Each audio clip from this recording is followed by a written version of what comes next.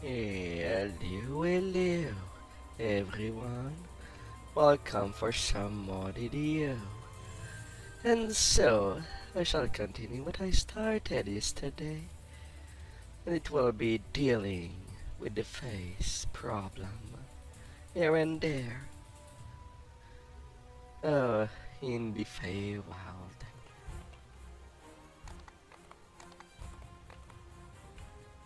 Summer Court. Simply splendid. First off, a small favor with Lord Harden. As deep a few problems have sprung up that needs attention. For one band of Reveller refused to leave one of the Lord of Arden cottage, and the housekeeper had quite a rough time trying to keep up with the mess. His name is Windsor Groove. I'm certain he would appreciate you lending an end in his ordeal.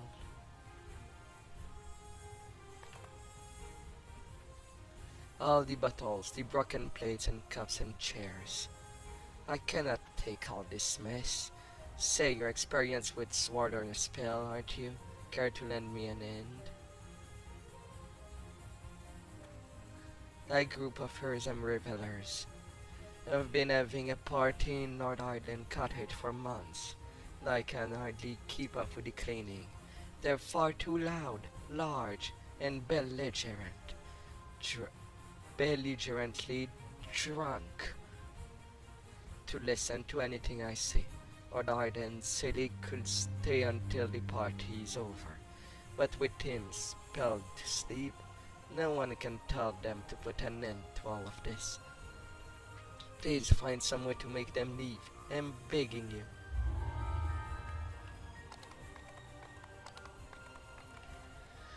I will probably take the most boring way. One quest at a time.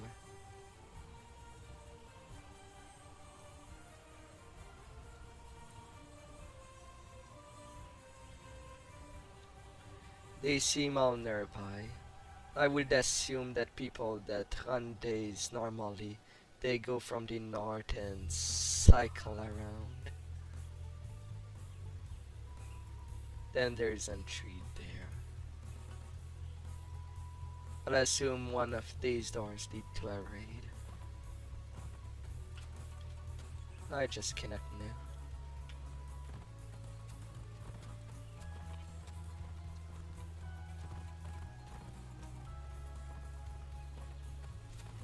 Oh dear. I almost had a fatality with a deer. Out of nowhere.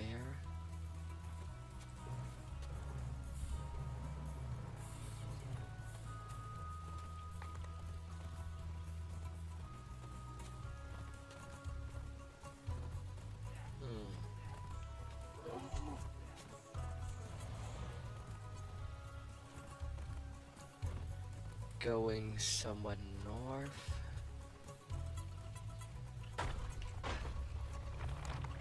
A couple of rocks.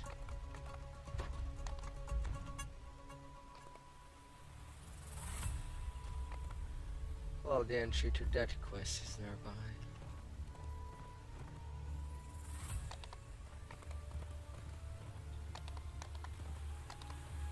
Where's the way to go? Endless Revels. Just to know it, not really in for the challenge. The party here is in full swing, and Cascading Springs Cottage is clearly the worse for wear for it. A harried housemaid waits on the raucous satyrs. Here for the revels, you'll have to serve yourself. I'm afraid they satyr are running me ragged and making such a mess. Not to mention bringing in all those awful creatures that leave footprints everywhere. Oh, if only poor Lord Arden were here. I know he'd put things right. As it is, those unholy satyrs are taking terrible advantage of the deal. Well, and what the deal would that be?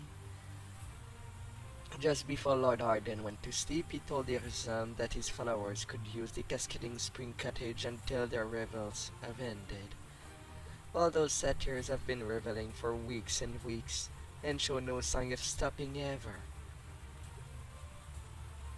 And they're making such a mess that there are red caps in the cupboard, and where all of those cakes. And they keep me so busy I don't have time to go to the baker and again there. Maybe I can find a loophole in this deal. The maid tells you why the satyrs refused to leave. Lord Arden promised them that they could stay at Cascading Springs Cottage until their revels were over, and the satyrs have no intention of ending their party.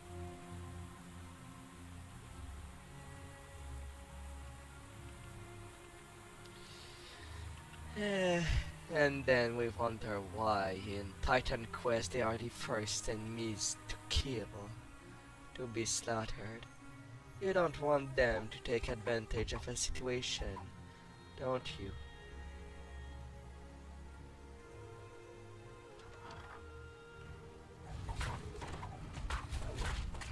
Hi there, kitties. Go to sleep. It's surprising to find a large, well-stocked library in a house given over to an endless party.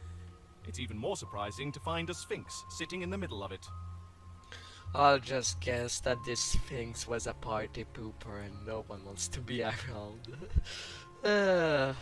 Welcome to the library. Please let me know if I can help. Unless you're here for the revels, in which case I must ask you not to spill L on the books. It makes the page stick together. It's fair. I wasn't expecting to find a library here. This seems like more of a party house. Help me end the party. I need to find a loophole in the promise Lord Harden gave the satyrs. The librarian tells you that you could end the party if you could somehow make it so that Cascading Springs Cottage was no longer Cascading Springs Cottage. Then Lord Arden's deal with the satyrs would no longer apply. What, the goal would be to stop a waterfall? Like that there's no cascade? The Fey will obey the letter of the deal, if not the spirit. As I recall, Lord Arden said you're welcome to stay at Cascading Spring Cottage until your revel are ended. That makes it clear I think they have no intention of ending their revels. So to end the agreement, we need to make Cascading Spring Cottage not Cascading Spring Cottage. Why was there the DM? Why did the DM had to have a text when it could have been an automatic close of the window? Silence, please, in big block letter. I'm not putting that down.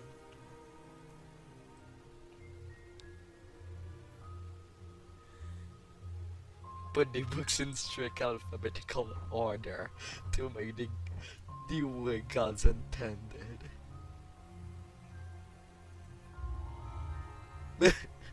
Apparently these things like that. Lol. Little things.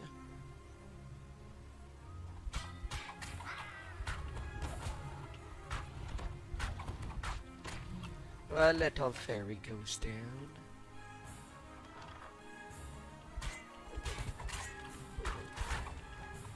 Of course, I have not the slightest idea if I'm going to the direct way or all the unintentional ways. This large key is labeled Spring House. It seems someone was trying to hide it. The Spring House key.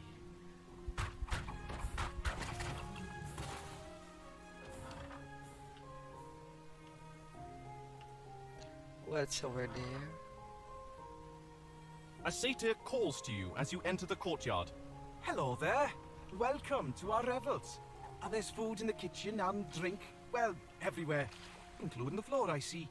Make yourself at home, and don't forget to pour one out for our dear host, to Lord Arden. May his slumbers be peaceful. You attempt to take the sign, but are spotted by the attentive satyrs before you can pry it loose. What are you up to then? Surely you aren't letting your light fingers make off with our host's fine furnishings?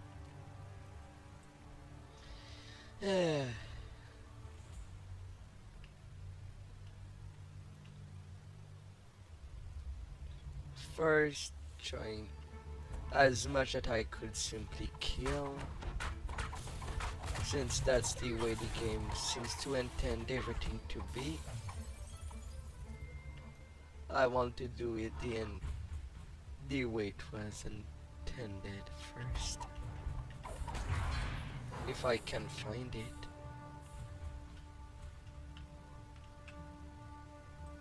Before you ask, we're all out of pretzels. If you want pretzel, bake them yourself. I'm doing the best I can, what with the house full of guests and Lord Harden gone porting. Oh, and we're all out of spring water as well. Not that anyone at this party drinks water, but Arden locked up the spring house before he left. Not that I blame him, poor thing, but he didn't tell me where he put the key. The spring house is where we keep what Lord Arden called the flash boom powder for the fireworks. You know, Lord Arden did love fireworks on an evening, but he didn't want his satyrs to get their hands on it. Can you imagine having to put up with the satyrs setting off fireworks non-stop along with the drunken singing and the shocking lack of personal hygiene? Any road, Lord Hayden hid the key and didn't tell us all where he put it. Now he's trapped in a magical slumber and am all out of clean spring water. It would be very dangerous. The cook tells you that Lord Arden hid the key to the spring house. That way the satyrs wouldn't find his flash boom powder. She has no idea where the key is now. Well, I guess the key. And now I said I wouldn't do it again. I won't. I can't waste my time on these satyrs' favorite party tricks. I've got to show those magic seeds before one of these revelers find them. Magic seeds? Tell me more. What do they do? Grow pumpkin as big as a couch? What kind of party trick? I don't like to brag, but I can recite the bravest unicorn while patting me head and rubbing me tummy at the same time. These satyrs haven't seen anything like it, it seems. They keep asking me to do it again and again and again. And what does these seeds do? They grow like wildfire. I had just got the nasty stuff ripped to the conservatory, and all the seeds neatly stowed when satyrs showed up and demanded I do party tricks for them. Now all I can think about is them seeds getting strewn about. It takes weeks to clear out again. I can feel my back aching already. It will be The gardener safe with says me. he left some magic seeds inside the conservatory. Seeds that instantly grow into giant, sprawling weeds. Pixie dust. And then I'm back at the entrance. This quest felt big, but now it feels a little less big.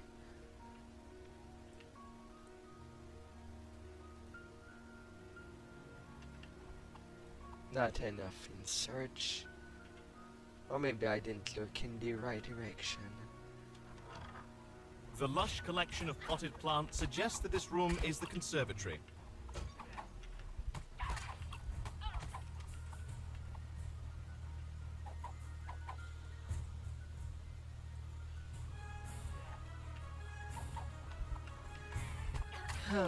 The conservatory. Slakeweed. Keep them away from sunlight. A note next to the sack of seeds reads, Slakeweed. Keep away from sunlight and damp soil. Oh, so that's the style of the shrines for this place. I mean, I do like the style of the moon there. If I can get at level. You drop a few of the magic seeds on the ground. Huge weeds burst from the earth, and the thirsty plants quickly drain the moisture from the surrounding soil.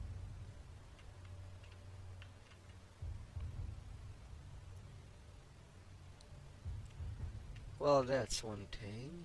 What about the other way?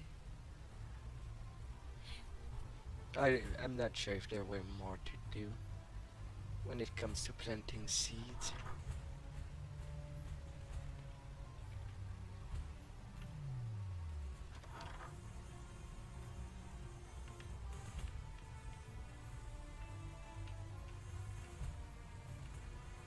They're sleeping.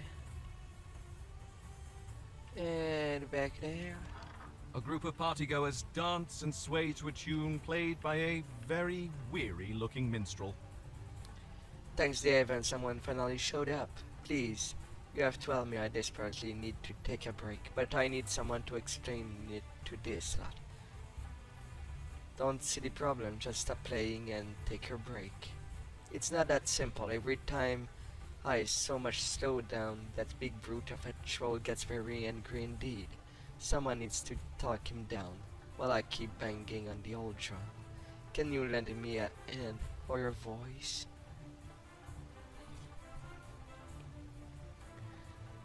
Listen up. Your attempt to sway the partygoers fails. They rush to attack.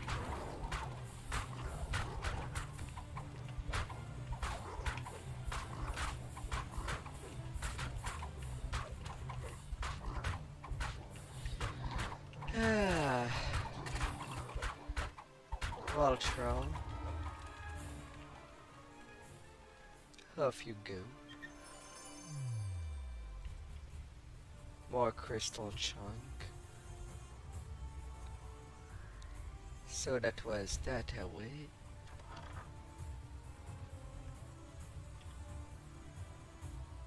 Now what other path is there left? That's where I took the key.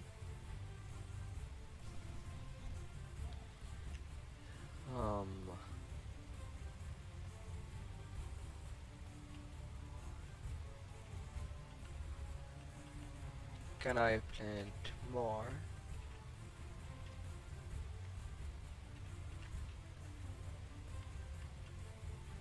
No.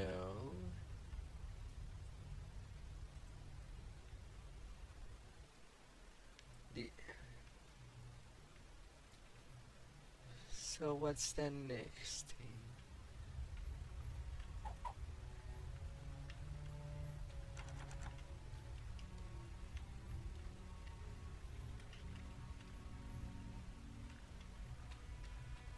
I cannot seem to go play over there.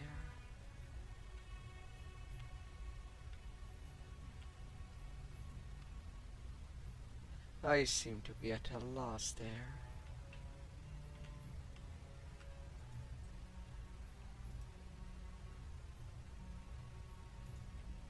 Yeah, but where's the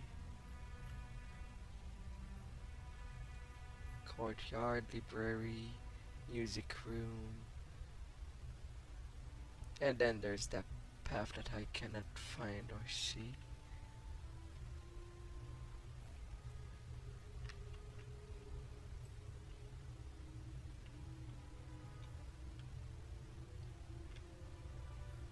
My acute sense know that there is something. Yet I am blind as a bat.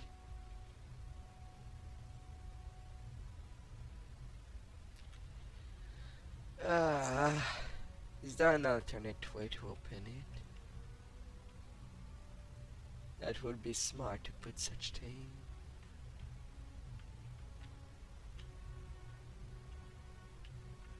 Any button?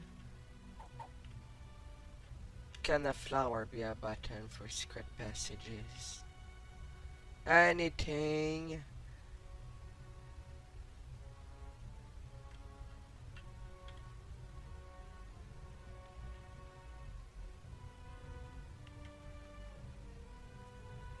I do not see anywhere else to go.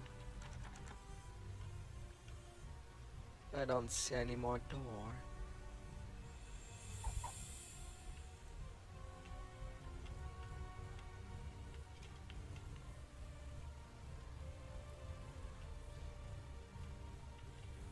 Well, there is another floating thing there.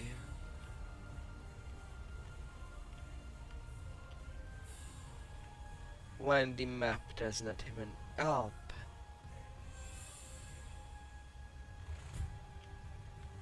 Yeah. The party's over. Leave? No, we're not leaving. A bargain's a bargain. After all, the Lord Arden pledged us to use the Cascade Spring Cottage. Well, now there are cascading springs splashing away next to us. We still wish to revel. Why then, we leave.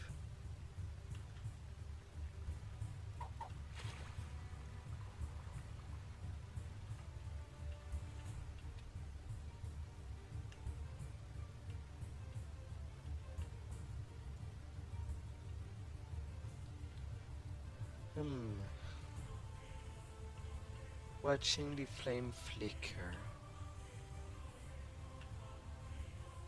I feel like I'm missing something important in this quest. And I'm as blind as a bat.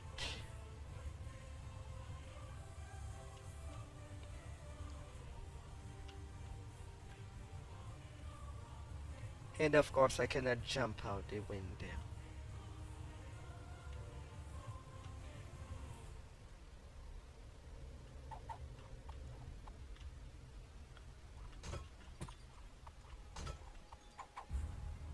No broken pots don't even wake them up.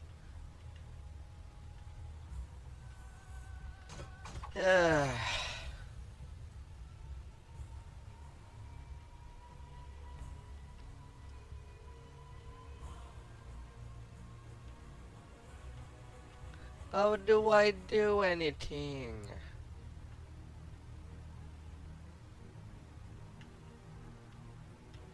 There's so much thing on this list, yet I don't know where anything on it is. I've gotten a key.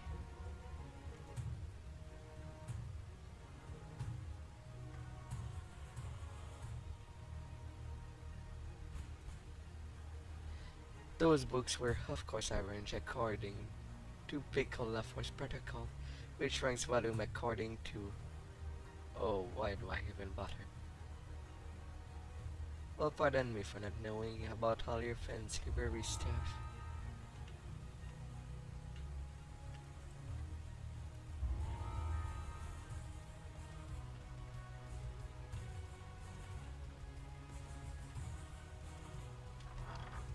Water gushes up from the ground in one corner of the room, forming a large pool. This must be the cascading spring the house is named after.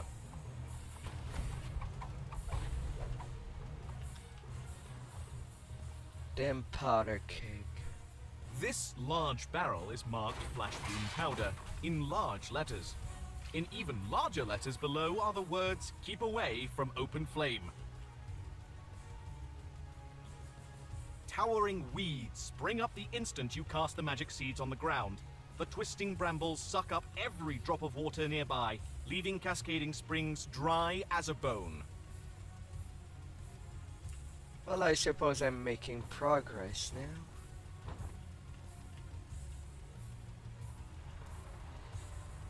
now. Okay.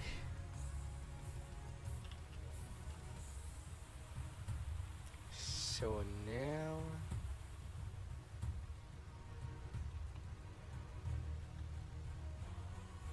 what will it be? Here, have a barrel of explosive. The careless satyr swings his torch too close to the powder keg, which explodes in a shower of sparks. The partygoers turn to gawk at the spectacle. It's a simple task to remove the sign. The satyrs are still distracted by the recent fireworks. You deftly replace the cottage sign with the sign from the library.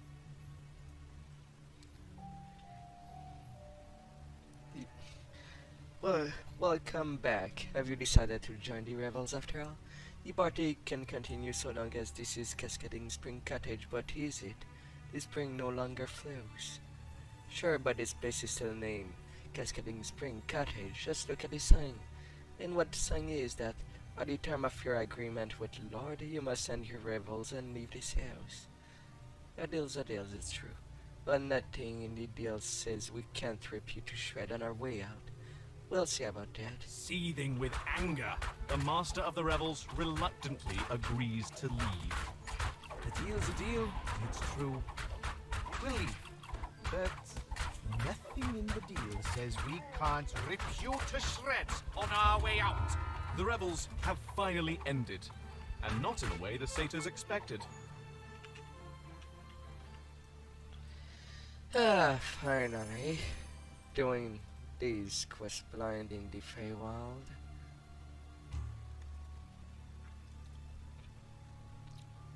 Off I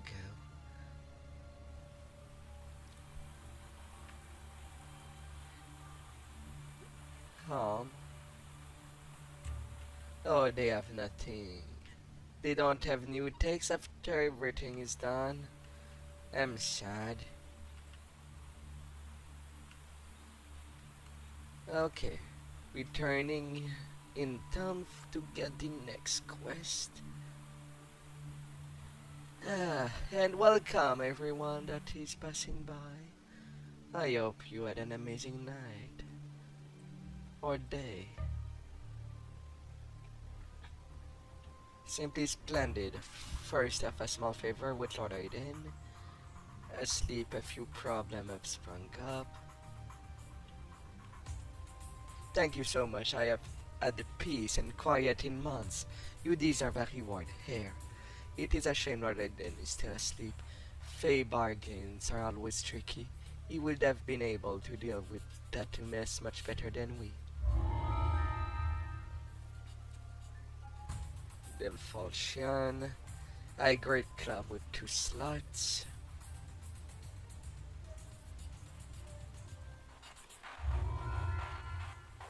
Alright, time for you. My, aren't you a long way from home? And from what I heard, you're quite a capable fighter. Very interesting. The master of the hunt would love to see what you're made of. He'll want to know if you're worthy. Perhaps you'd like to join our latest hunt. We have quite the spirited prey this time, and you have unfinished business with her. Master of the hunt?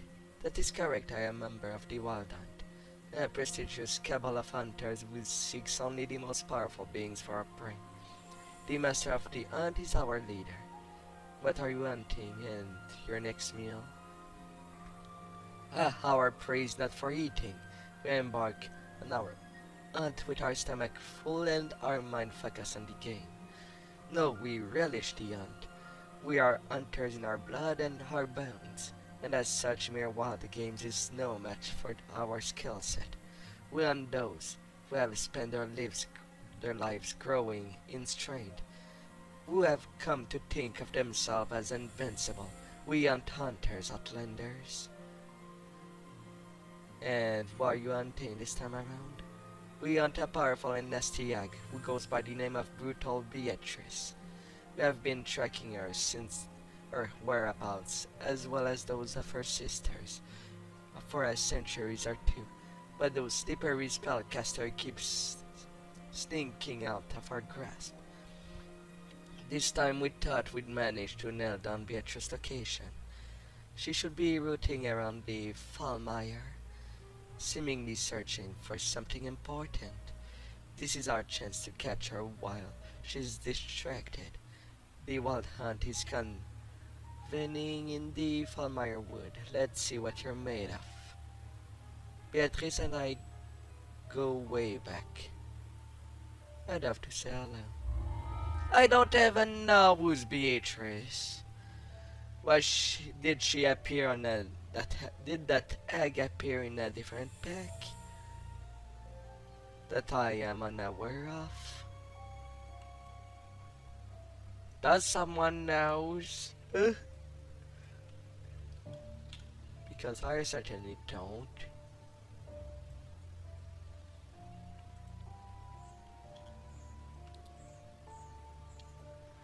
It's all the way back there.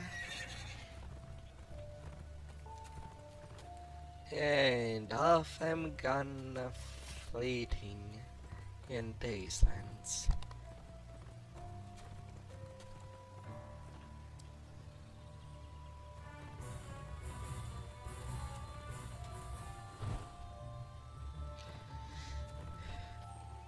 Somehow in me, I want a mechanized horse. You know, since there are Warforged in the game, a Warforged horse. I would like one.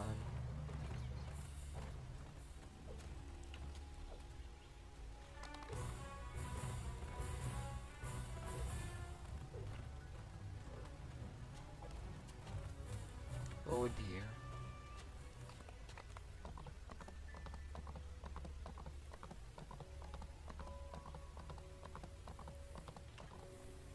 Tiny yachts.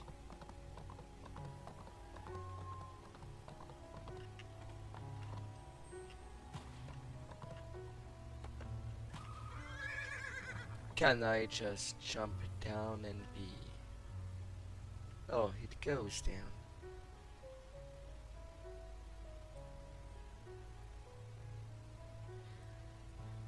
Big shrooms on the tree. Big blue shrooms. Are there Smurf? I know it's pretty random to ask if there's Smurf. I don't know.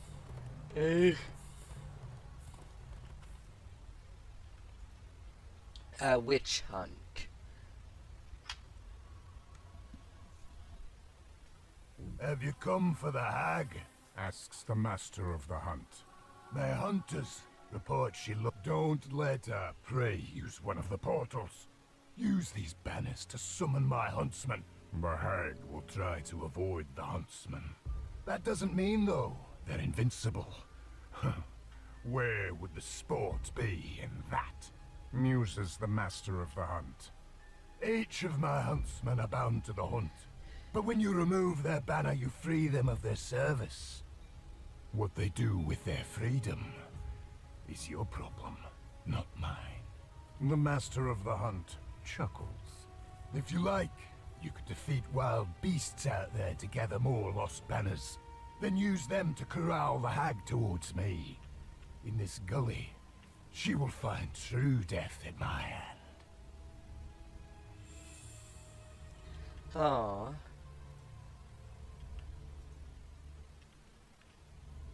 So I'm taking these banners.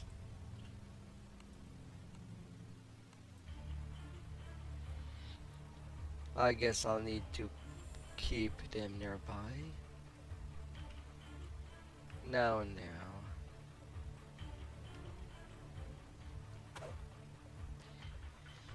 I don't know how complicated this quest can be. Possibly be.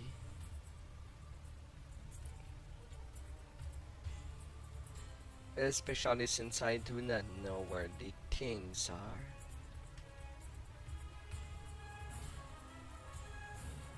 Pixies.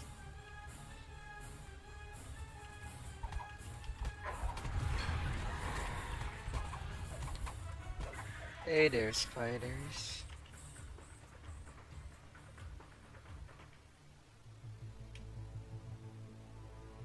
Some shamblings. And an orange shambler.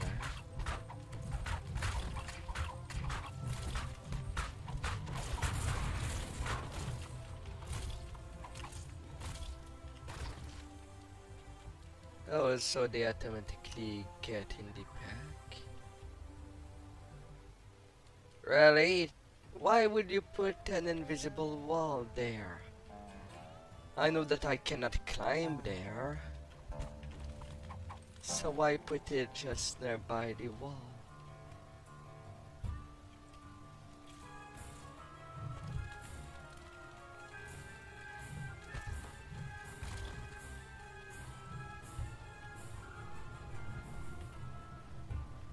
A mysterious portal.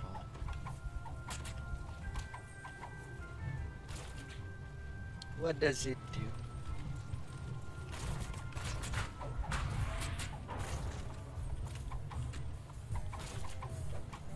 Nothing.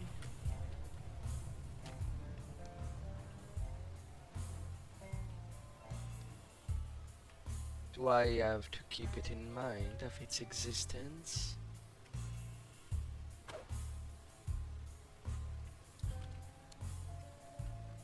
Crayfish everywhere.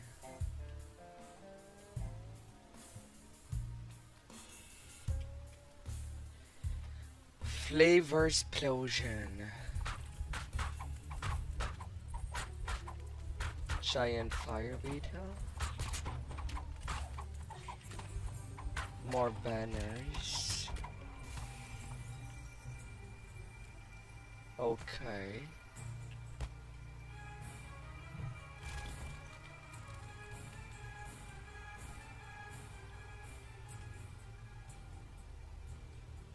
The Krabby Patty.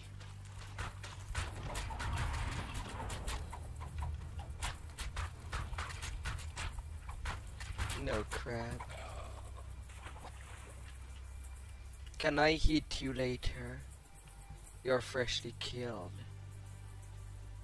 Alright, these hunters kill stuff for fun. No. I don't know, it feels just wrong killing stuff for the sake of killing.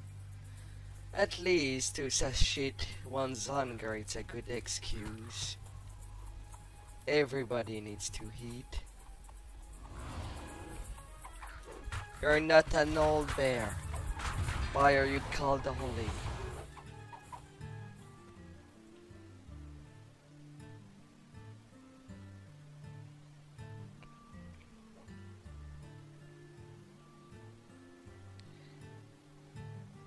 Huntsman's Steed.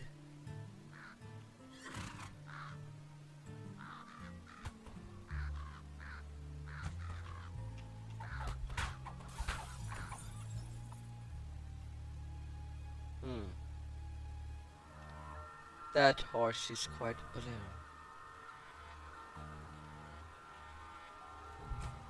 Come in.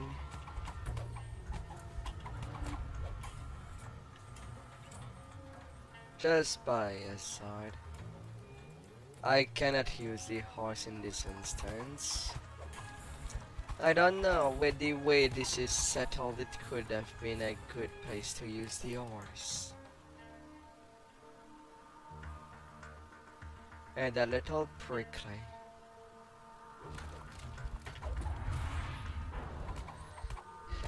Yeah.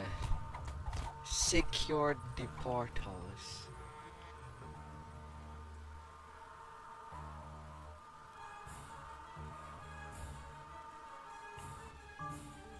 Is also a thing to find. I did find a portal, but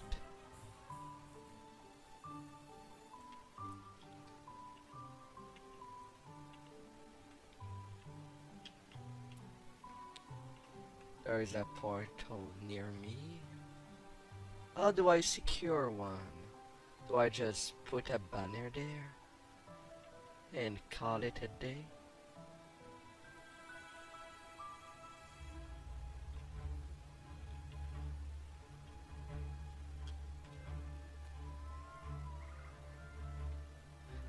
Up.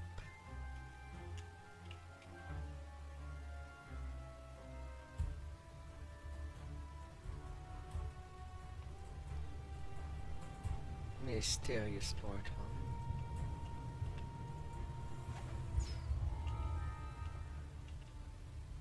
So I just put a banner in front of them and it's calling it a day. Okay then. If that's the goal.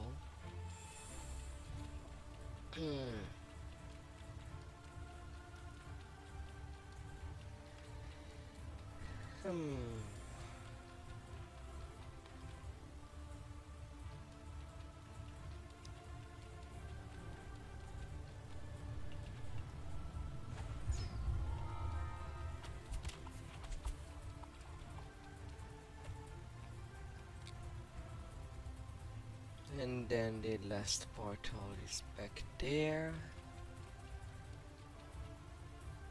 Southeast.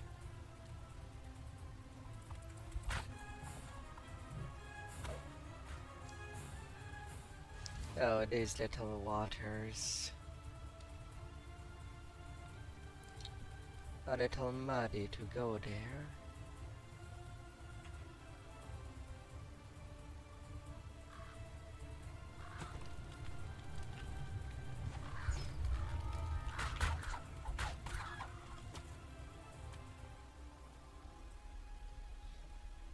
And now to go take a look for the witch. Which is apparently back there.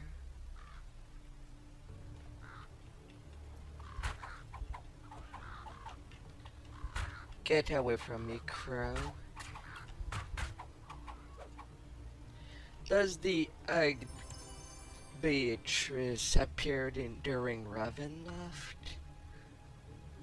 That's the only other place that we see an egg, as far as I know.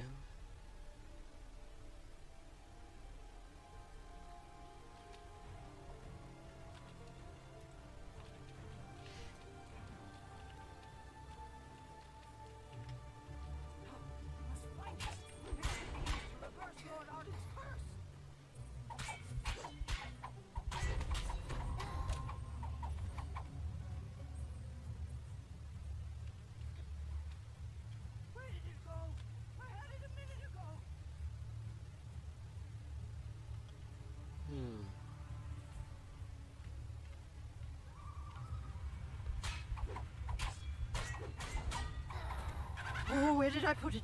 Where did it go? Beatrice mutters, rubbing her hands. Oh, Cadence will have my head, and Hearson will turn us into worms.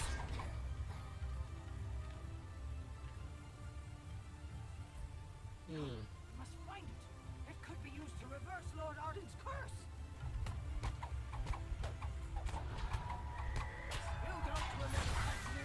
Not you, and not the Wild Hunt.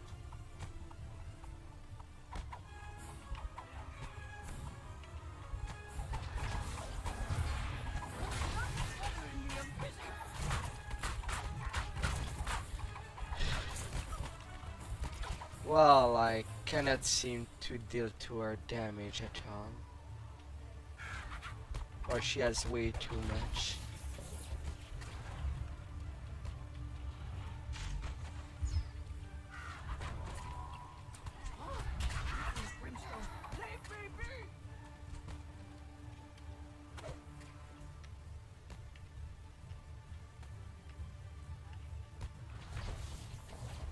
Don't know if I'm wasting these.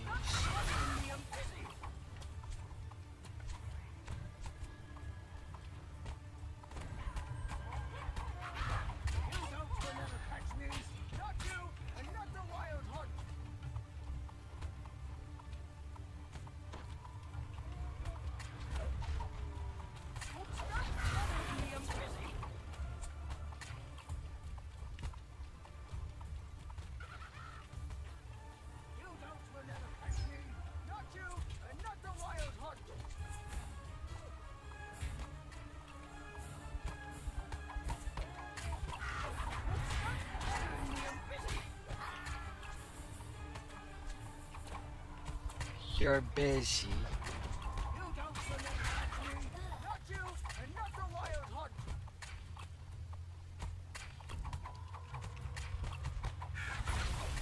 Don't be too busy around.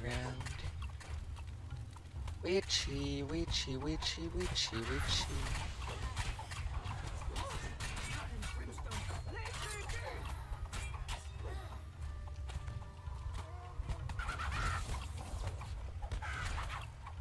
The Master of the Hunt calls to you in the distance. It seems you didn't need my help after all. Impressive! Come see me for your proper reward.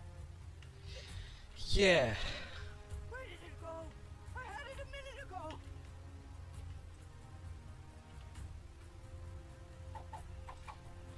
But now it's finding the thing she's looking for.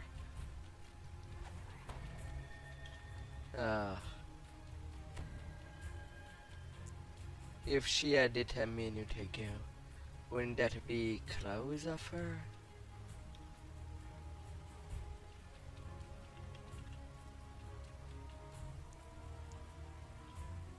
She was talking about something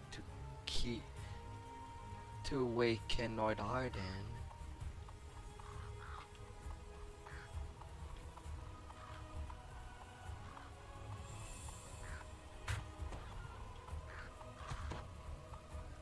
Yet I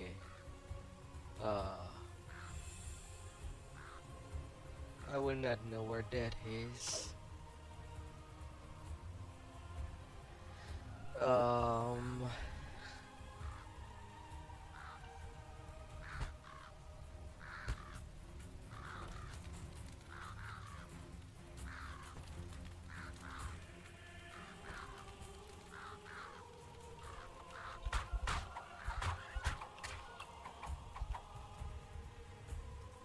So, you think you don't need my help? The Master of the Hunt laughs. I will enjoy watching this. Good hunting! Well, it's not like I did not do already the hunting objective. Now it's the The finding air objective. nearby tingles with magic. It seems to be coming from up above. If you got to higher ground, you could look for the source of this disturbance. Oh. In them trunk. I'm missing mode.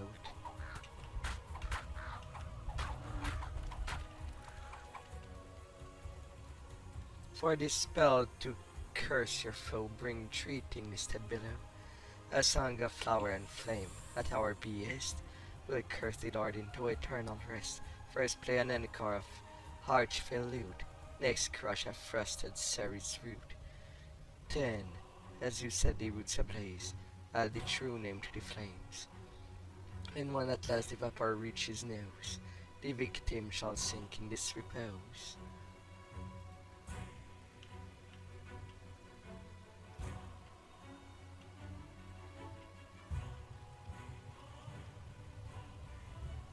Huh. And then I'm supposed to talk to the emissary? Okay then.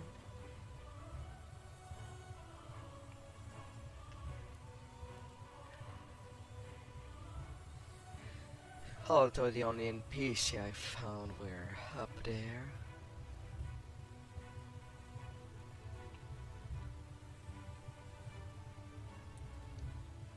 Them hunters.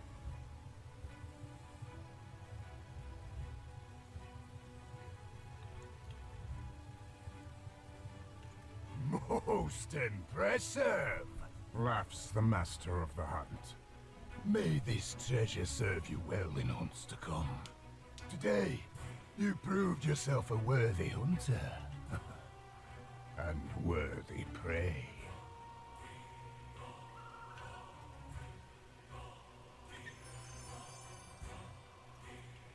A big chunk.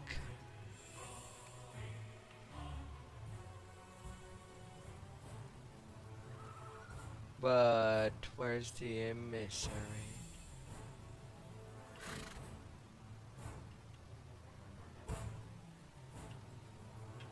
I'm supposed to talk to someone.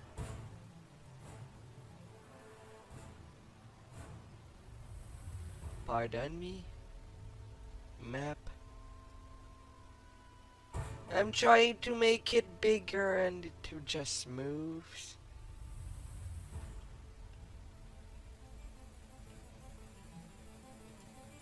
Speak to the summer cart emissary. Where? Womb. All I see is well done. Oh. You found what? Instruction for a curses. Sleeping curse, let me see. Why, this may be what we're looking for. Have we to wake up Lord Arden. We must take it to Windwood all at once.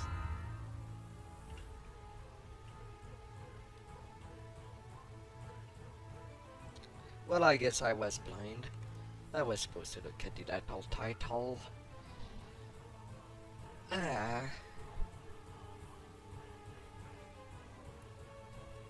Floating names.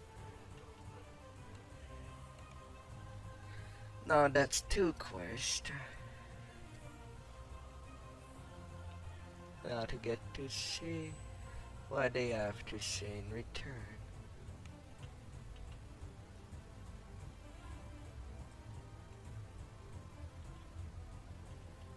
Guilty there.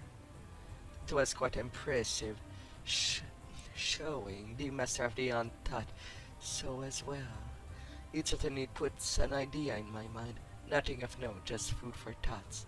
Each hunter gets a cut of the spoils after we take down our target. I'd argue that ritual notes counts as our take too. See you around and around in this circus.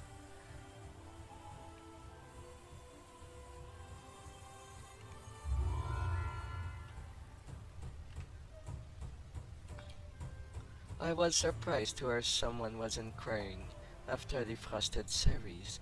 I've traveled between the courts for centuries, studying various herbs and blossom, but I've never actually seen one myself. The flower only grows in the Bitter Spine Mountains, but it hasn't been seen in centuries. While I can't lead you to the Frosted series myself, the Baroness will know if it is possible to get your hands on one. And luckily, I have an invitation to the Prince Frost Centennial Reception Ball. A ball? Indeed, the Prince of Frost tore various locales in his domains once per centuries or so, and likewise Baroness Bitterspine holds a reception ball to welcome him when he arrives at the Bitterspine Mountains. Lovesome affairs, in my opinion. I've always been more comfortable in my garden than in a ballroom. I would be more than happy to offer you my ticket and send words of your arrival at Bitterspine Palace. I'm sure you would be welcome there, provided you don't make yourself a nuisance to the prince. I'll seek out the Baroness at the Bitterspine Palace then. A frosty reception.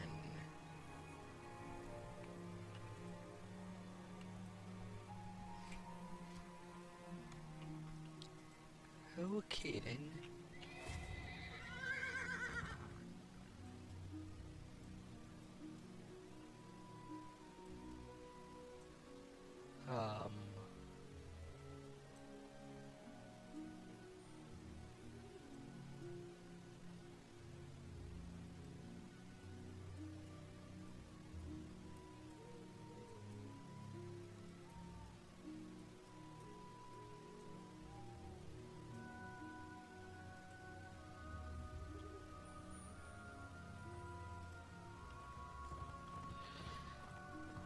Oh my. Just finding that door on the map. Just so that I get my pointer on the mini-map.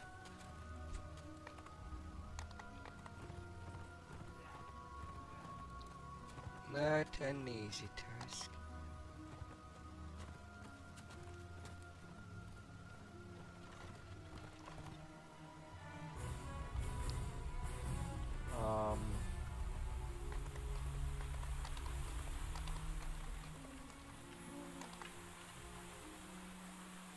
Oh god. It looks so far.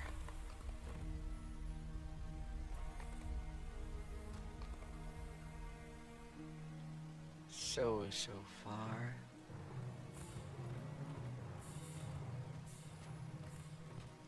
I need to go north. If I'm allowed to. It's not clear whether this structure was meant to be a shelter, a temple, or just a decorative addition to the view? Well, that looks like the kind of place that could be used for weddings. This looks frosty. Within the distance of just a few short steps, the temperature plummets and snow covers the ground. Whatever caused this sudden change in the climate surely wasn't natural. And still there's not enough well, the snow is not thick enough for me to call it I'm back in where I live. There is not enough ice and snow.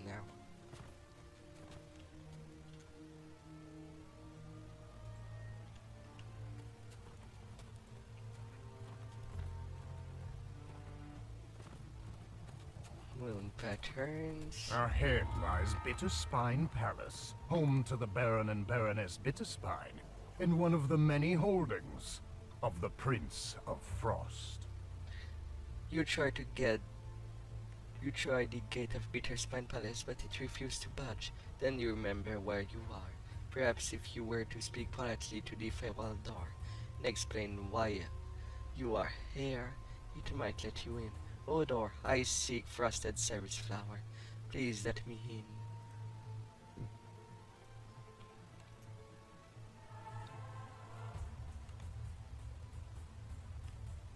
You have arrived at Bitterspine Palace, home of one of the Prince of Frost's vassals. You proceed with caution. Whether you're expected by the Baroness or not, the Prince of Frost's cold reputation is known throughout the Feywild. The Prince of Frost stands before a throne overlooking the crowded ballroom, the Baroness beside him. However, the third throne on the dais stands empty. The air chills as the Archfey points a finger toward you. Why have you disturbed me with your presence, Outlander? If I may, my prince, says the Baroness, a connection in the summer court sent word of the Outlander's arrival. I have granted them an audience with me. I assure you, they will not disturb the ball.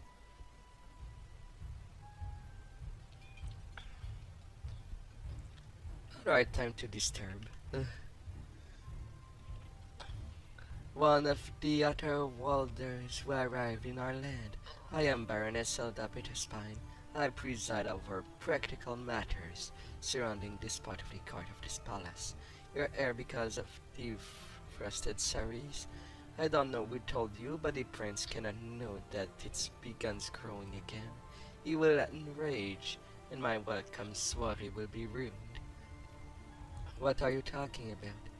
So you didn't know? Well, now that I've made such a fuss about the issue, I might as well fill you in. The frosted cerise is an ancient bloom, native to the Bitterspine Mountain. When the Prince of Frost claimed the region for his domain thousands of years ago, he destroyed every last one. Anytime anyone has seen the flower since, we've been told to destroy it. Which is exactly what I tried to do earlier tonight, when I noticed one blossoming in the Aurora garden. But for some reason, as soon as you picked up the flower, it crumbles to ash and reblooms in the snow. I locked the garden door to keep the prince from seeing the flower. Our court advisor, the Jinn Hosha, has the key. Feel free to get it from him and investigate the blossom yourself. He usually hides somewhere while we dance. I would check the windward balcony. The entrance is upstairs above the palace entrance. Just don't disturb my party. And what's with that empty throne? The prince graciously allowed my husband's throne and all his other personal artifacts to remain as they were. As a reminder to what happens when you speak against him. Likewise, I have been allowed to continue ruling in his absence. What happened to the Baron? I suggest you leave this topic alone, especially while in earshot of you know who. A frosted cerise has miraculously sprung up inside the Aurora garden. You're told that Osha loathes extravagant parties such as this one. He's likely to be avoiding the crowd somewhere. perhaps out on the windward balcony.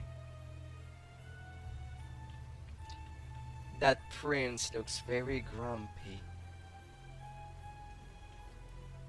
You should try sleeping, of all things.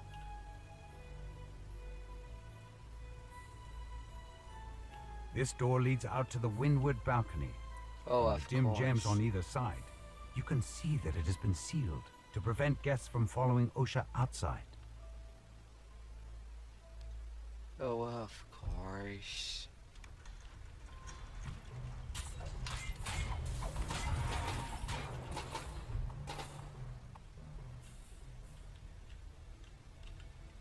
Oh, come on, you leave a note and I cannot read it? You hear a bell chime in the ballroom as you pull this lever.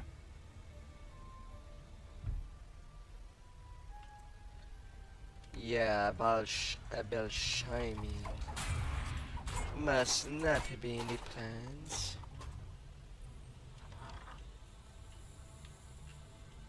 Some little shrine. Poor old bear. You're now just a floor mat.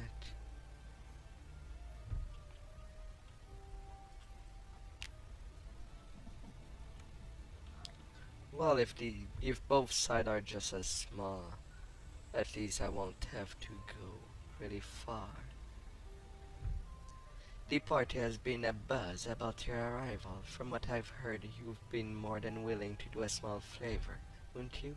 I have a message to relay to the Baroness in regard to a certain someone whose throne stands empty.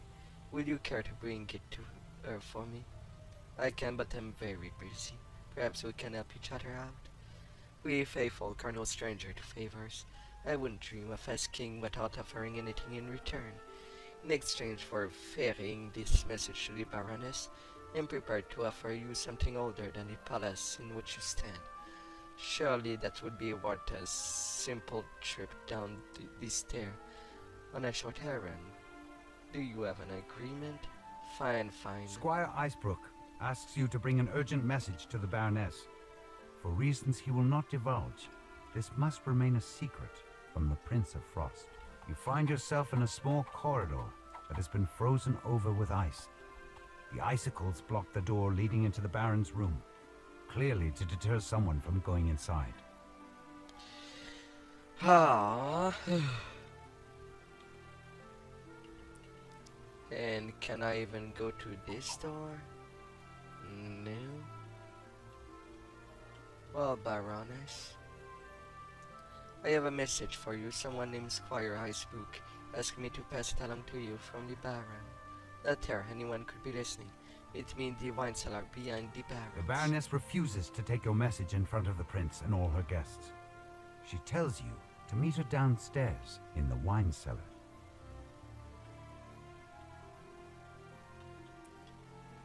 And,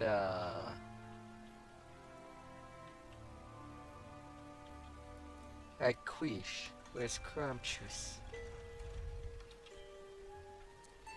As a day doesn't beat, the milk is delicious. Have some of this explosive kaboom. Some cake.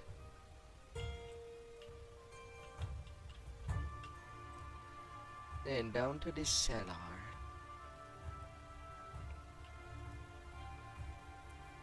What are you doing down there? Basement is for staff only.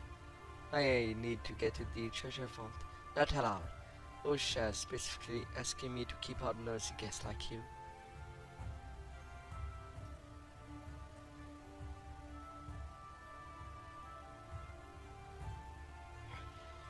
Please, the Baroness sent me.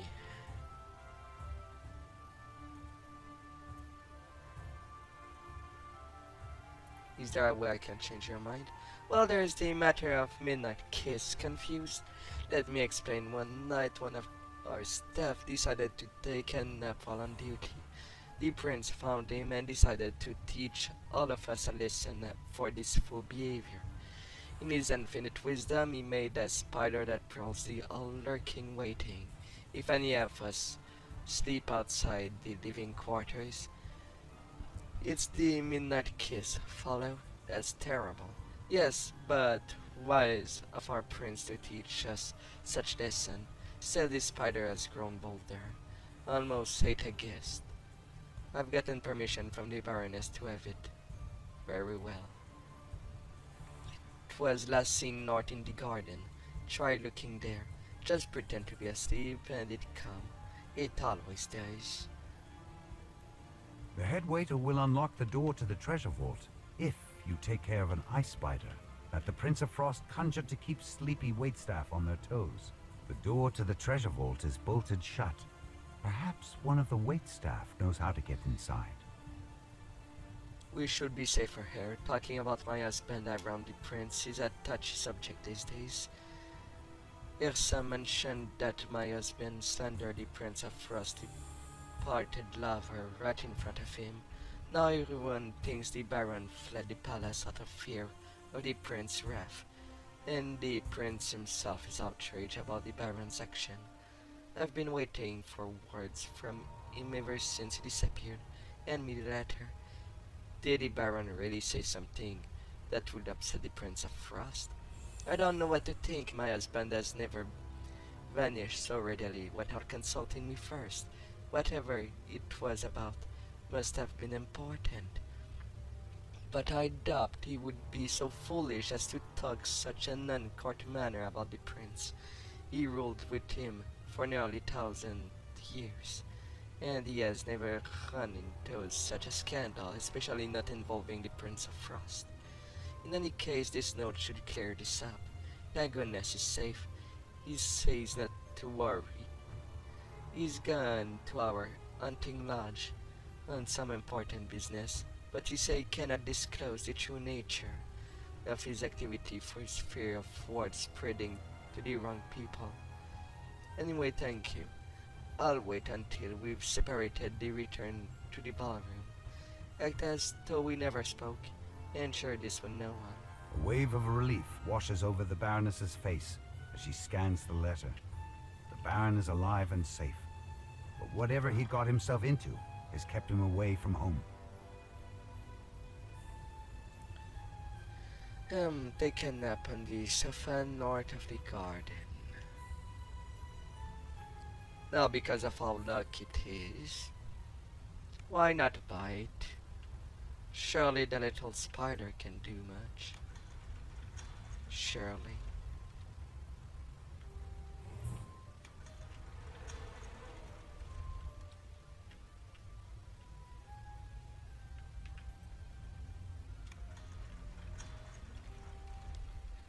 But where's the garden?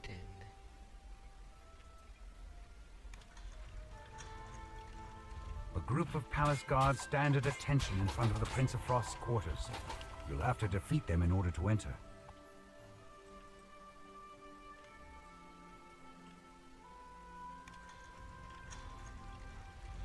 There is no one that asked me to go into the Prince of Frost chambers, so I'm not going there for now.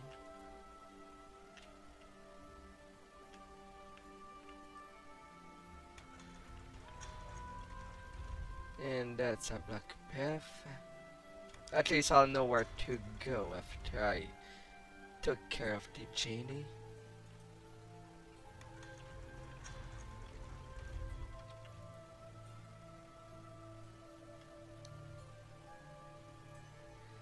North Garden.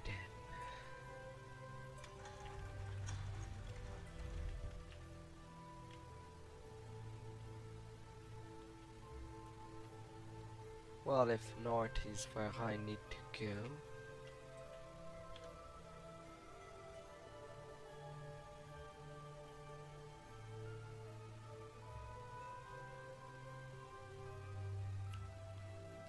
what, I passed in front of it?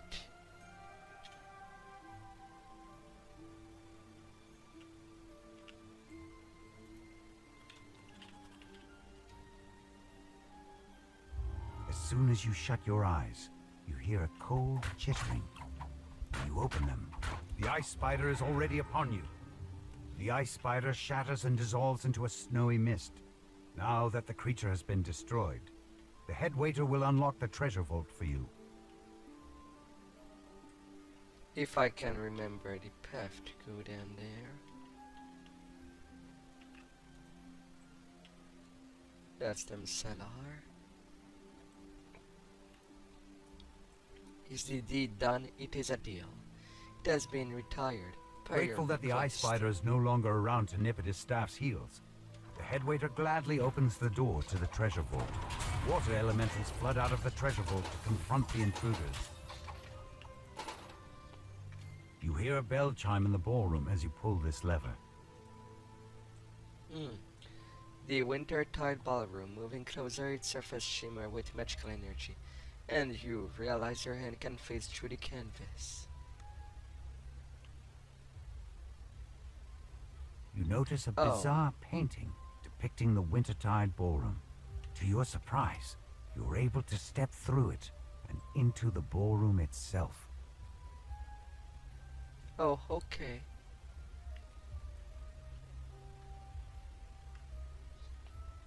Little painting. Now I know where that lever is. Good. My otherworldly friend, I trust the Baroness received a message, not to fulfill the end of my bargain as promised. Ahem. For falling leaves and frostbite trees, our court rings above all. In winter throes we topple foes, certain that everyone knows. Our court rings above all. In towers high and courtyard low, our palace gleams afar. In bitter winds and storm of snow, our court rings above all. There you are, a song written about this court from a minstrel who lived long before this palace was built.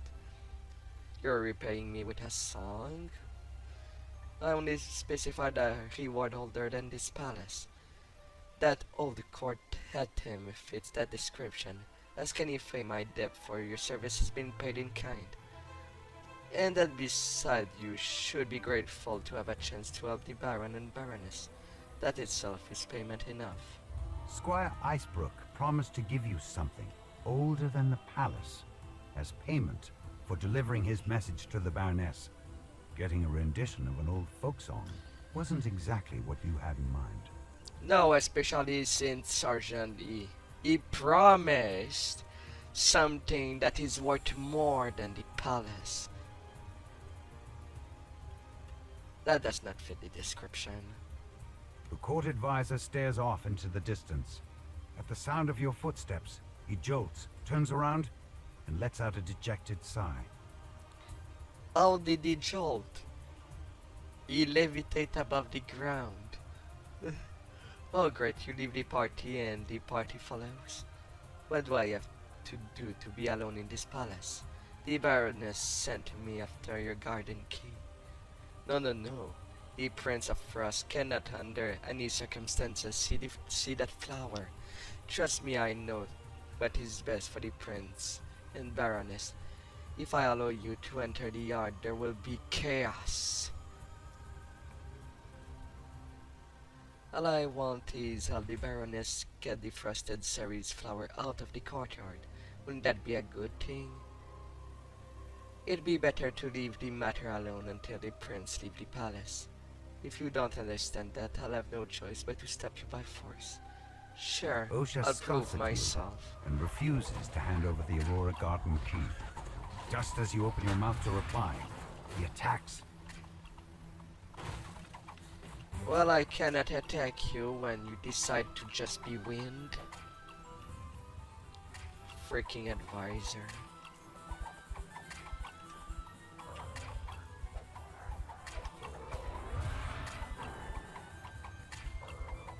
Osha collapses to the floor. You grab the Aurora Garden key as he fades away. He'll wake up a little dazed on the plane of air, without any hard feelings, you hope. He will have hard feelings. Surely.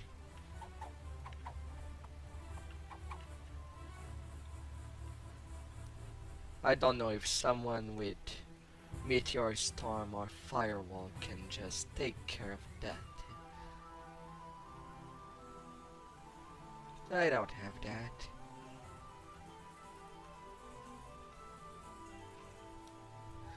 Yeah. Well, let's go in there. You step out into the snowy garden. A peculiar patch of grass grows in its center, along with a flower that emanates a magical, chilly aura. The flower crumples away into nothing in the palm of your hand, and instantly regrows in the soil. The newly sprouted flower glows blindingly for a moment, and, unexpectedly, a shockwave rocks the palace.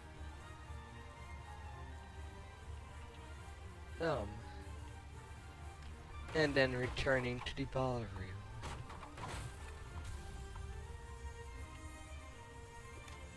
The door refuses to budge. There must be something blocking it from the other side. You need to find another way out of the garden. The door refuses to budge. There must be something blocking it from the other side. You need to find another way out of the garden. I don't have dimensional door, but I think I see some little platforming possible there. Well, if it could stop being wonky for a minute.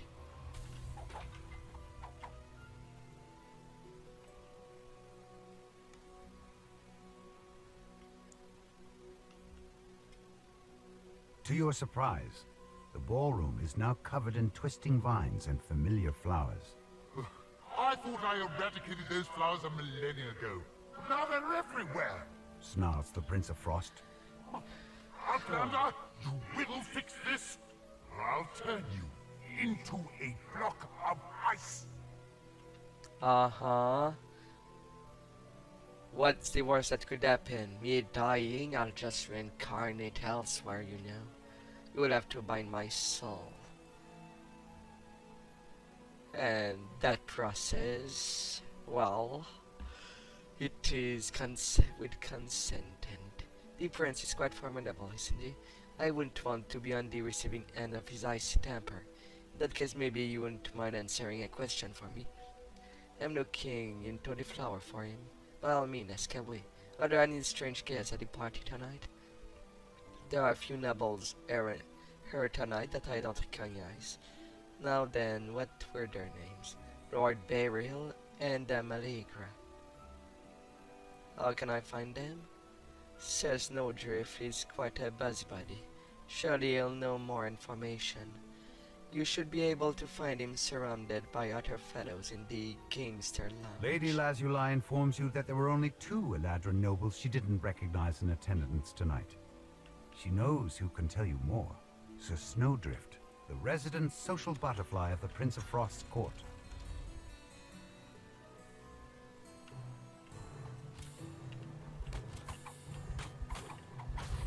Oh. There goes them flowers. One of the baker's mulberry tart would go lovely with this wine, don't you think? Never had one. I'm looking into the appearance of the first series. We think someone would have cursed the palace to let the flower grow back. Anyone seems suspicious to you? What, you've never had a mulberry tart? Why, that's unacceptable. You must remedy that as the soonest opportunity. But if you're asking me who is suspicious and who is not, I will start with the one who says she hasn't eaten such delectable treat. By which I mean the only one out of place here is you. Right. The Countess does not tell you anything of note about the other party guests. However, she seems quite scandalized by your lack of knowledge about Chef Tartine's famous mulberry tarts.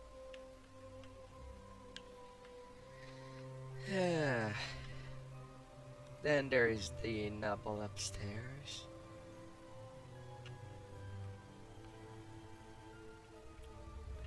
From what I know.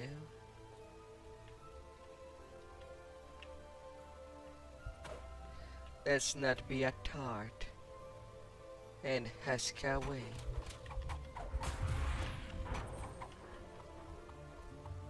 Personally, I was never a fan of blueberry tarts.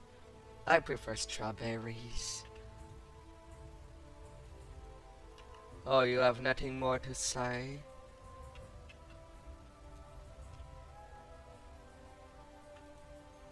Ain't that great of you?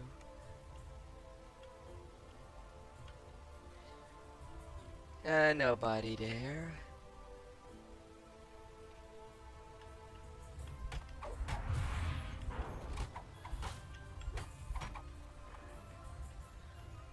Off you go, little needle. I don't want piercing from you.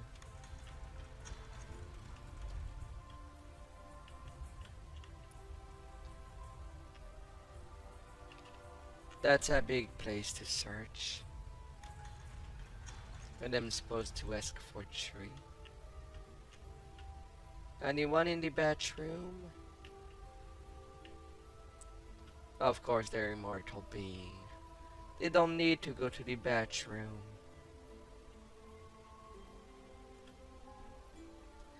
I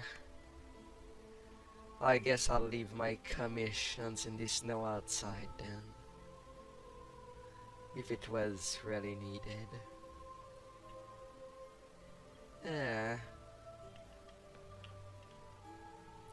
It's not all service. The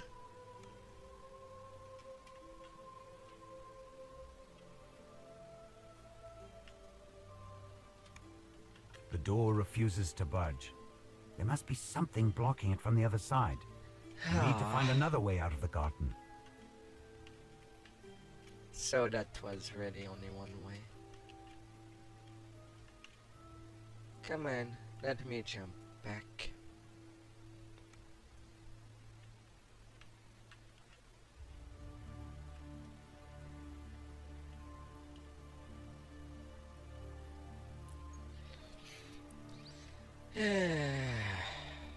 This place is so big. A giant could live in there.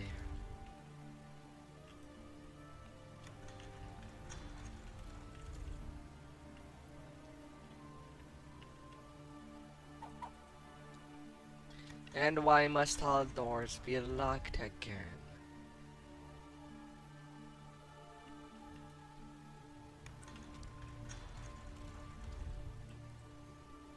Friends of Frost Quarters. An Eladrin noble stands at the base of the stairs that lead to the Prince of Frost's quarters. This must be Dame Allegra, the mysterious newcomer you're looking for. This court has such lovely festivities. New to the court, not much for dancing. Love another one on the waiter comes back. A frost giant snores on the floor of this chamber. Clearly, he didn't think anyone would dare to intrude in the Prince of Frost's private quarters. Flake the Watchful. You find yourself in a surprisingly sparse chamber.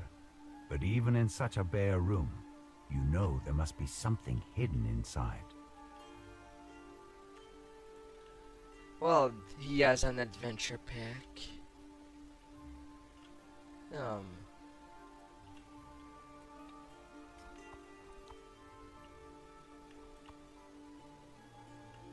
Surely that must be a thing about really small details. The spout on this fountain turns like a door handle. A secret passage slides open along the back wall.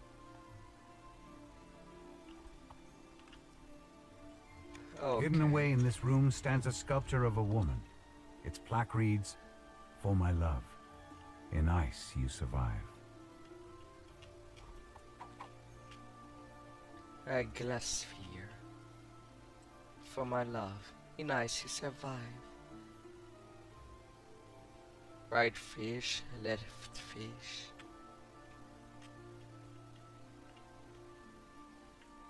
Oh. Both fishies.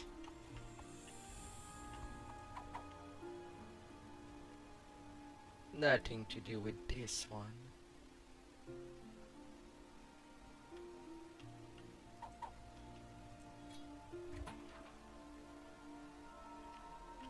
Well, I just wanted to destroy the orb, not the old statue. My Sherry, it has been hundreds of years, and yet your beauty, your face, your laugh, your wit, I still remember as if you stood before me. Whenever your soul returns, you will know this as your home. But for now, your memory closed coldly within me, and at mortal you destroyed yourself. My hatred for him and his ilk grows deeper, for more frigid with each passing moment. Not a day goes by without imagining the second his soul finds a new body, that I can tear it out and show it the true meaning of misery and suffering for taking you from me. Though he can die, he will not. I'll see to it that he endures and suffers for full length of time. He separated you from me, and I'll add a millennium for good measures. Perhaps then my sweet, bright love will appreciate how much I adore you. The Prince of Frost had hidden a journal inside a sphere of ice. The journal details memories of his long-lost love, who died thousands of years ago. As you drop the journal, the Frost Giant bursts into the room, along with a squad of red-capped guards.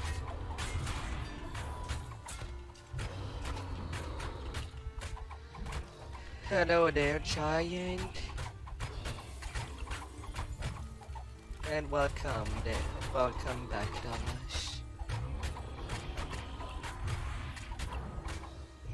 The Frost Giant collapses onto the floor with a heavy thud.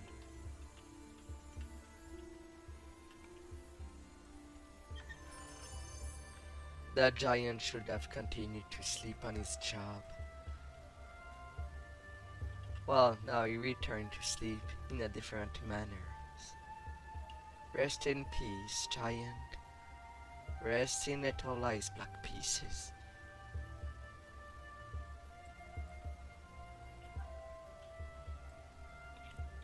Now I still have to find the other ones. The other guest, not legend novels.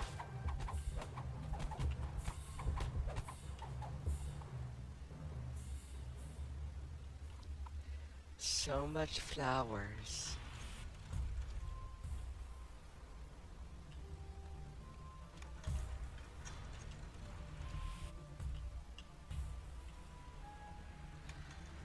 A tree left.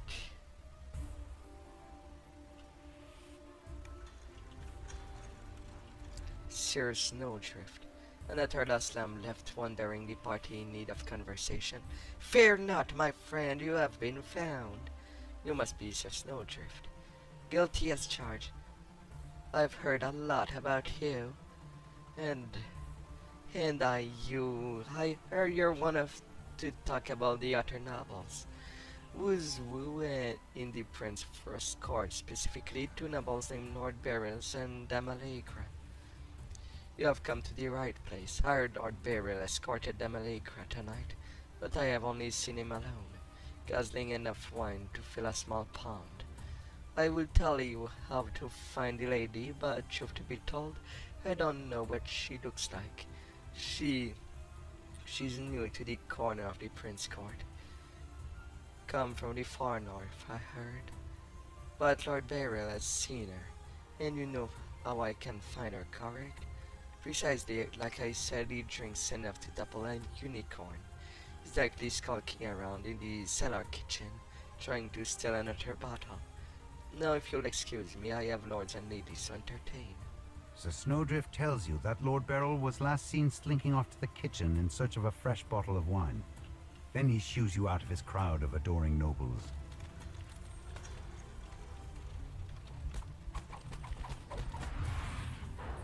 Off you go. So now I have to go to this cellar. Okay then.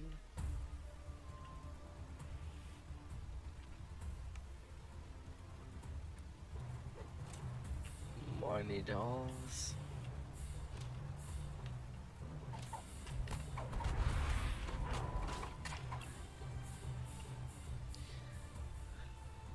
Well, you.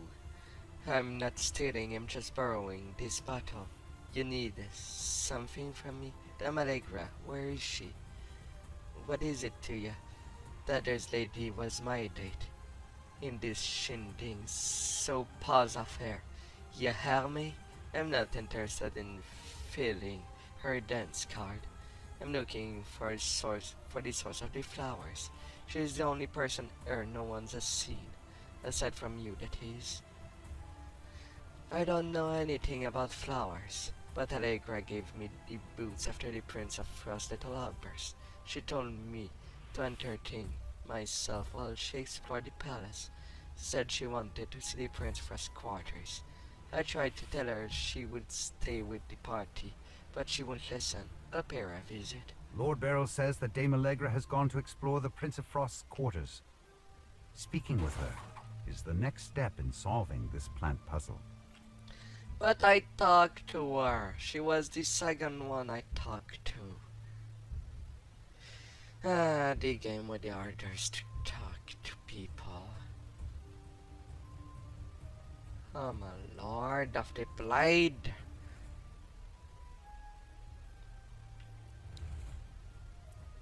He will not want to be there, that's for sure.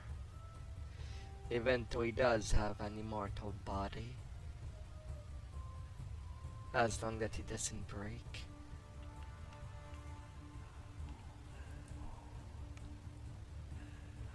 Let's batter some giants! We'll teach those overgrown sloths not to mess with the dwarves. You're Damalegra. Lord Beryl told me where you would be.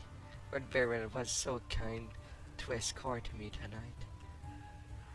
As I'm new to this part of the Prince Frost domain, I'm afraid I've yet to make very many friends. Just as you said, I am Damalegra. Pleasure to make your acquaintance. The pleasure is all mine. I'm assuming you heard about the flower popping up all about the palace. You wouldn't happen to know anything about that, would you? As a matter of fact, I did see someone planting something in the garden. It must have been the Frosted series. Sadly, I didn't get a good look at her face before I returned to the ballroom. And I never saw anyone strange with the other guests. However, I am very adept at examining the trace left behind from magic. Perhaps if we return to the spot where I saw them, it will become clear. I'll meet you there. Dame Allegra saw a hooded stranger plant the frosted cerise in the garden. She bids you to follow her there, so she can help you search for clues about the culprit.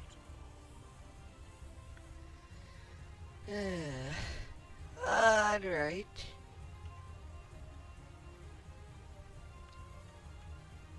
See ya back there.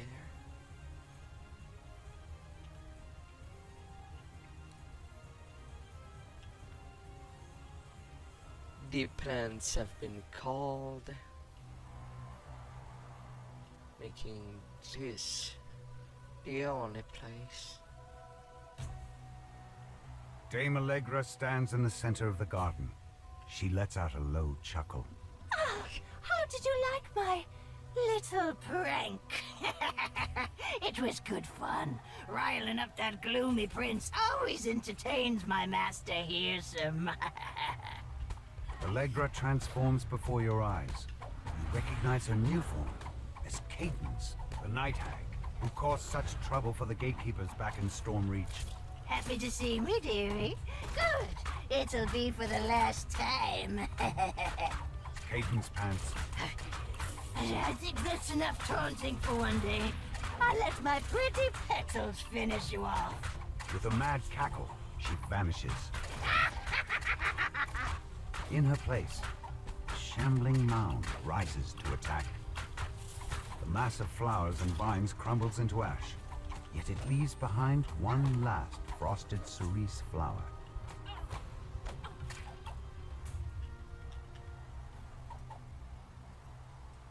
This flower ooms with magical energy. This must be the bloom you were sent to find, the Frosted Cerise. You pluck the frosted cerise flower from the snow. This time, the bloom stays in the palm of your hand, instead of crumpling away into nothing. Return to the Baroness to tell her what happened. Oh, you had I still never saw that hag yet. In which shrine did she appear? If someone can answer that. So one of Hirzam Holdcrones managed to infiltrate our celebration after all. It's comfortable to know some things never change. Of course, if he ever decided he wanted to stop making my duty more difficult, I would wholeheartedly support his decision.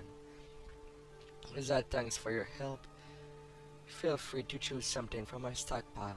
Quite a few Fey tend to forget about their belonging over the course of a night dancing and never bother to seek out what they lost. It's somewhat annoying actually. Also had, although we would never admit it, you did us a favor in taking that cadence scheme.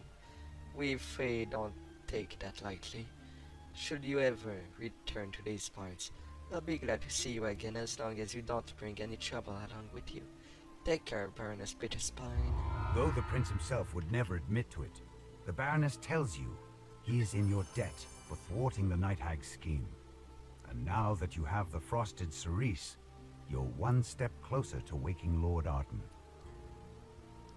A fate-twisted chest with a storm scale.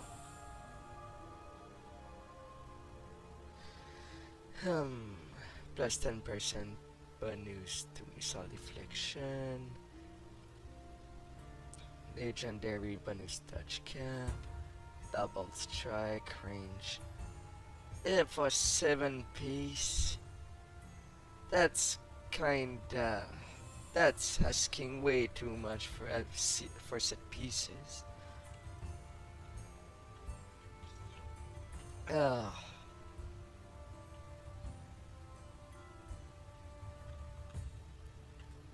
Well, that quest is done.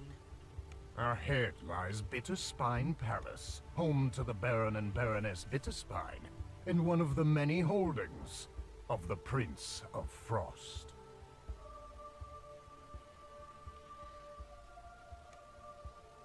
I think in terms of writing, the people that works for Standing Stone should really try to not repeat over and over the same word. That could do a lot. Repeating words within the same paragraph or text box should be avoided. This is exactly why I stayed clear of the reception balls. Just when you think it'd be nice, calm evening spending time with friends and loved one, the prince throws tantrums, and the palace becomes the stage of yet another of the arch-facely pranks. I hope you enjoy yourself in any case.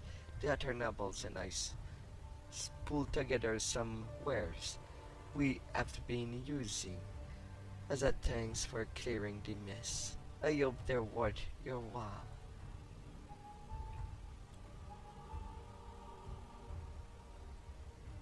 Cold Iron.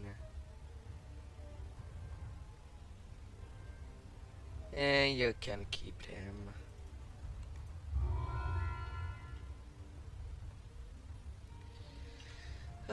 And now before continuing, I'll take a very quick break. I'll be back there soon. Do not worry. Be right back.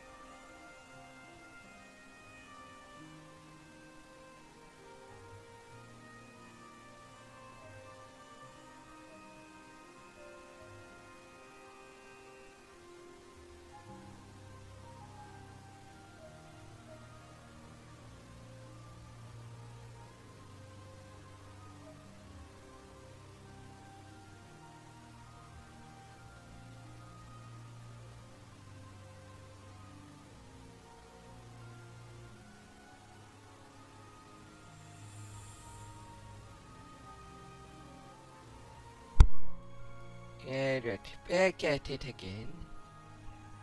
Let's roll. That friendly reveler.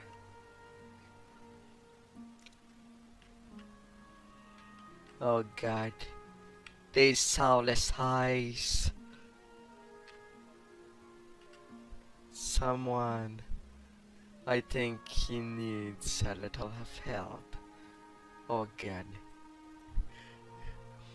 I've heard you were looking into some whereabouts, something about a loot of his. That's right. Well, I happen to know he spent a few months at Viscount Xavier Estate playing music with his revelers.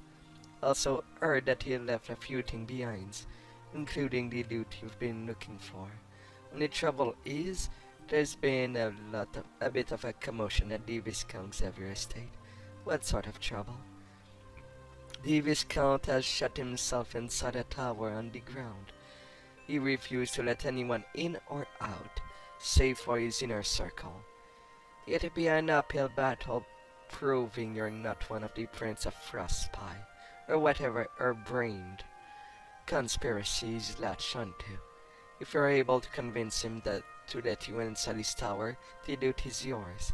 Head to Viscount Xavier Estate when you're ready to try your luck. You seem to think the Count is paranoid? Hi, that's because he is. What would the Prince of Frost want with a minor noble from another court like him? If the Prince wanted anything from the Viscount, he'd have it already. Archfey have a bit of mowing you down like that. If they're on a mission, nary and complaints will stop them. Why can't I just grab any old item belonging to tourism and avoid all this mess? Curses are finicky, just like Fey packs. If Lord Harden was put to sleep using music played on the lute, the only thing that will wake him is a tune from the very same. I'll see what I can do. Make believe.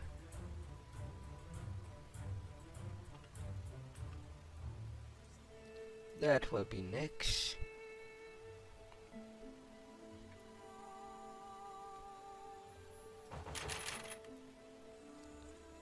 Bypassing fortifications.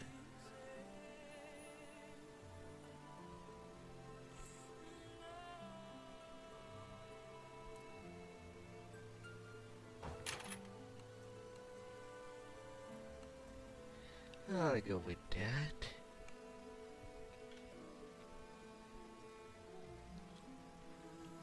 This one seems to be a shorter path to go.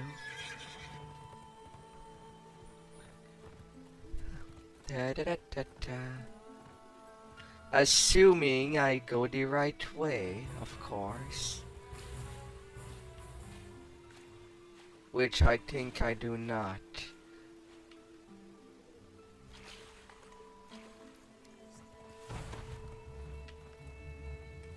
Up.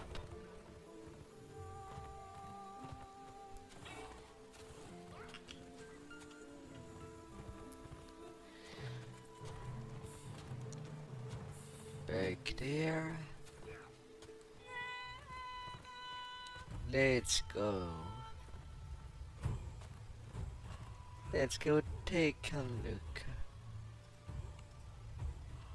Viscount Xavier's tower. A motley group of redcaps guards the gate ahead. It's strange that a noble of the summer court would retain those violent, unpredictable creatures as servants. Her ladyship says that no one comes inside. Half limits. Move on, or we get to blade you.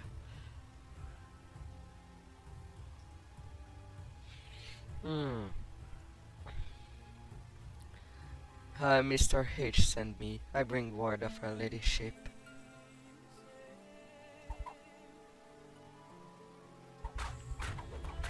Take them, boys. Yeah, sure, I will take you down. A curious tree stands here by itself. A single, brilliantly red apple hangs from one of its branches.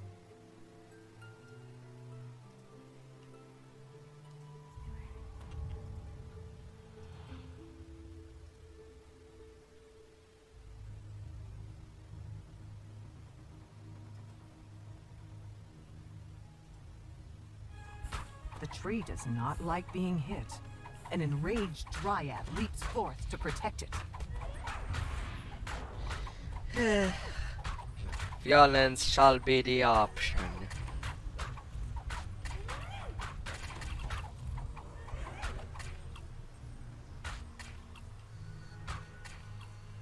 With the Dryad's surrender, the apple drops from the tree like a stone. If an apple were as heavy as a stone. The sprawling courtyard seems deserted. A lone tower looms ahead.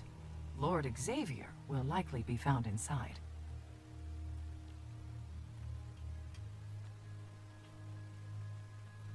There are many ways. The tower is sealed. None may enter. He must be spoke with.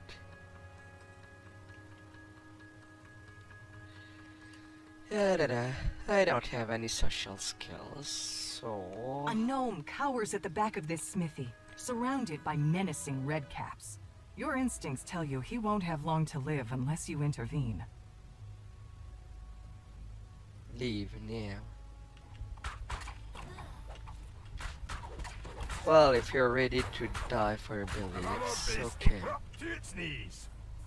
Many thanks, stranger. I think you may have just saved my neck. Here, take this trinket. I know it isn't much for someone like you, but it custom in this part to give a token of mark of a deep bond and friendship. I see, thank you. I don't mean to seem ungrateful, but I'm not really one of the gush-over heroes. No matter how worthy, I'm a smith, not a poet. I'd like to get back to work unless there's anything I can help you with. I'm trying to reach the Count. He's locking up in his tower with almost all of his guard. Heeds no call from the outside for help or entry. I've tried. Mark me. He must be scared of something truly dreadful. This isn't like him. No, not at all. Is there a way to get into the tower? Many pardons, but I am an humble smith. I know not of such thing. Given my depth, I would help you if I could, but I can't. Okay. At least you tried. At least you tried.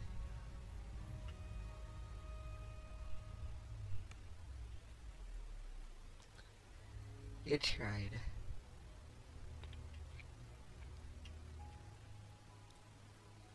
Though there are still a couple of doors. The alchemist. A furious flutter of wings greets your ears as you enter this shop. Some angry-looking pixies menace the slumped form of an old woman in the corner.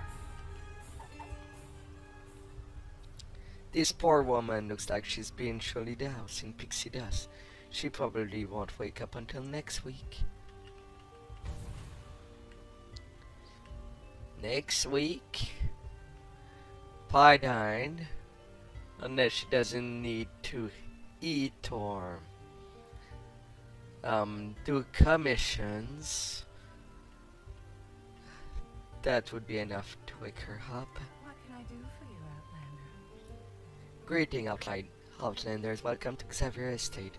Alas, it has seen better days. I am Lady White Lily. A pleasure. And it's a pleasure to meet you, Outlander, who remembers some decorum. What can I help you with? If you would permit a few questions. You seem to have a redcap problem. Yes, I've noticed recent decline in the quality of the tower staff recently. In my Viscount defense, it's not unheard of. Redcaps do have certain aptitude for violence. If that's what you're expecting, they will bring. But if the redcaps at the gate mentioned it was Her Ladyship order to close the tower. I'm not the lady in question in this case. I only recently arrived myself, which is why I'm outside the tower. We must be speaking of Viscount Xavier Advisor, Lady Greymas. Aren't you worried about all this? Worried? No. I would say bored, and a little bit hungry. It's an unusual situation. The lack of hospitality is dreadfully rude. But if the Prince of Frost assassins are indeed seeking the Viscount's life, the situation dictates that all visitors should be regarded with suspicion. I think I'll wait an hour to see if you manage to liven things up. If not, I will return to Windmill Hall. How do you know of her, Sam? We're acquainted. The court gossip is that he visited Viscount Xavier for a time. Quite interested, since lately that old goat has shunned the nobility like they suddenly all developed a bad odor. Of course, he was never much for consistency. How might I speak to the Viscount?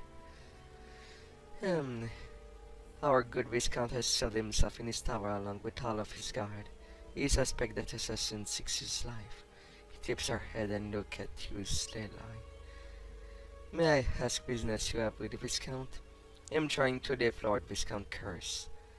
He may be able to help. A Wartigal, I didn't realize I was speaking with a hero. There is still a matter of the tower. It's enchanted, you see. Only one of the Archfey could breach his magic defense. All attempt to contact the tower watchman would have been ignored for days. You might have waited for the snail to come out of its shell, unless...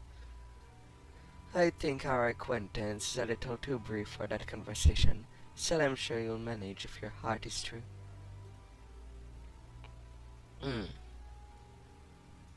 How do you fare?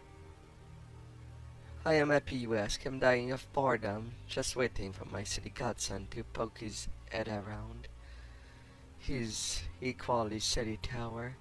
I'm also feeling a little peckish. You have that hero look about you, would you? Would you be interested in, shall we call it a quest? Lady White Lily has requested that you find her a snack. A frivolous request, it seems. Yet, in the Feywild, small promises may have strange consequences. Find me a snack, and you will be truly a hero of this lady art. Harf. What you say, would you be my champion? I'll see what I can do. What can I do for you, Apple? I found you an apple. An apple? Wait to make me fall asleep for 1,000 years. Did you get it from a witch? No, it's probably not cursed. Probably. No, I'm just teasing. She takes a bite of the apple with a loud crunch. I was starving, thank you. Here, take this flower as a token. You may find it useful. She winks at you slyly, then takes another bite. Thank you, my lady. My part in this story is done. Time to rest.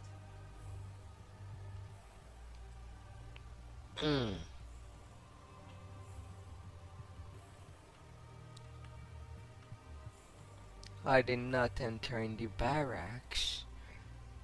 The barracks have been overrun by redcaps. They appear to be making themselves at home by smashing the furnishings. Ooh, now a dwarf could fashion something from that rubbish. There was nothing.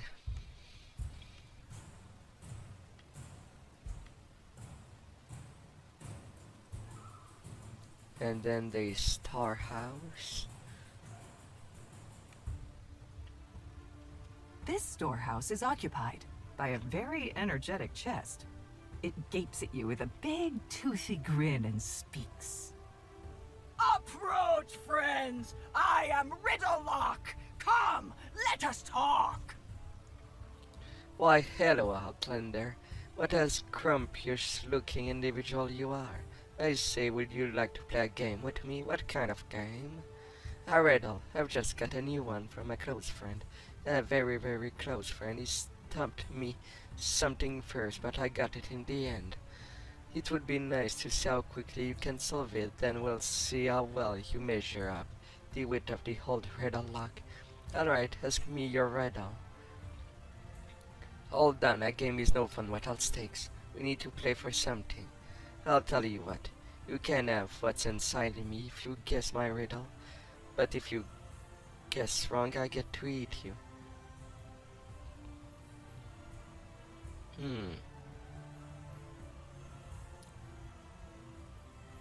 Yeah, sure. What five-letter word becomes shorter when you add 2 letters to it?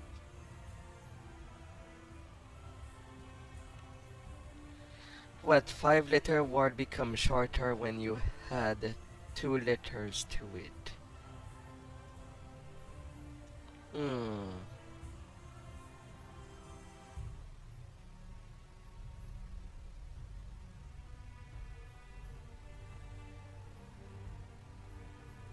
Add. Hey there, Ariel.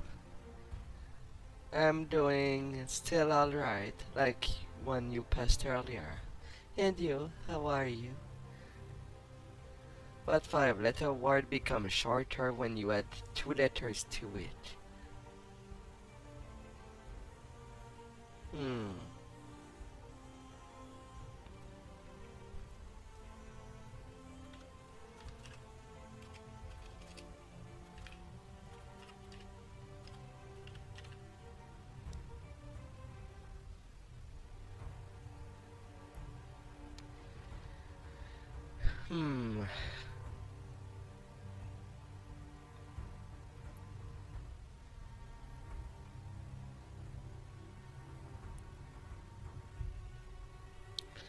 Alright, that's not how words work. A word cannot be shorter if you add things to it.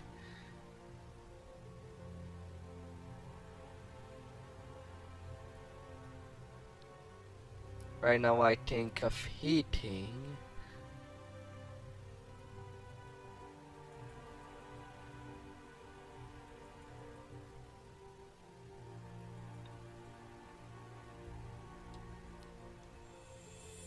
A lock.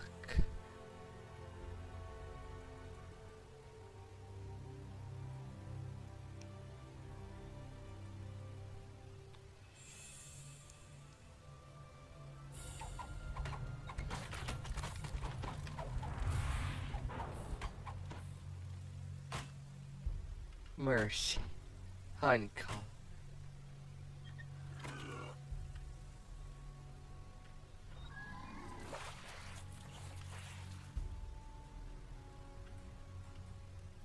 Thank you. Guides everywhere. Nevertheless, the guard captain. I'm out, blessed ancestor, I'm finally out. Who are you? I'm Captain Nevertheless, Viscount Xavier Houseguard. My legs feels like jelly. Listen, stranger, I don't know who you are.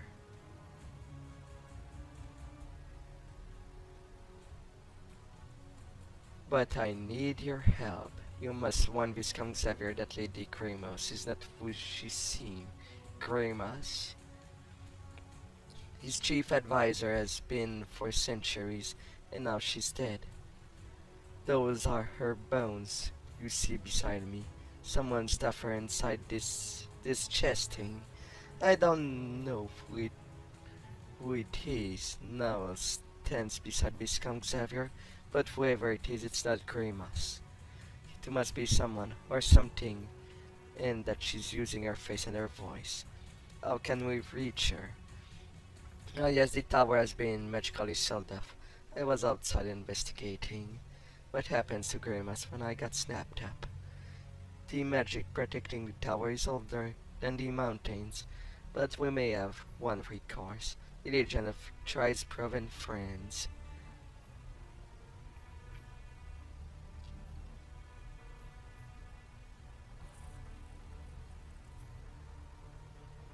The Legend of Thrice Proven Friend.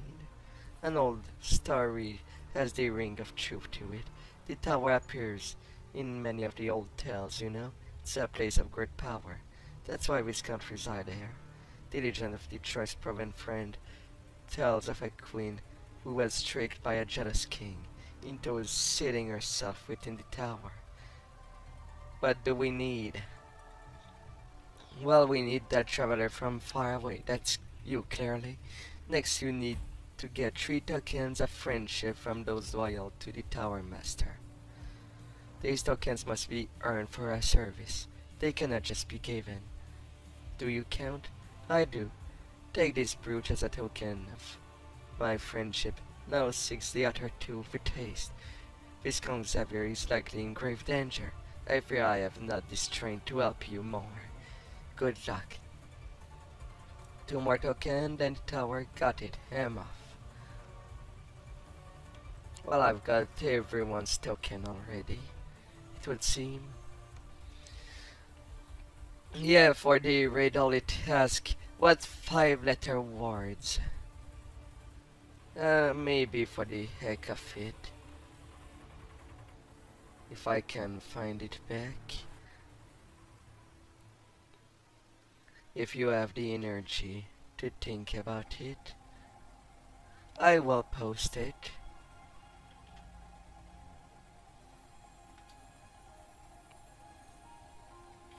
If you can work your brain with that. Although I feel that it's a lot to ask for someone that is a little sleepy.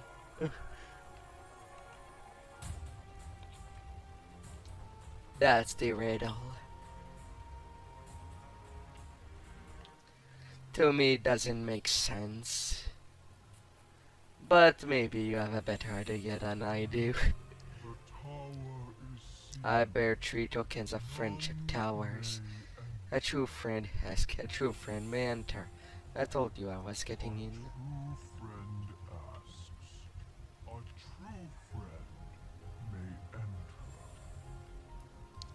Let's go in. As you reach for the door, a swirling torrent of snowflakes envelops you. Yet you aren't harmed. You don't even feel cold. Servant of Prince of Frost, I am Maberman, head servant to Viscount Xavier. The guards await your arrival upstairs. Now please leave us be. I do not serve the Prince of Frost. The servant hides shift down, taking in a swirling aura of frost that still surrounds you. As you say, regardless, we cannot help you here. We need to speak with the Viscount. He's upstairs, of course, but they don't let anyone upstairs. We can't even talk to the guards anymore because of the dogs. The dog?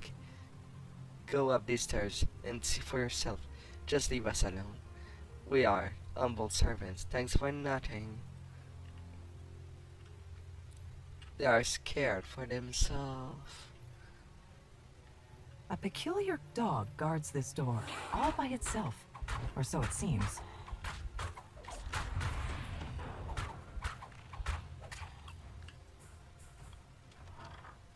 Eladrin guards wearing the garb of the summer court await you in this room. One of them holds up a hand to hail you. Strangers, I would parley before we come to blows. You may step forward in safety to speak. I am Gal Veronese, Knight of the Summer Court, sworn protector of Viscount Xavier. We know why you are here, Outlander, before we sully our blade with your blood. I will know your names, so your demise and our victory can be properly recorded for the annals. I'm here to help the Lord. Spare me your tricks. Gray must forewarn me before your gilded tongue. Now is not the time for words, but for sword. Defend yourself, villain. The following choice will change the quest experience for the whole party. Fight to subdue and risk your life to spare them. You are faced with an unavoidable battle with the Eladrin. You have chosen to stay your blows and spare their lives, even at the risk of your own. Well, stay down. Stay down and do not move. Oh my.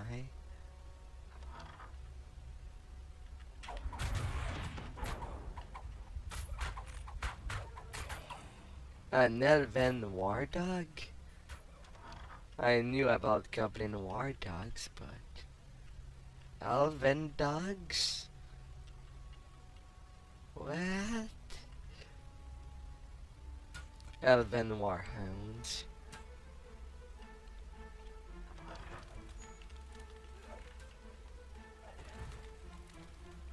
More redcaps. These look like they have fresh blood on their weapons. Most of these Eladrin appear to be victims of the redcaps. Whoever has replaced Grey Moss must be desperate now. You have reached the top of the tower, where a regal Eladrin silently awaits your approach. He appears to be alone. I see your breast and my guard. I know that you are an agent of the Prince of Frost. He is not known for mercy. You have me. I won't tarnish my last moment with a futile struggle.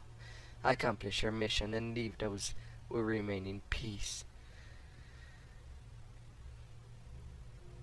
I'm not here to kill you. Tell your prince that I faced my death with dignity, that I did not beg for my life, or hide in a wardrobe. Really, I don't work for. I can only imagine what they are paying you. The deed itself will make you famous, I suppose. To all the blades that brought Viscount Xavier Lowe, ending the Xavier line. Please just listen. My story is long and a proud one. That is the end in tragedy. I will not change that. May the bards. I surrender. What?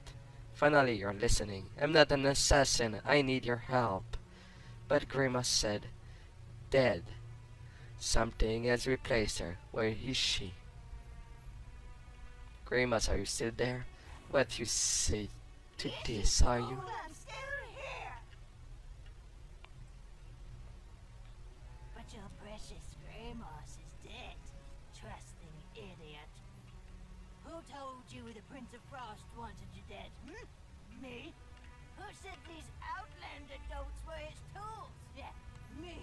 But it was you who were supposed to die willingly on their blades as a distraction while I do Hirsam's bidding. But no, guess I just have to tell you all myself now. The hag's form splits into several mirror images. You'll need to watch closely to see which one is the real threat. Just because I'm curious.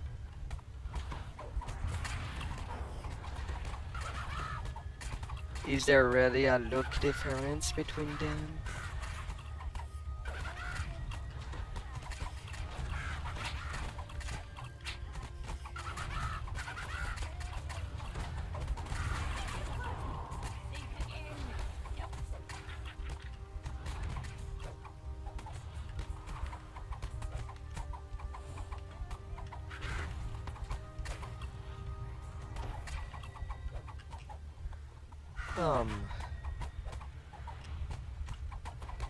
Well, you're the only one there now.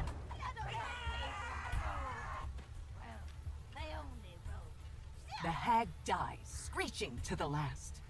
After a moment, the Viscount rises to his feet and blurts, Who was that? What's going on? I demand an We'll teach explanation! those overgrown sloths not to mess with the dwarves. Where is Grimace? Who was that hag? And by the ancestor, who are you? Adventurer. Here to ask about Hirzam. Hirzam, you stayed here for some time, singing and dancing. Quite a charming chap, really. We had quite a few merry time. What do you wish to know of him? Did he leave anything with you? Yes, he left his loot behind. Is that what this is all about? Hirzam loot? Probably. We need his loot to lift the curse on Lord Arden.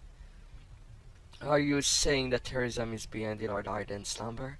My godmother always warned me to stay clear of the Archfey. You seem so friendly. But now that I think on it, some of the things said about the summer court. Oh, I've been a fool! Here, take this cursed thing. Thank you, Viscount. Now, where is Grimace? Was this assassin story all a trick? What of my guard? I had to beat the tar out of them, but they're still breathing. Well, at least they're alive. Here, take this additional token of my appreciation.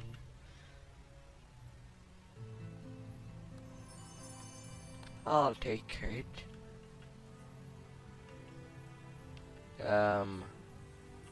Where's the loot?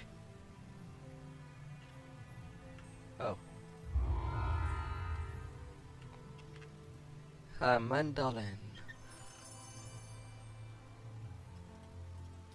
Come a little chunk.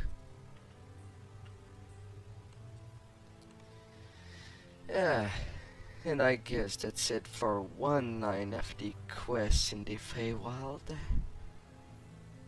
But there are more quests to go around by. This place is huge. Yeah, the nature. Fey nature.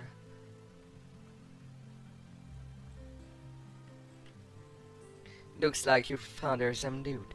I'd keep that knowledge to yourself. Herzam is a well-mannered fellow, but if he had that hag defending the instrument, I doubt he'll like that you took it. Speaking of, I have some spoils left from the past revel that you may be interested in. As a reward for your trouble getting this to come down from the tower. Much obliged.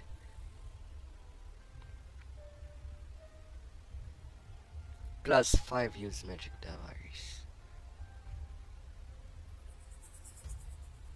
Plus 19's insightful spell resistance.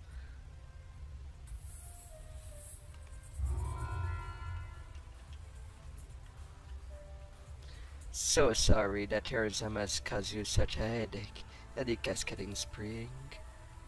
The Archfey can be difficult to keep in check. What's next? There's yet more to do, to be sure, but I'm afraid I've taken you as far as I can in this endeavor. Now that the Lord is awake, I must get busy filling him in on all that transpired in his absence. Courtly matters continue to call after all. Lord Arden and I will be busy, but the Dryad's Artan knows more than enough about this realm and hires them to be of assistance. Please feel free to call on her in your quest for the pages. Thank you, I'll talk to Althorn. By the way, I'll let you tell me more about these alarm clocks.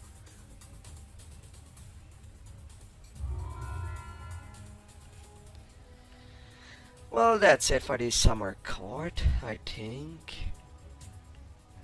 But we know if it's by season, there is 4 seasons.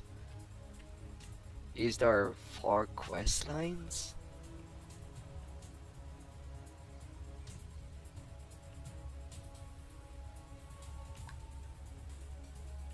The Dryads of the earliest day. When Lord Arden learned that Hermsan brought the stolen codex page to the Wormwood, he immediately tried to meet with his neighbor, the Baron Bitterspine, to discuss the matter, yet he sent a message to Bitterspine Hall. He learned the strangest news. The Baron has disappeared.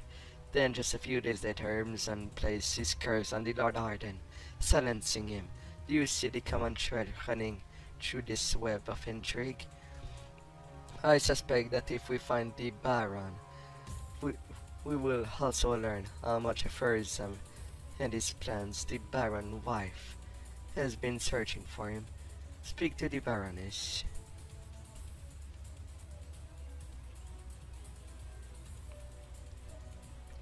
Lord Arden condition seems to be worsening. It tosses and turns, as if working through some terrible nightmare. If you have the loot and the series, then all you need is his true name. But unfortunately, I am not privy for that information. He never confided in me that details. Do you know who might know his true name? I can't think of many Fey who the Lord would trust so readily, unless the knowledge has somehow taken by force. Although that noisy apothecary of his might have gotten a hold of that information from somewhere, She has a habit of somehow knowing more than you'd hope. Where was I? Ah yes, the apothecary. Wait. Getting sleepy. Your eyes begin to glaze. You suddenly feel very tired. Wake me up inside, my lord.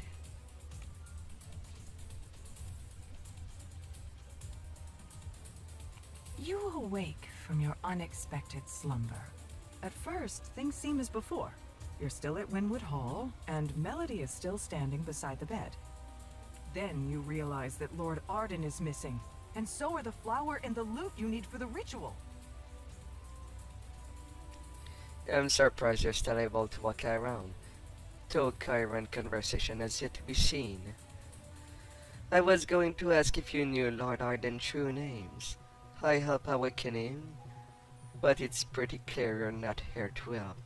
What did you do with Lord Arden? Melody begins speaking in a familiar voice. Lord Arden's true name? Of course I know it. But it's for me to know and for you to never get.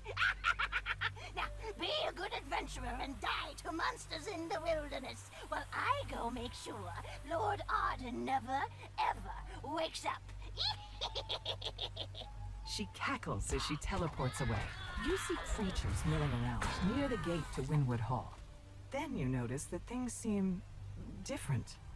This isn't the Feywild. You are trapped inside a dream.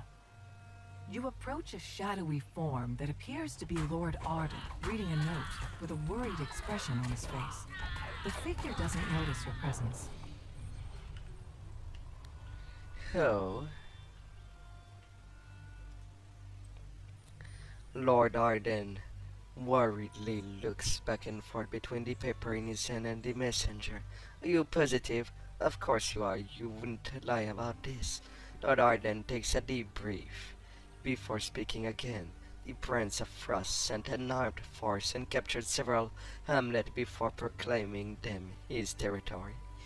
How can I fight back? Can I even fight back? The vision begins to fade away as it completes. The shadowy Lord Arden fades into nothing. Based on his appearance and your uncanny surroundings, you guess that you must be inside the Lord's nightmare.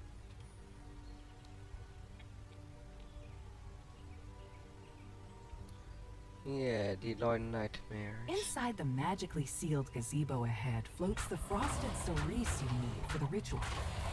3 bears rest outside. Magical talking bears, no doubt. This is the Feywild, after all. So I killed the 3 bears. Oh no, poor little bears.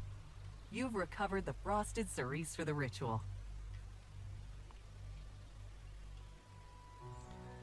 I think that's where I had an accident of letting someone die by accident. And I was too blind. I'm sorry. Huh? The grove surrounding a stone ring is notably out of place. You're sure there's nothing like it on this spot in the real Feywild. But while it seems out of place, nothing seems to be happening here at the moment. Well, it just looks like a donut. Donut portals. Do you people like your donuts? Lord Arden stands as though he's holding a session of his court. He has just finished commanding speech and issued a number of orders to be carried out, but those in his court refuse to listen. Now we won't do you as you please anymore. Your word carries no weight. Lord Hidden Face grows faster as he recoils as the vision fades. I seem to have made lots of people angry.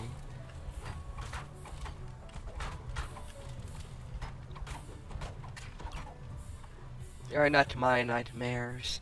I can take care of you.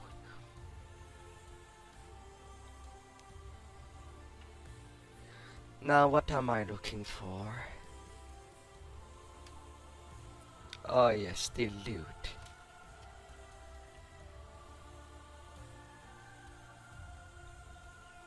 There's another palace there. Or is it random?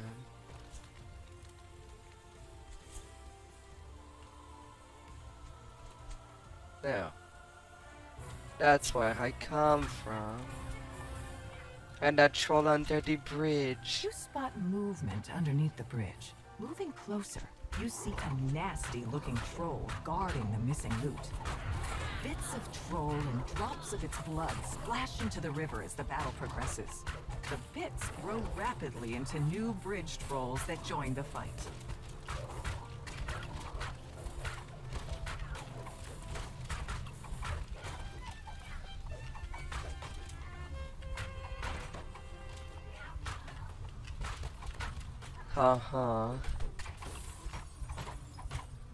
No. You've recovered Hearsom's loot for the ritual. You've recovered both the loot and the frosted cerise. Now, where has Melody hidden Lord Arden? You notice a pillar of magical energy streaming from a distant portal. Perhaps that contains the secret. I don't see any beam of energy. What are you talking about? Oh, now it appears. You approach the portal grove, but a pixie flutters into your path. She said to make sure you didn't make it to her. I won't let you get near them. I won't let him wake up. The pixie smirks. You won't get past my friends and me. So long as they are alive, their devotion will sustain me eternally. A portal opens as the pixie collapses. In his last moments, he says, You haven't won yet. You still need the true name. You exit the portal and find yourself in a strange, empty void. Yet that appears to be Lord Arden's resting place ahead. Between you and Lord Arden stands Cadence the Hag. She must have been disguised as Melody the Apothecary the entire time. Cadence prepares for battle. Thrice, adventurers never know when to quit. I should have seen that you can't trust the pixie to do a hag's work. Cadence finishes her conjuration. Slimes emanating a frigid mist suddenly appear nearby. You killed my sister, so I'll have to make do with these vile cauldron leftovers. I wouldn't go anywhere near them personally now. Be a dear and die for good this time. Weakened and battered, Cadence tries to surrender. All right. That's enough. You need what I have. So then, let's make a deal. What kind of deal you're talking? Wait, let's make a deal. My life for the true name? You want me to spare you? Well, simply giving me the true name isn't nearly enough to balance the scales. Make it worth my while and I'll consider it. Oh, fine. I'll give you access to the Lord Arden. Let you wake back up once you're done here, and leave you alone for a long time. For a long while, so you can finish what you need to. That should be more than enough. We're almost good. Say please and I'll consider the deal done. Damn adventurers, I won't forget this. Please, will you spare me? Contract is sealed. You've reluctantly decided to allow Cadence to live, in exchange for Lord Arden's true name.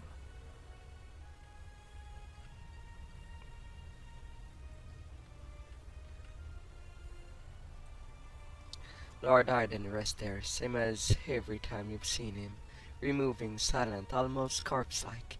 Now that you have all the ritual component, you can begin the process of waking him up. I'm sure doing the ritual here will work just as well as it would while awake. Let's start the ritual. You lay out the ingredients for the ritual, and repeat the steps to reverse the curse. First, play the lute.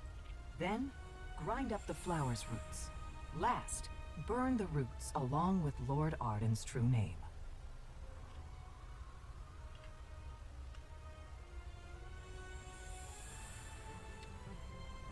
I am no bard. You play a brief melody on Hearsome's lute. Grinding the roots. You mash the flower's roots into a pulp with little effort. The seal scroll containing Nord hardened true names acquired by bargaining with Cadence mere moments ago. Set fire to both the scroll and root powder.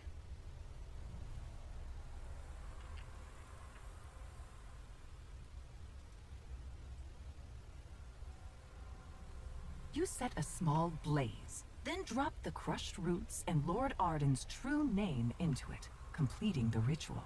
As the smoke rises, Lord Arden's eyes open. He springs out of the bed. Free at last from that cursed sleep. Thank you, adventurer, for breaking the curse on me and saving me from my everlasting nightmare. Thank you very much. I'm more than glad to assist. Lord Arden thanks you for awakening him from this curse. He urges you to speak with him back at Winwood Hall in the waking world.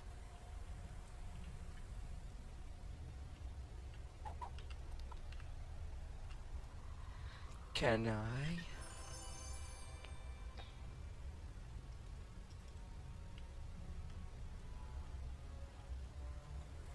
Well, how take you?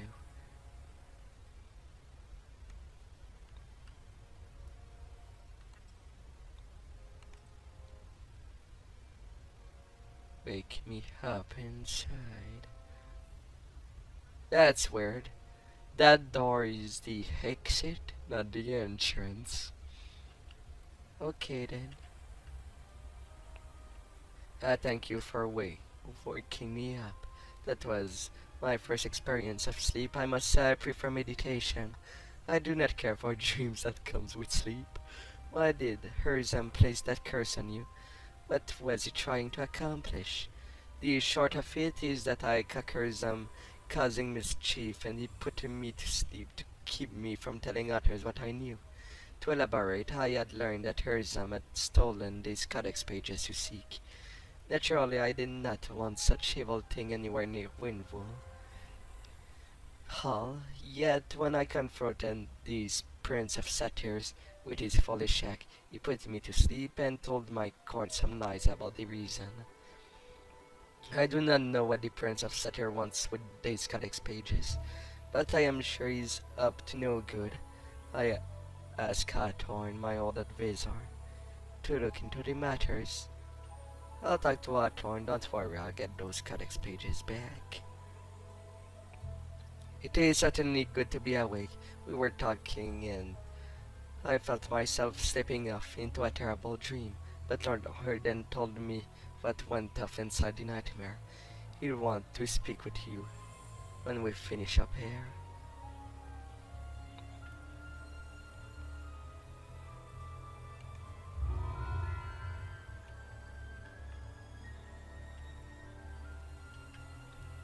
And then there is a few more.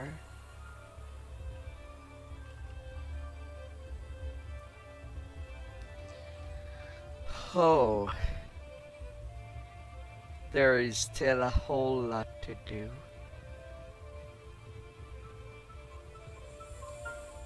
And I thought I did a whole lot already. Oh my god.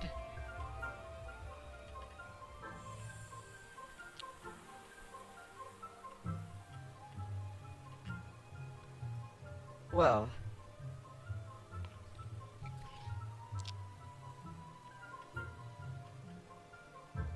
there's no drift. Hilda. Why, I think I would find help here. I'd better rely on Pixie's hunt than on the summer court. Perhaps you might be able to help where the others will not. I saw what you accomplished at Mr. Spine Palace, as well as what you did for Lord Harden. My husband, the Baron, has vanished. I need someone to look for him, someone reliable, not like these gadabouts. And where did the Baron meet with Herzam? The Baron had gone to Icemount Lodge to meet with Herzam. It's hunting lodge not far from Bitterspine Palace, but my husband never returned. Will you go there and look for him? I'm sure there must be some sort of clue there.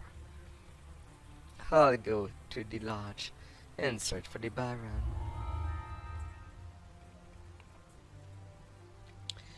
Well, I guess it will be the icing on the cake way of speaking. Icemount Lodge.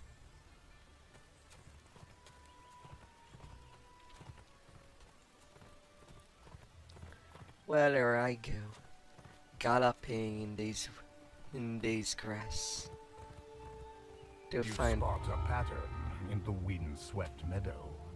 A living chessboard formed from the greenery itself. A checkerboard. I suppose it would be a pain if you were punished to be a living chessboard piece. When I think about it.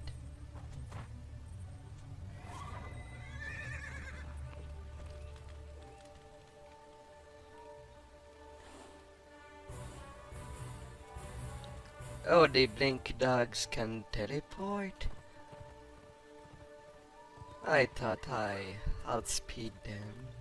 Within the distance of just a few short steps, the temperature plummets and snow covers the ground. Whatever caused this sudden change in the climate surely wasn't natural.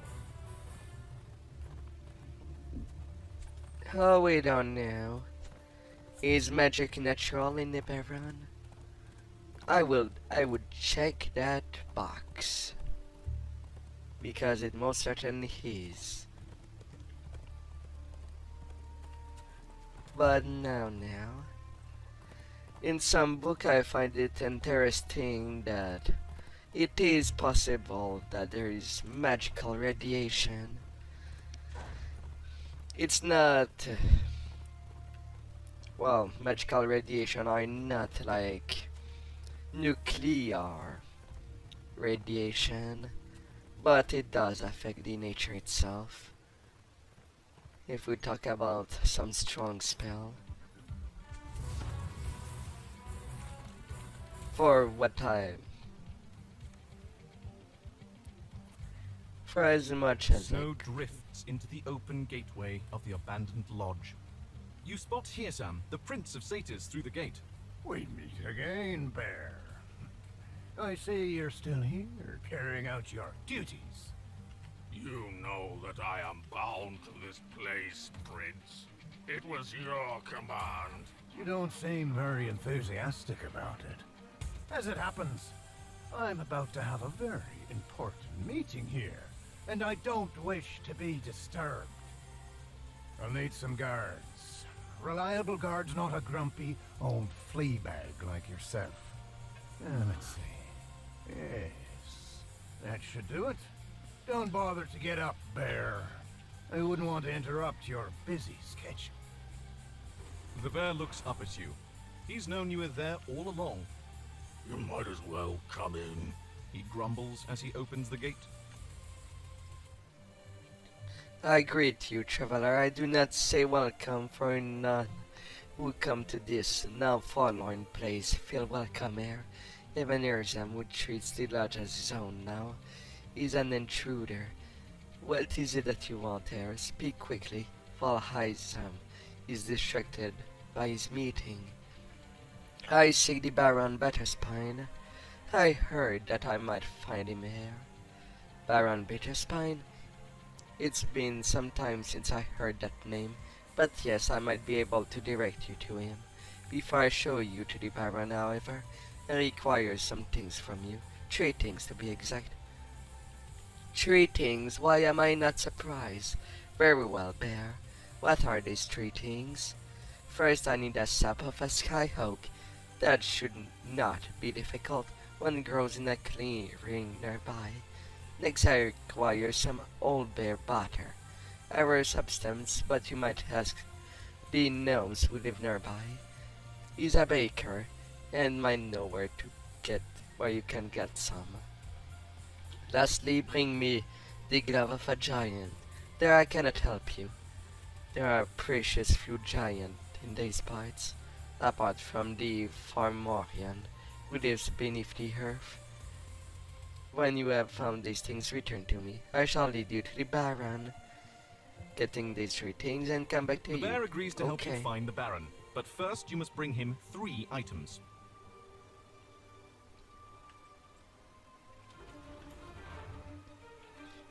I'll start up there.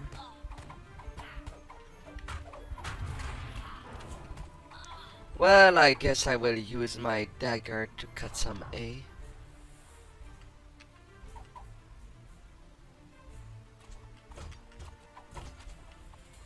Whole bear butter.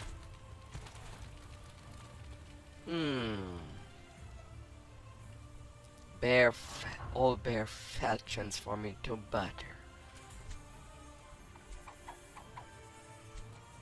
Hello there, new hair, I take it. Please enjoy exploring the lodge. Though I must admit this place isn't exactly looking the best. You thought you're not going to come after my life or attacking me, are you? Now why would I do that? The purpose of a statue is to be beautiful, a moment of grace from frozen time. Imagine a statue running after you, arms and legs flying everywhere. Not for me, thank you very much. I am content to stand there, be beautiful, and watch people come and go. Not that there has been much of that lately. You haven't seen a giant around here, have you? I need to find one. A giant? Oh no, of course not. There are no giants allowed. Inside the lodge, there is some wouldn't stand for it, nor the Baron before him. No, the only giant around here are the Fomorian.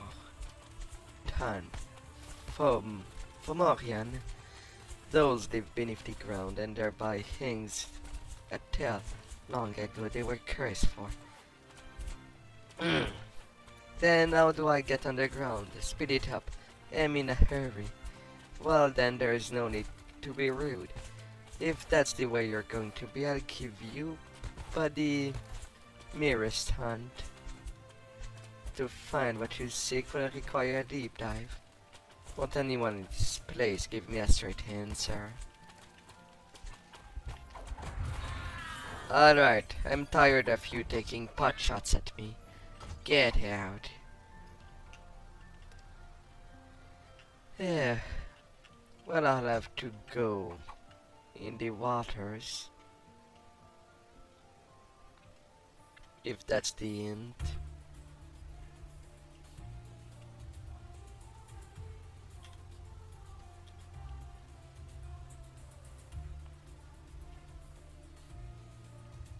That's where this corridor stops.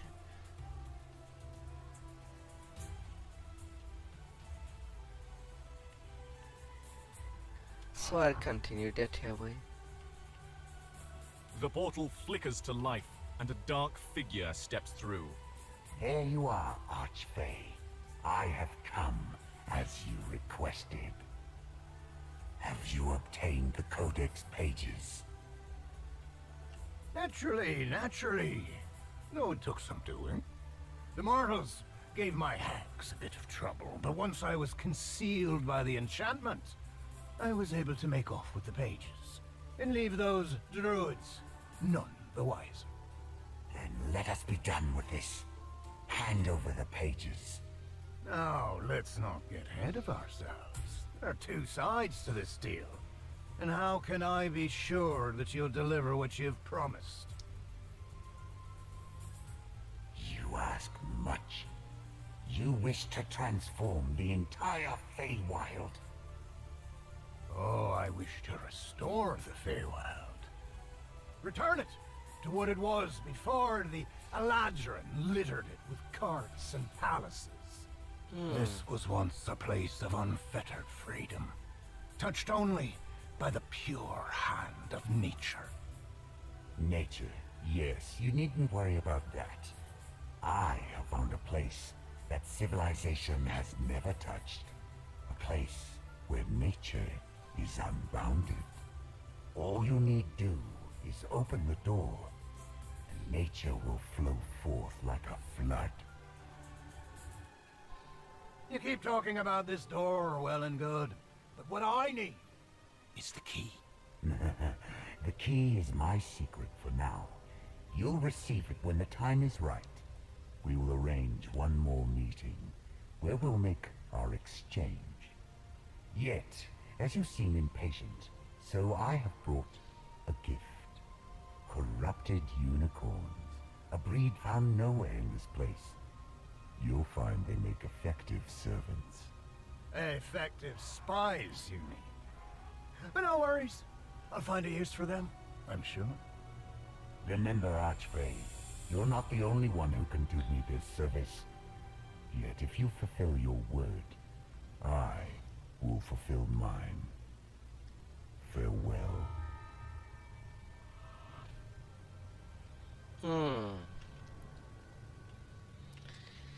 With the way it was animated, I can only think that it's a Rakshasas that this satyr talked to.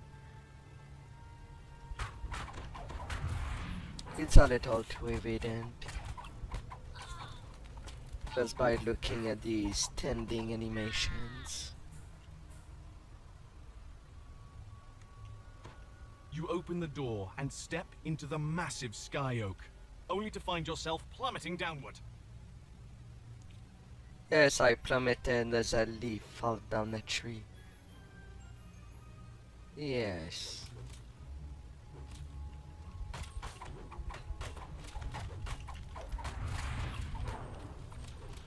Well, I need to clear them out, whether I like it or not.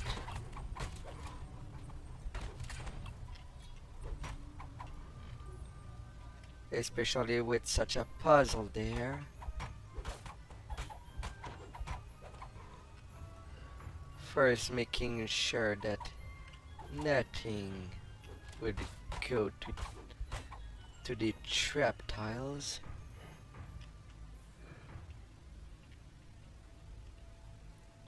Well, there aren't many trap tiles. So my goal there, what would it be?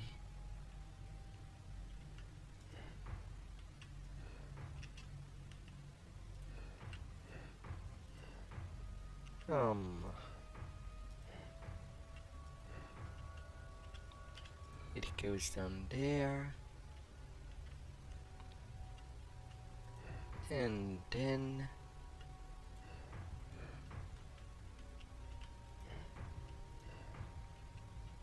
I'll need things to go down back there.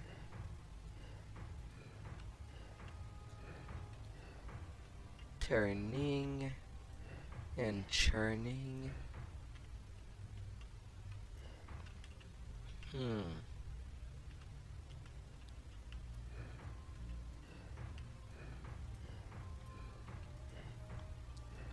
Now it goes up.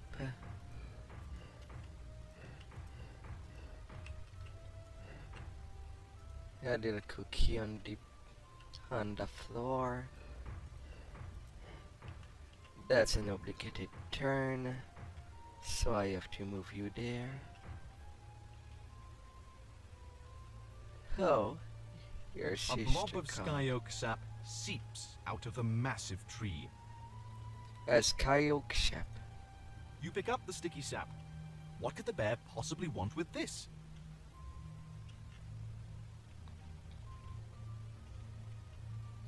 Well, that was simple. Little of a long puzzle, but not a bad one.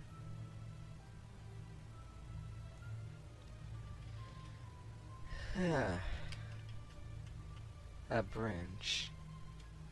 With the branch out of the way, a strong current of air blows up from deep inside the tree.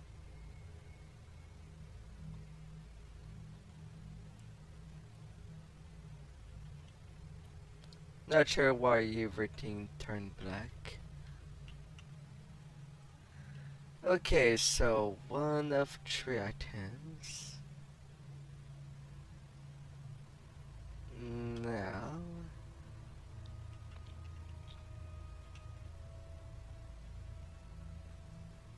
to continue exploring that castle, some nymphs.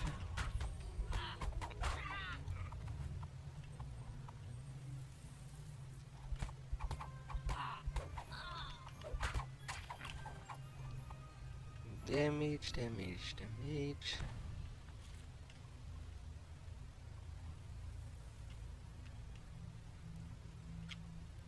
Oh, nothing to interact there. And then a passage over there. Chef Tartine.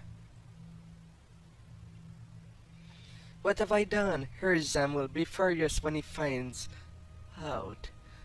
And when I promise him so much, I suppose there are some things a gnome was just not meant to bake.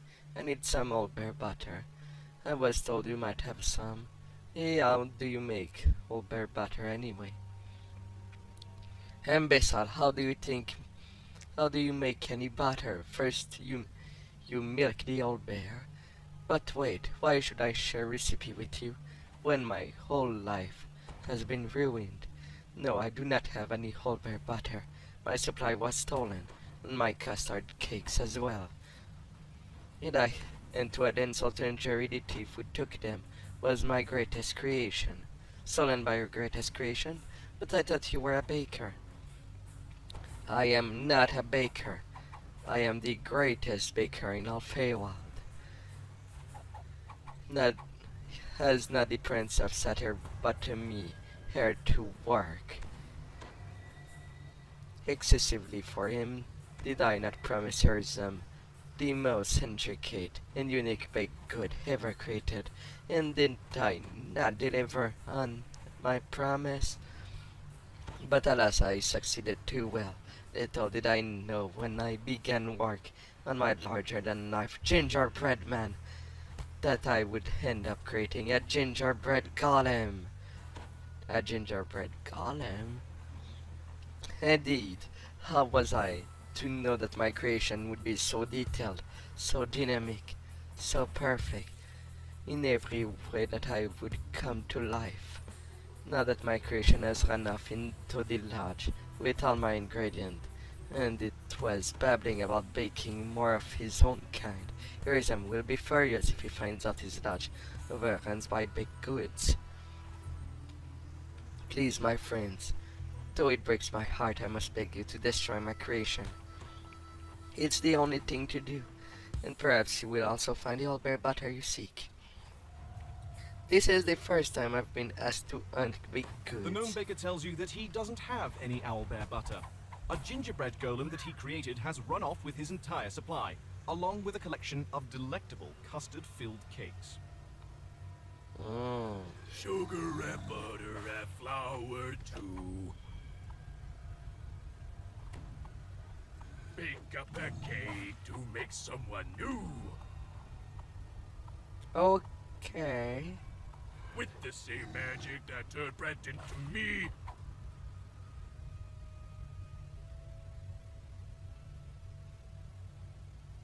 I'm going to bake a whole friend army.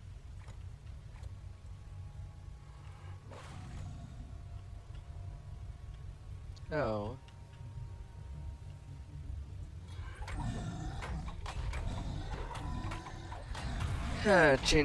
Gingerbread golems. Well, I took a wild guess earlier. I don't know how earlier too. But I guess cookies will All fight. that's left of the gingerbread golem is a huge pile of crumbs. Amid his remains, you find a large pot of owlbear butter. Okay, so to the next section, I guess. Going down the paths.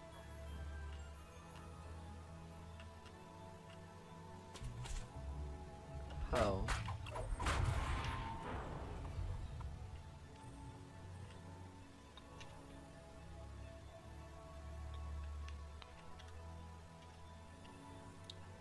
So that path is blocked. Skyhawk, Baker Cottage, the well.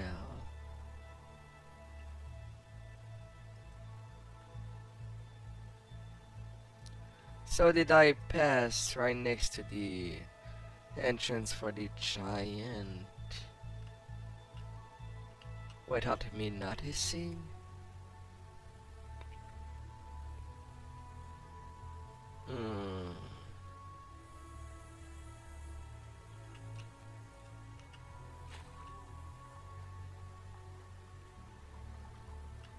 No, I just thought that I could not go swim into the well itself because it was small.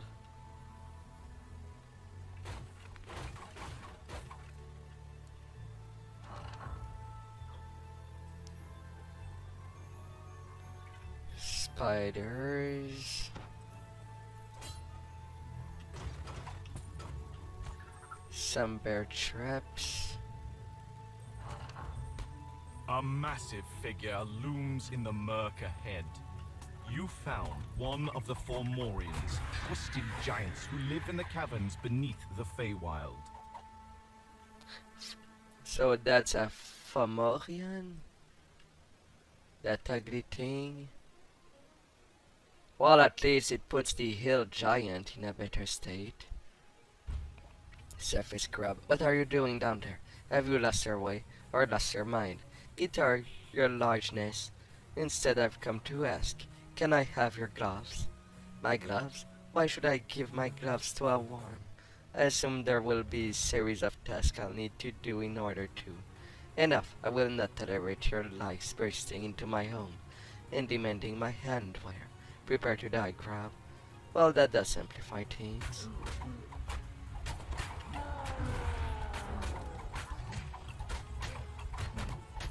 Are you trying to knock me? They are immune to electricity. You strip the gloves off of the dead Fomorian, and they immediately shrink down to your size. They're magic, of course. Yeah, that's how magical items work. As explained in the Dungeon Master Guide of D&D.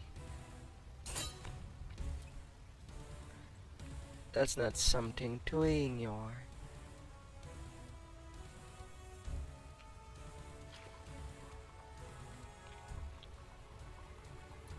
Now I has everything.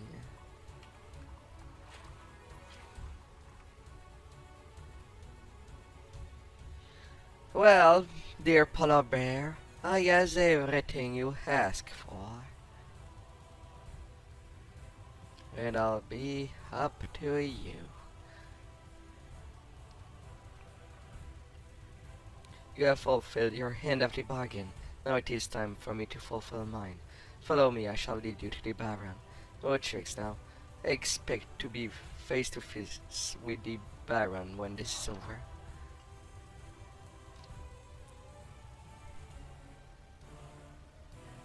I will follow you, polar bear. You better have some cola. Now then, I require one more thing of you. I must warn you, I will not be pleasant. Hold on, you said you were taking me to the Baron, and I want to see the Baron standing right there, right now. And so you shall, if you follow my instruction. Now kindly put the gloves of the giant. Well, I don't see how that can hurt. You put on the gloves. A strange sensation flows through your hands. Clearly the gloves have been enchanted in some way. Very good. Now spread the tree sap on the glove. That ruin a perfectly good pair of gloves, but if you insist. Splendid. Now put the old bear butter in my mouth. To your surprise, the bear stretches his mouth wide open, revealing a very large, very sharp teeth. Sure. Almost done. Now reach into my throat with the glove, as far as you can, and then pull. The bear fixes his eyes on you with the steely glare, and opens his mouth even further, if you say so. You cautiously reach your hand inside the bear mouth. Thanks to the slippery old bear butter, it's easier than you expect. To your surprise, you touch something odd deep inside the bear gullet. Something covered with hair. Pull on the air. You give it a tug. Your glove sticks to the hair. Thanks to the sky oak sap. But whatever the hair is attached to is too large and heavy. You pull harder. Your hand begins to tingle.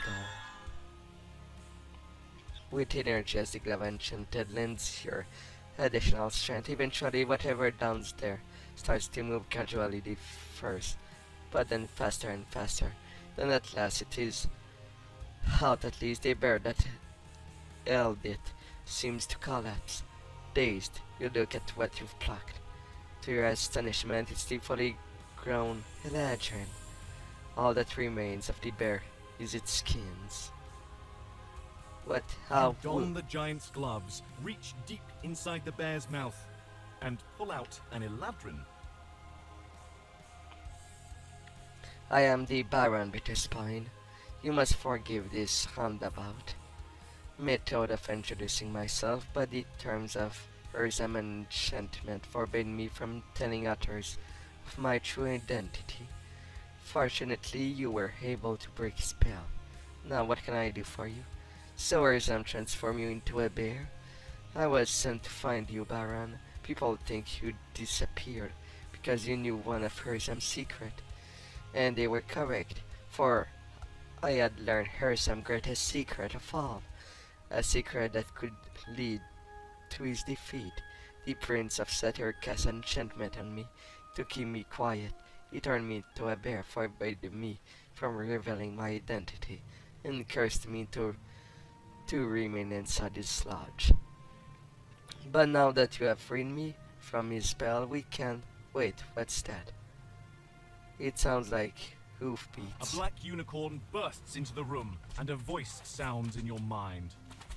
You have tampered with one of Fearsom's servants. My new master demands that you be punished for your impudence. No prob. I don't mind beating an unicorn.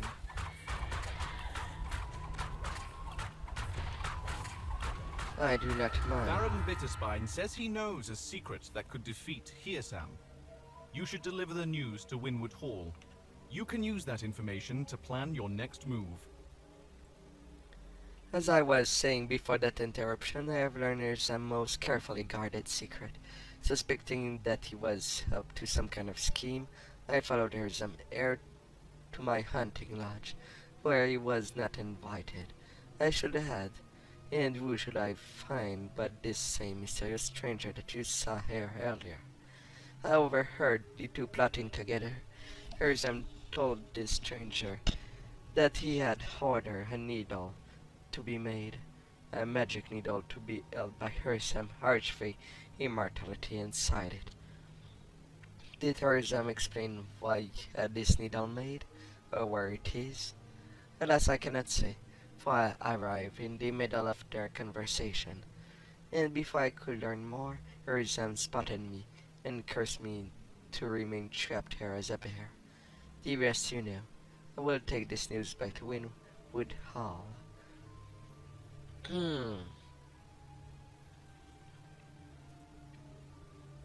Well...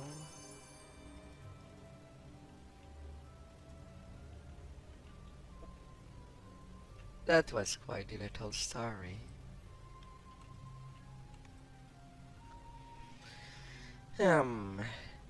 But where does the Prince of Frost comes in? Now I am confused. Oh well. Cannot know everything, do I? The plot is stretching.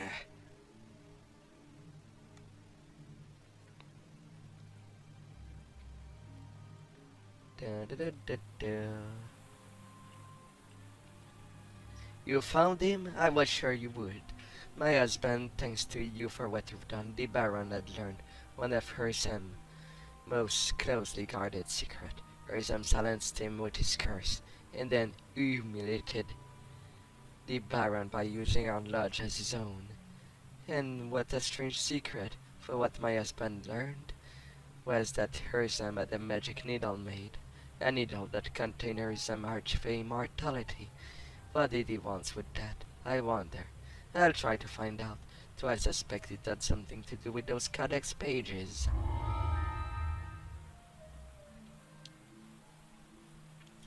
Oh my. The plot is twisting. Like a format of Twister. This soaring structure is Winwood Hall, the home of Lord Arden and the local center of the summer court. So guide me.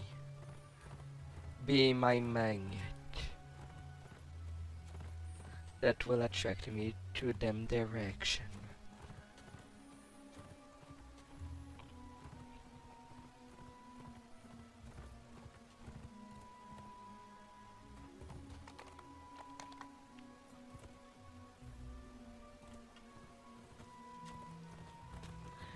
And welcome by, beautifuls. Up.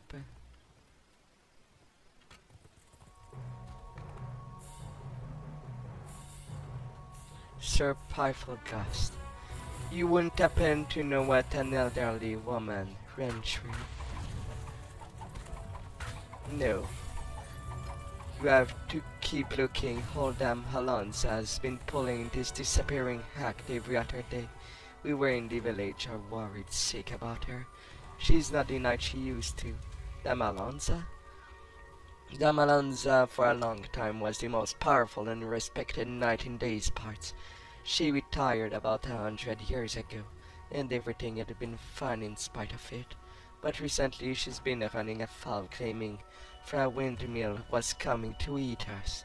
No one else has seen such a thing, mind you. The old story of our village, thousands of years. If you happen to be continuing that way, could you find the poor old woman and bring her back to the village? I'll bring back the old knight.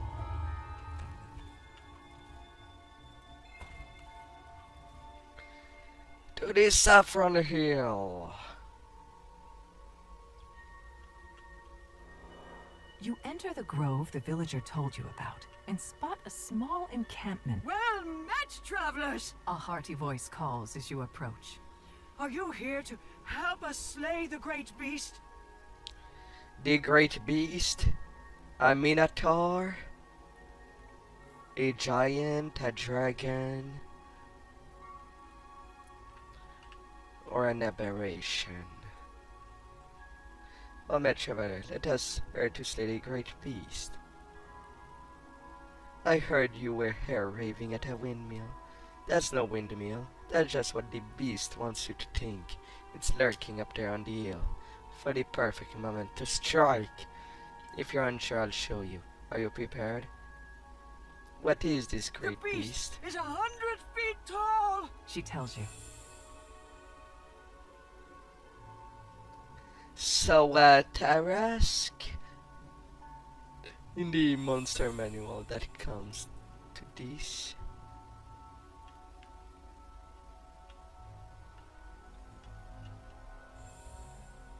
Oh come on, I thought I had to follow you, not you following me.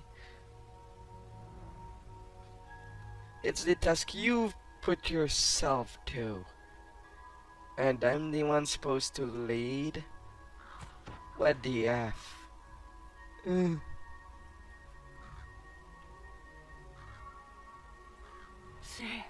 it sits, menacingly. The knight whispers to you. Talk to me about a plan. To your surprise, spindly legs rise from the dirt, and the windmill lurches forward. The windmill seems undaunted by your weapons and spells. Creatures spring up around you, rushing to defend the windmill.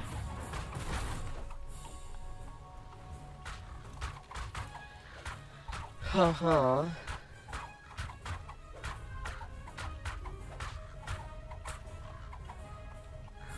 The strange gemstone seems to be protecting this creature from spells and weapons. A creature sporting an unusual gemstone seems to be avoiding you.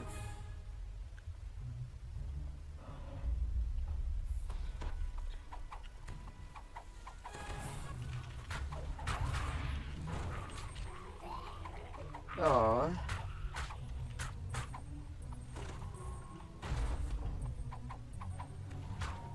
A creature sporting an unusual gemstone seems to be avoiding you.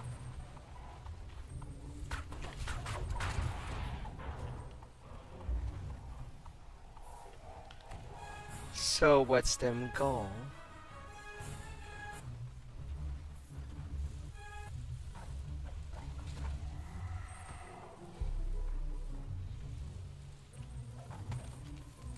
A creature sporting an unusual gemstone seems to be avoiding you.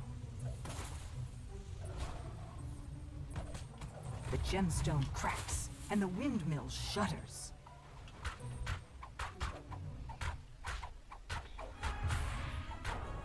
So we got to have this thing falls onto the gemmed creatures. How many is there?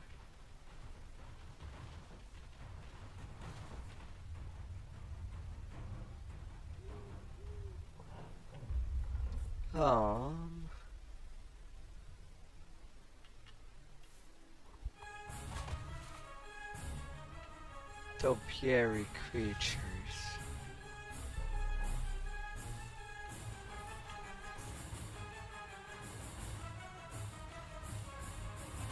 A creature sporting an unusual gemstone seems to be avoiding you. Another gemstone cracks, and the windmill shakes violently.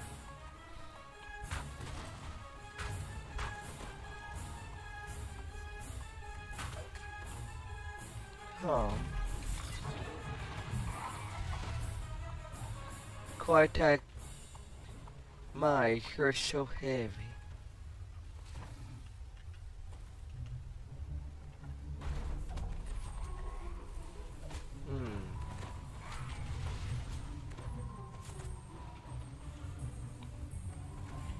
Such a heavy windmill.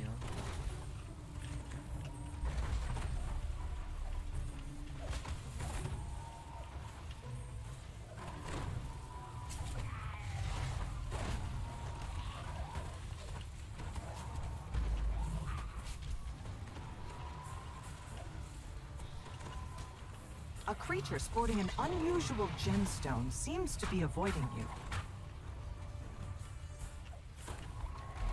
A gemstone cracks once more. The windmill rumbles deeply, then falls still.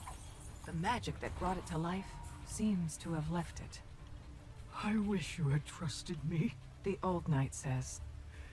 Still, you came to my aid in the end. You've earned a reward. She continues. But speak with me if you'd like to help a little further. Somehow, I fear the culprit is still nearby. Oh, the culprit, and who will that be?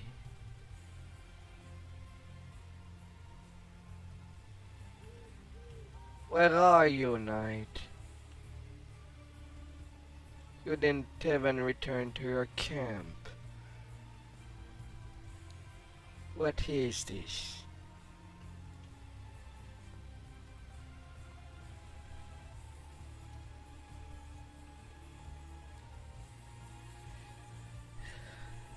Where are you?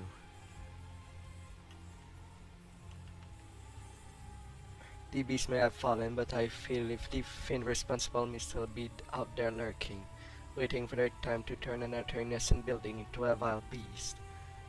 Of course, fantastically the way look for anything sinister. Onward.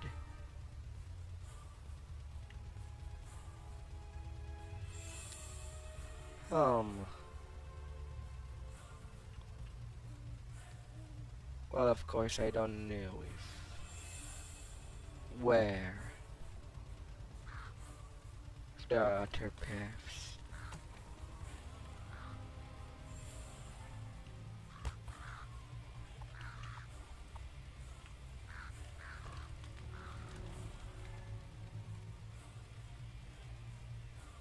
on the curiosity.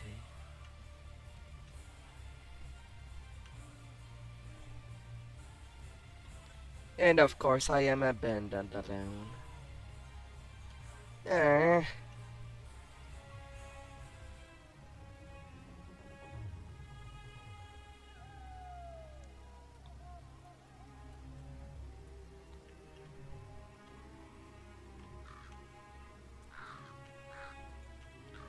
Where could it be?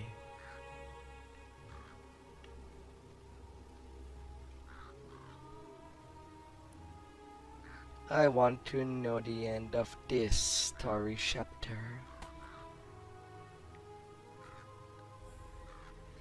Since they added that.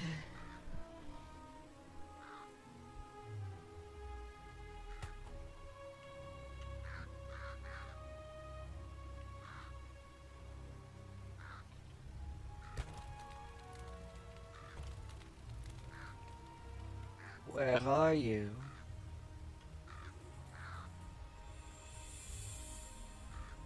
If there are other paths, that has to be somewhere.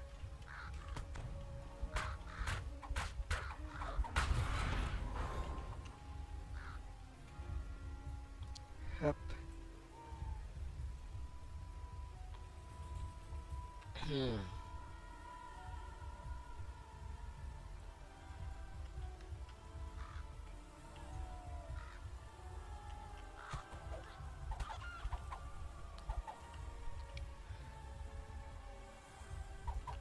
And you don't know where it might be? The creature that caused it? Is there?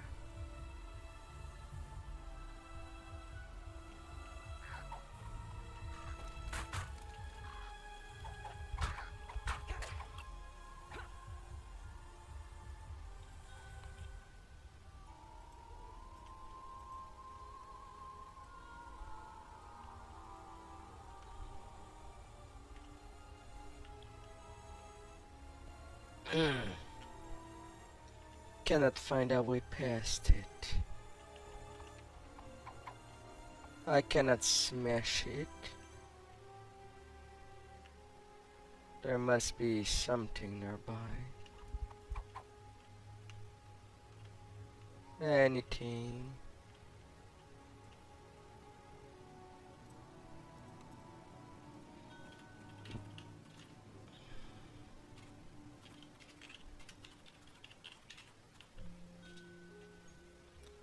Eh.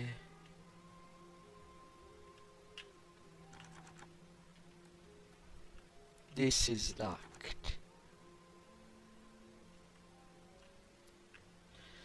I don't have open lock or dispel knock. Ah!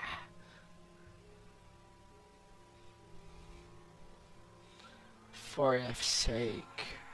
Why? Put in a key somewhere. That's just suck. Cannot know the rest of this story. So the Malanza was telling the truth. You're telling me there was a giant walking windmill. That this was on its way to destroy the town. Oh, I really stepped in it, didn't I? Well, the least I can do is offer you this. And I certainly owe them an apology.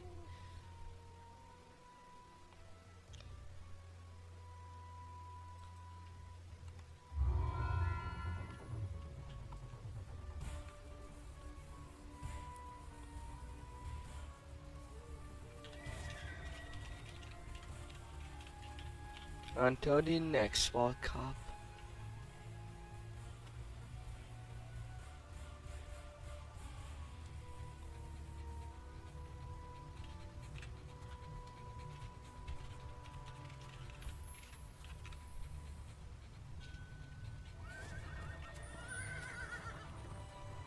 Let's go.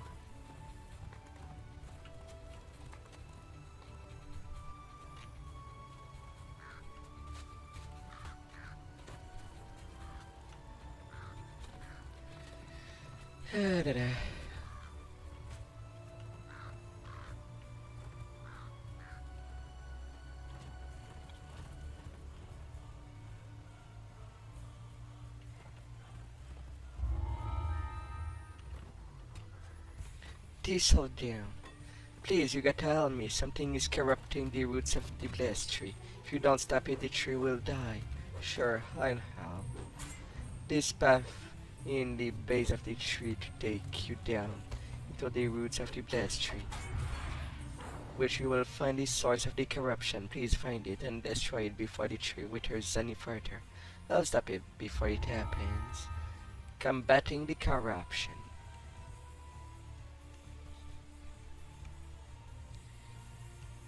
These root tunnels are full of life, yet something seems off. A sense of unease hangs in the air. Time to find the source of the corruption you've been asked to stop. An ugly red magic barrier blocks the way down to the tree's heart. A strange red light fills these root tunnels, draining away the life in them. The barrier flickers out as the first orb is destroyed. As the second orb shatters, that sense of unease you felt fades a little. The barrier collapses when the third orb is destroyed, lifting the sense of dread from this area.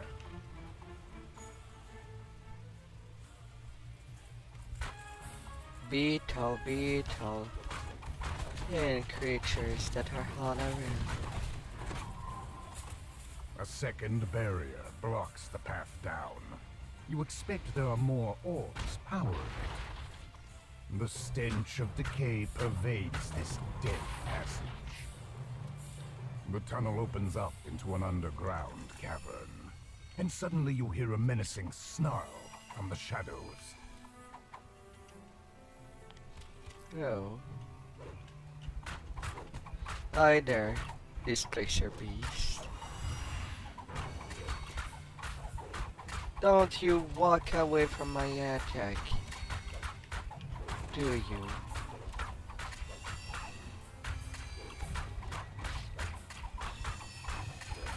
I will not let you get away with this.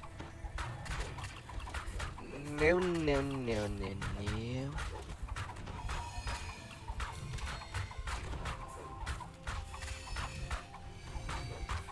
It shall not do.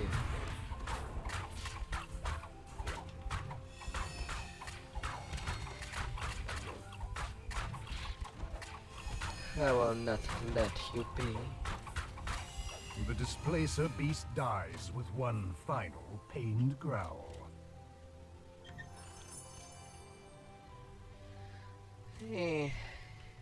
Judging by the marks on the walls and floor, this collapsed tunnel is likely how the Fomorian got down into the roots of the tree. Down these goes.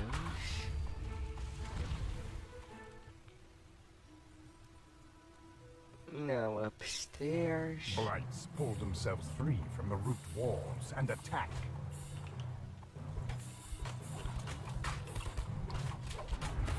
Come by, Blights. Come by.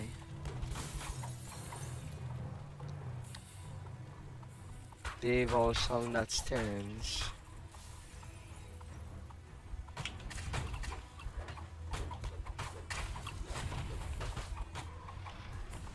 The root tunnel ahead looks nearly dead. It's begun to rot away in places.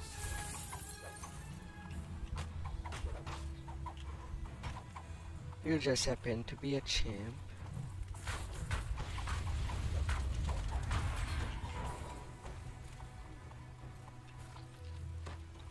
Wait. It does divide itself. A shudder of relief passes through the tree's roots as the last orb in the northwest tunnel shatters. How'd they go? And let's continue to go down this story.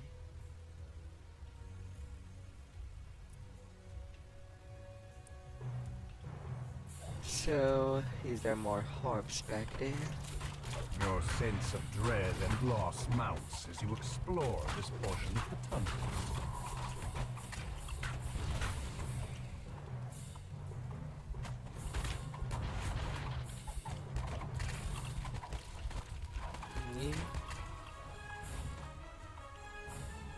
Yes.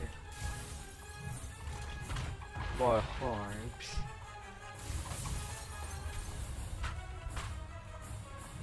If I'm gonna With take the care of final killing orb in the northern everything. root tunnels destroyed, crackling sounds can be heard from the barrier. With the orbs gone, the second barrier collapses in on itself with an audible crack. Well, cracky do, cracky pee. I want my crackers. With maybe some cheese.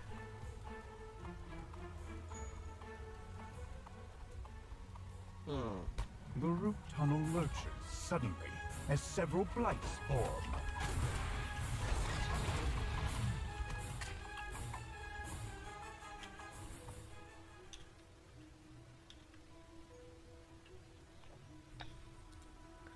Dun dun dun dun. Going more below. Some little scarabs. Corrupting magic pours down the corridor in palpable waves, draining life from the tree. Void Fang. The Fomorian bellows. Stop them, Void Fang! The Gulthias tree ritual must not be interrupted.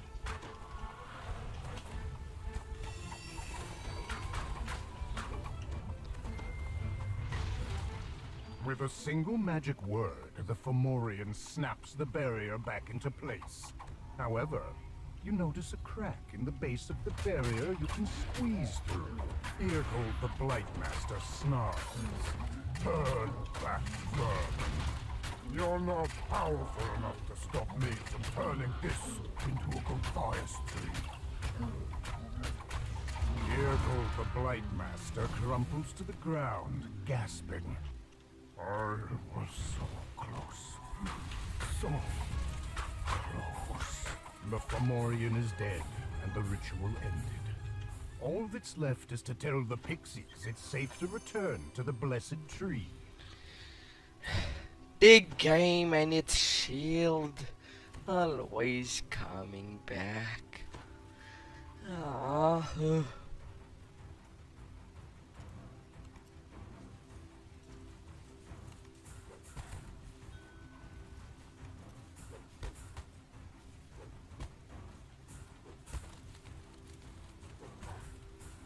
More fire.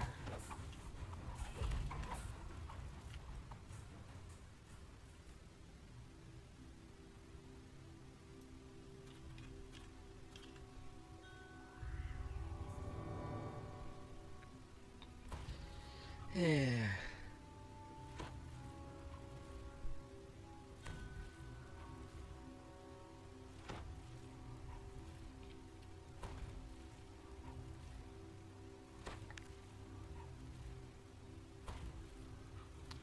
Well, to me these items are useless until you can get the full set.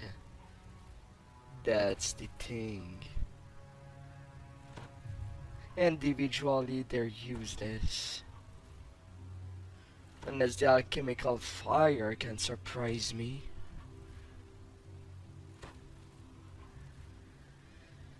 And how it works.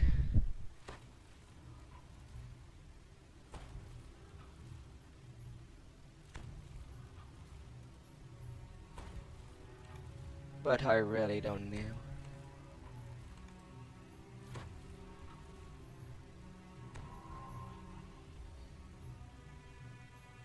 I really don't.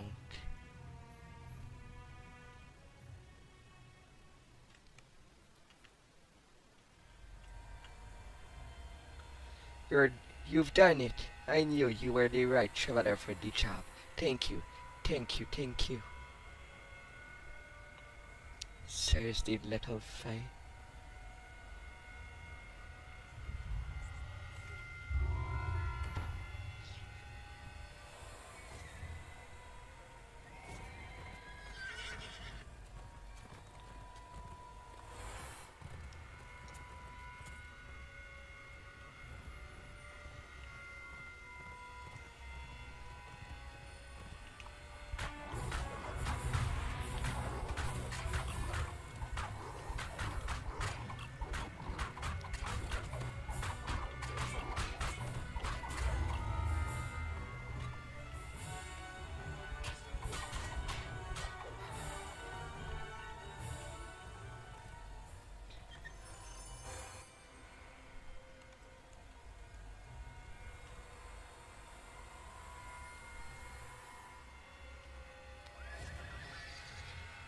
On to the last one.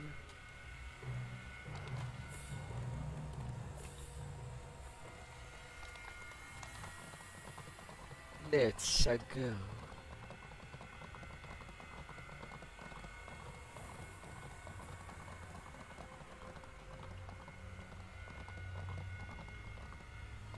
Oh no, galloping teleportation. It happens.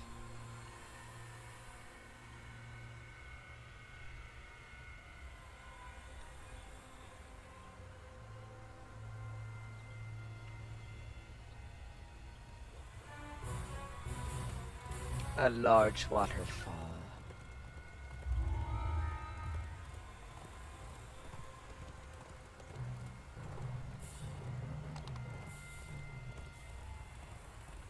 Lord Turkian.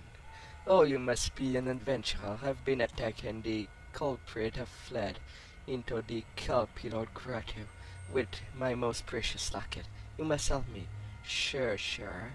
Just behind me you'll find a pool that leads down into the Kelpilord Grotto, where those thieving Kelpies have fled with my treasure locket. I can use my magic to allow you to move freely once inside the grotto and deal with that pesky water breathing issue. Please bring it back to me. Okay. The Legend of the Lost Locket.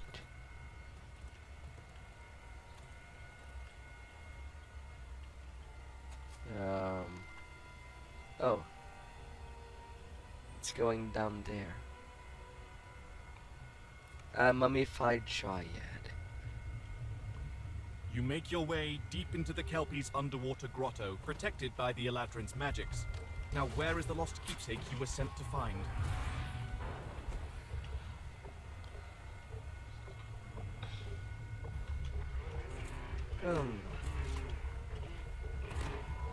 Oh yes, little culprits everywhere. That path doesn't go nowhere. You hear the murmur of confused voices coming from up ahead.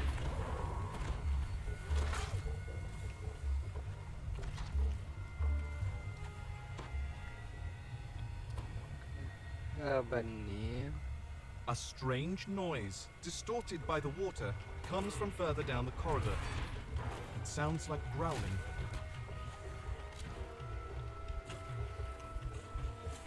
It shall growl.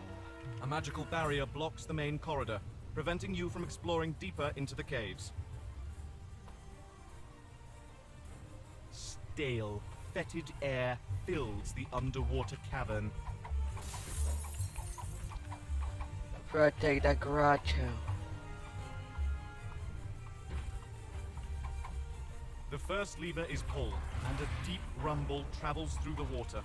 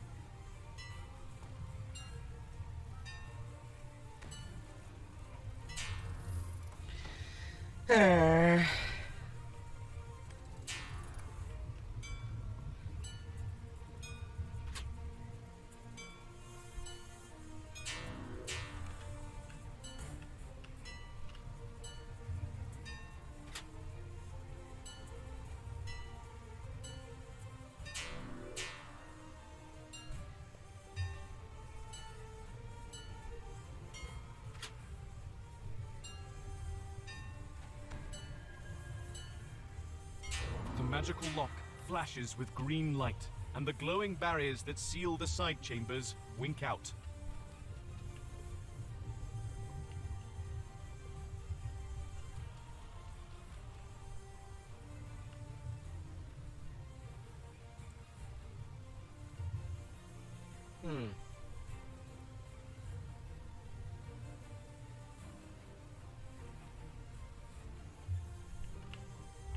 The last of the prisoners flees the grotto, swimming for the surface.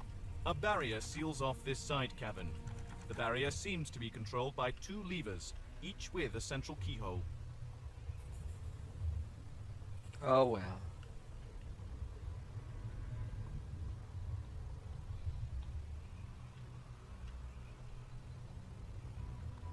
That's one. The light filtering through this shallow pool illuminates a lever set into the far wall. Little crayfish. There's an audible pop as the second lever is pulled and the barrier in the main hall dissipates. Gonna go further. A group of kelpies rushes in to block the path.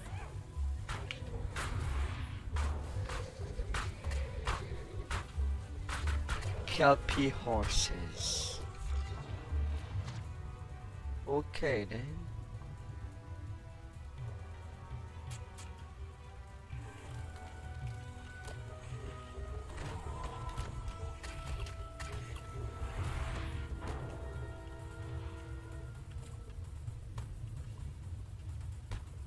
Yep. Come for the bauble, have you? You're not the first. Booms an exceptionally large and powerful kelpie as it charges. Every time we take it, your admin sends someone to fetch it back. It's an endless supply of fresh fare for us. The Merc Runner. Meep meep.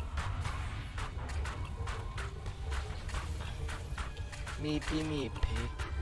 Merc The like kelpie lord calls out. I can see you're no easy prey, but the struggle makes the feast all the sweeter. Elementals, attend me!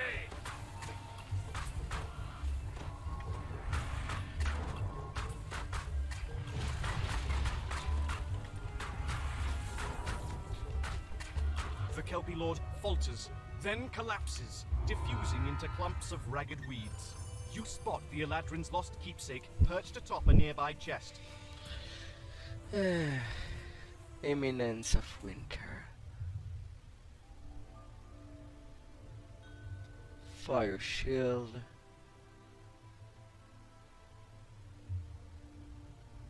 Spell focus mastery, insightful spell focus. Well, you play caster. That's yours. That's yours. Get all the power.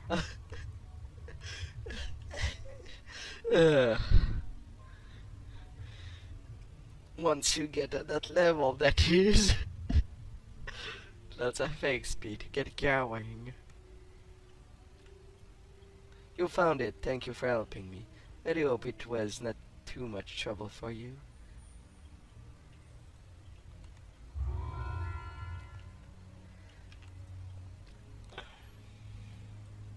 So that's all for this quest line. Wait only the raid to get. And back again to it. Alright, so for that next one to begin. Yes. I was told you'd be consulting with me. Lord Arden has tasked me with finding a way for you to get into her little hideout. It's set off not to crack because it's high up the cliff, with no path up. To deport it out, unfortunately, none of us has ever been inside. Now if you're able to fly, then it's... What, you can't fly? I see. Disappointing. Then I'm afraid we'll have to resort to diplomacy.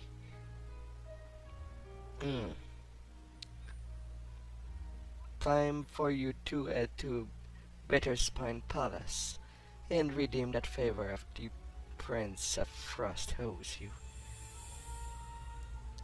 Why do I need to meet with the Prince of Frost? I'm trying to get into Herzem hideout.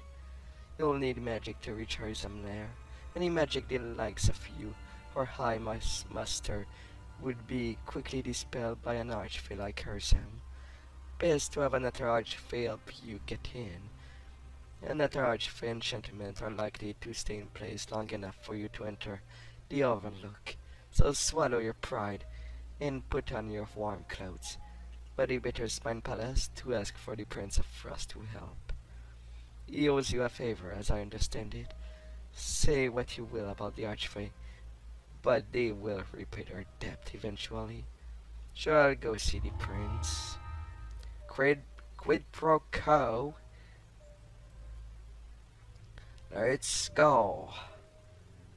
Like a pro. Maybe.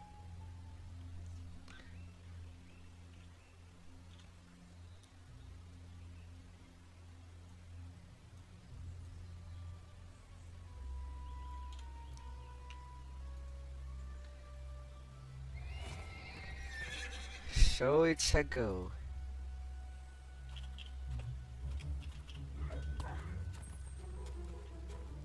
Let's ride.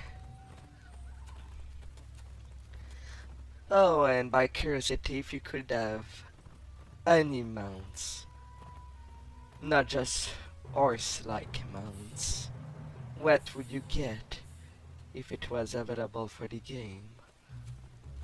Personally, I think I'd buy it for a griffon. It is, after all, less selection in the monster manual. Although they will need to settle things for mounts that can fly. But I'd find that interesting. As long that it doesn't handles like the... Within the distance of just a few short like the steps, flying things the in temperature Charm. plummets, then snow covers the ground. Whatever caused this sudden change in the climate surely wasn't natural. Tigalo, Tigalo, as I go, I will walk on my horse, galloping on the lands. Pardon me? I am saving versus evil. I failed. Oh news.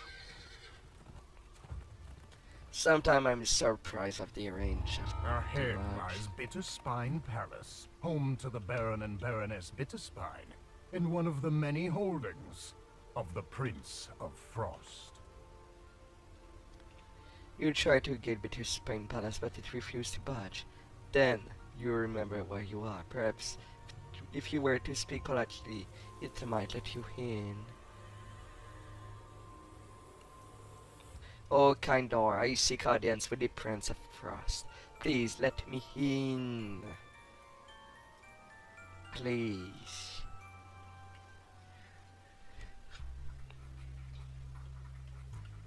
The Prince of Frost glowers down at you. Yes? Why have you come here? Out with it! You again? It seems you're making ripples in the pond of the summer cart. What brings you back to my domain this time? I'm here to call in my favor. I help you with that hag. Now I need your help getting to Herzam Fortress. I owe you a favor. To the contrary, by my reckoning, the opposite is true. You have trespassed on my domain by coming here. That makes one favor you owe me. You have barged into my presence and Biden. That makes two. And worst of all, you have wasted my time with this inane conversation. That makes three. Three favor you owe me, before I would even consider helping you. Though I am dreadfully bored there, at this provincial little palace, and there are things that needs doing. Perhaps you can be of service. If someone would go find my missing wine chalice, or perhaps deal with the griffins roosting in my favorite theater, or bring peace to the little village. I like to take walking sometimes. Those for Morian are extremely tiresome. Tell me what needs doing and I'll get it done. Some. They called themselves rebels. I will dub them bandits, stole achievements of my things. This includes a wine chalice I treasure greatly, for it reminds me of her. I need it back. A flock of griffons has taken roost in the rhyme refrains, the amphitheater, where I like to listen music and remember troublesome beast. Get rid of them. Some Fomorian have taken over a village nearby. They're bellowing and interrupts my walk. I believe they've also taken the local inhabitant captive. Deal with these things however you wish.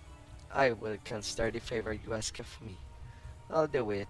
Just point me in the right directions. The Prince of Frost chuckles, but his eyes remain cold and hard as they bore down at you.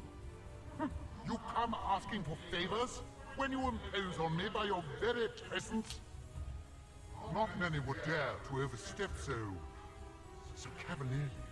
But as I feel numb with tedium, I will allow it. You will perform the 3 tasks I have set for you. Only then will I consider your request.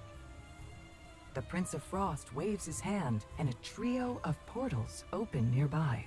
Go, and be quick about it. Each second you stand here is a second of my patience being siphoned away. Roosters. Roosters to play with. You've arrived at Rhyme's Refrain, one of the Prince of Frost's favorite venues. He demands that you remove the griffins that seem to have made their home inside the amphitheater. A number of griffins are perched throughout the amphitheater. They look at you apprehensively, but make no move to attack. Chirp. Feyfather griffons. And the matriarch. The griffon matriarch rests within a nest, mostly ignoring you. Inspecting her body, you find a large number of injuries. Barbed arrows, trace of poison, jagged dagger wound. You've managed to patch up and close most of the injuries. The griffon should make a full recovery. Now you'll be able to leave and take your flock with you. You skillfully tend to the griffin's wounds. In time, the griffins will be able to return to their usual lairs. The amphitheater can now return to regular use. That takes care of one favor for the Prince of Frost. The tramp of approaching boots echoes through the amphitheater. Then a vicious voice calls out, The one who bring me the matriarch's head gets an extra share of gold! The hunters have caught up to the injured matriarch, but she is in no condition to fly.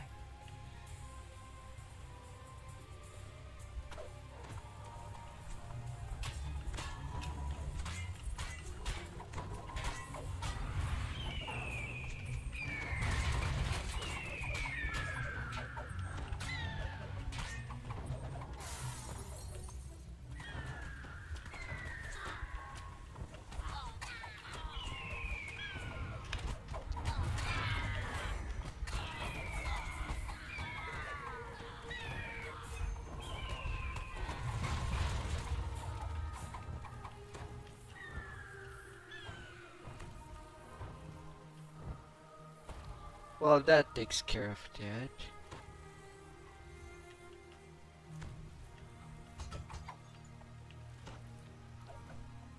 Doesn't look like the way out.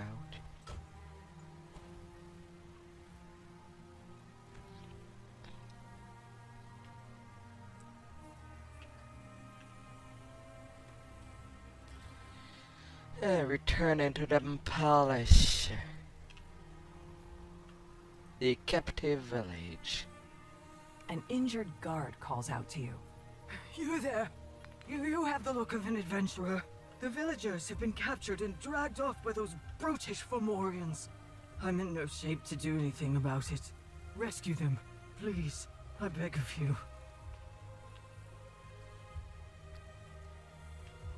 You overhear an argument between the Fomorians. Perhaps there's some way to take advantage of this strife?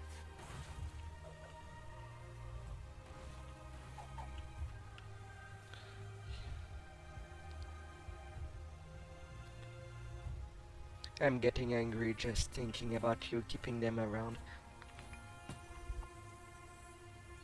For a little approach so carefree. I cannot tell if you are extremely brave or extremely stupid or both.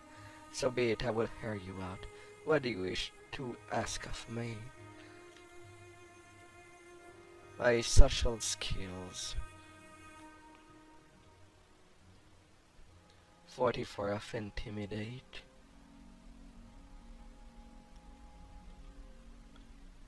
Your brother is a danger to your ways of life. You should do something about him before he has a chance to do it first. Everything's a danger to the way of life. Even if you are in danger, perhaps you should start thinking of what you do that way.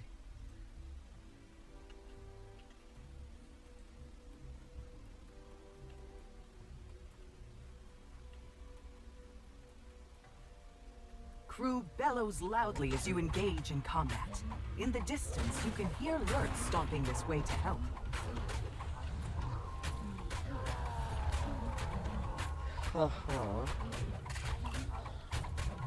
Crush Glimmer Fist. He will not glimmer anymore.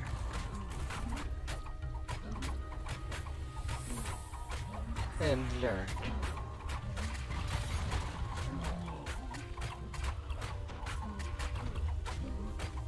The Fomorians have been defeated, and the village is now safe.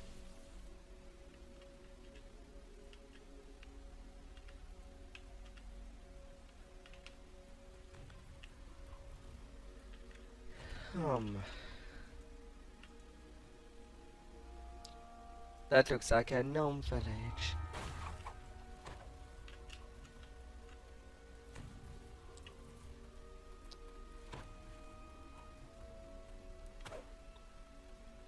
Rescuing more.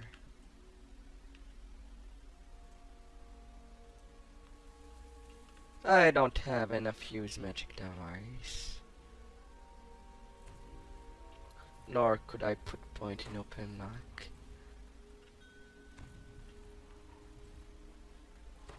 Oh well. That's sad for them.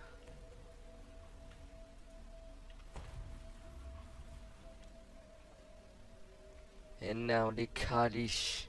Let's have a drink, shall we? Your favorite drink. Don't be afraid to tell me what you want. You find yourself inside the base held by the rebel bandits. The Prince of Frost wants you to retrieve a wine chalice that they stole.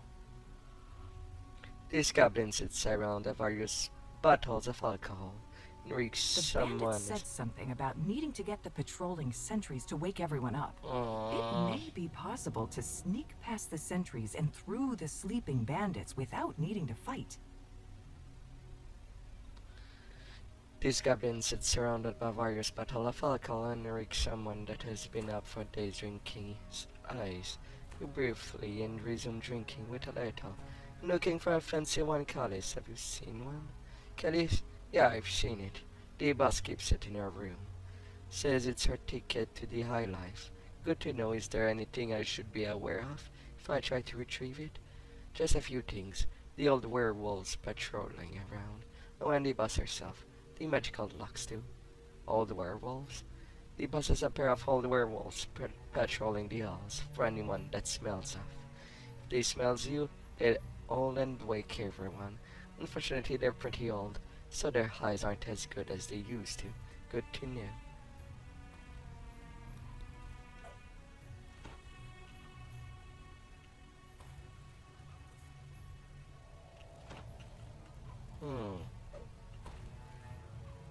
The werewolf sentry stops, sniffs carefully, then looks directly at you and howls. Now the sounds of the bandits awakening can be heard throughout the cavern. You'll have to fight your way through. Yes, of course.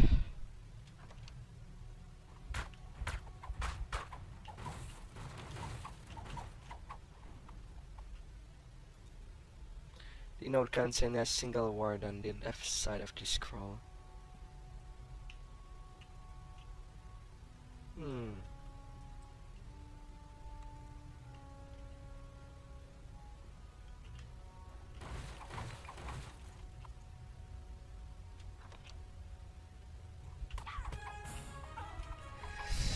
Film Rebellion.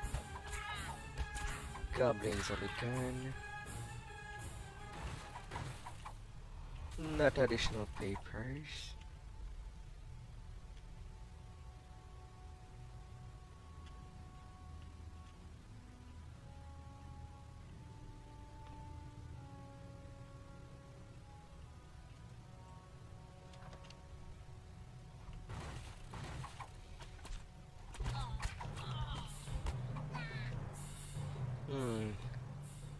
No notes there.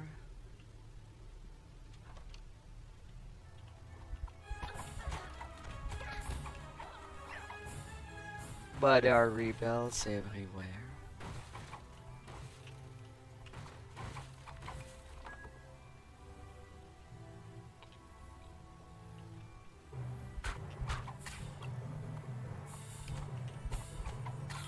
But I guess there are lots of destructible in these parts.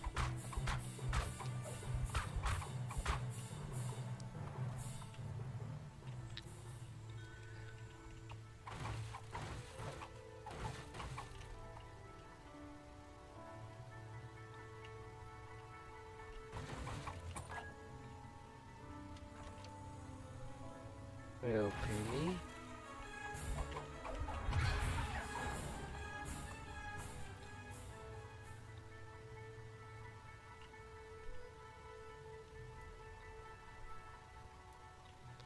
What are you talking about? Dually time?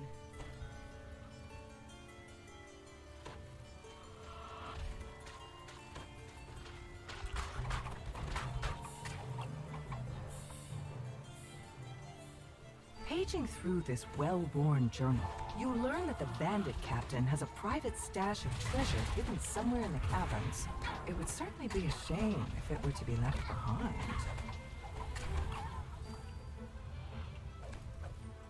The journal details a number of heists and all that performed by the group of bandits. Additionally, it seems to indicate a large portion taken by the bandits leader and stashed somewhere secret. Near the end of the entries, there are several pages torn out, followed by a short entry. Speak the phrase aloud. By the east, by southeast. This is the missing wine chalice that the Prince of Frost requested. Now that you've done these 3 favors for the Prince of Frost, perhaps he'll return 1.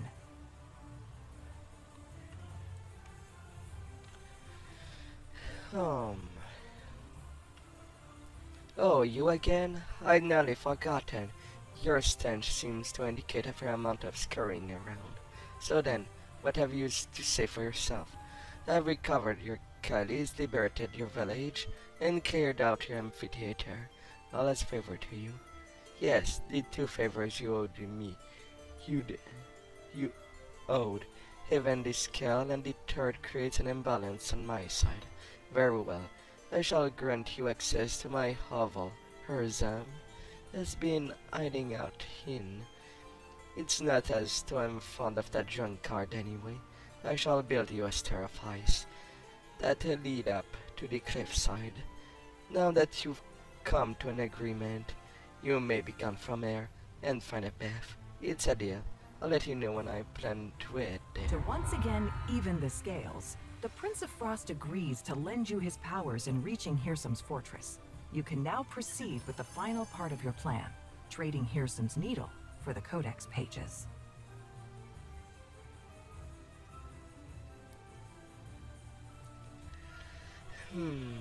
Winter.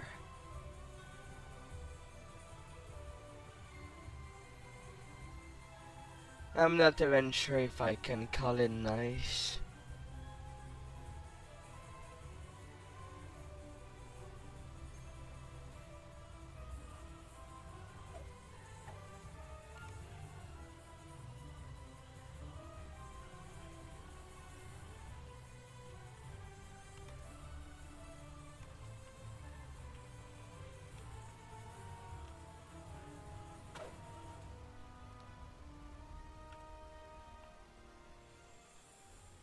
far ahead lies Bitterspine Palace, home to the Baron and Baroness Bitterspine, and one of the many holdings of the Prince of Frost. Now what quest do I need to play them all?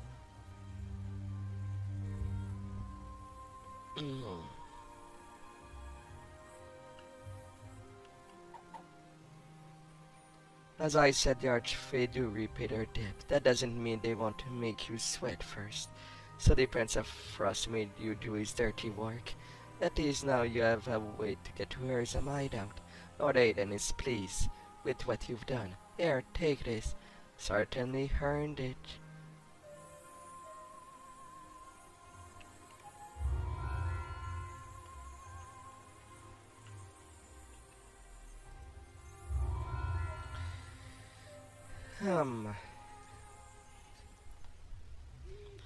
Although this quest talk about a needle, I didn't play that needle in a Fey Stack, so I guess I have my order a little mixed up.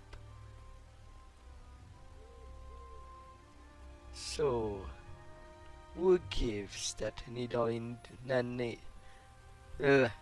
needle quest?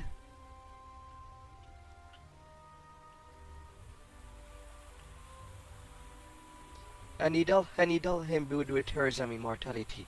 Interesting, strange, unique. A custom job for the Archfey, not messing around. Immortality, sell your stuff, means one thing. The best, the ThornWright. Why are you talking like that? And who is this ThornWright? Big people, fine. I'll talk slow, do you understand? The ThornWright is the best arcane craftsman in these parts. Almost surely made this needle for a druid. Use only natural material, no metal. A recluse, picky about what he works for. He'll give you a hard time, but probably knows what Herzam did with this needle. Go to the ThornWright workshop. Ask, might say no, might not know, but ask. Sure, I'll go to the workshop. It's not like I never gone into a workshop. Toven's workshop. And it's not like we made a mess in it. Do we now?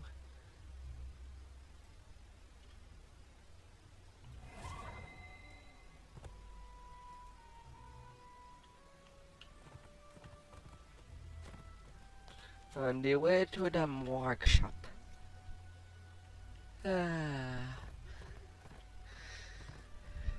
Oh, nature. A place where to breathe, relax, when laying on the ground. Calmly and slowly, taking everything up. In the brief of a moment.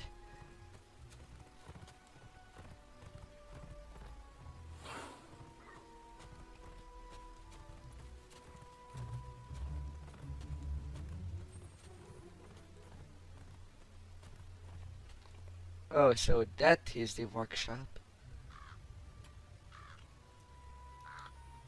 Not to say that they are hermit living in a hole, but... Okay A then. deep voice booms through the cavern. Turn back, stranger. Weak reeds are not welcome in my workshop. Any who linger will be put to the test.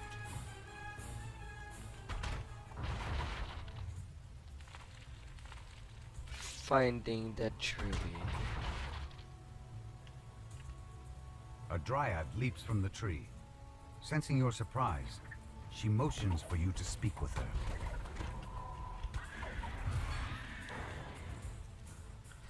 Oh, stranger, the ThornWright has no need to treat with weak reed or fragile twig. You sent me ahead to measure your metal. Understand me clearly.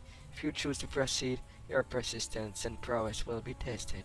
Sure, go ahead. The Dryad calls for the test to begin, and creatures instantly spring to the attack.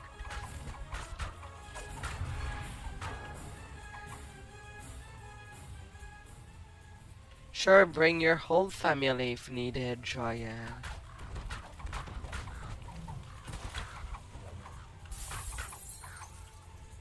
Fey with crows. Trying something else.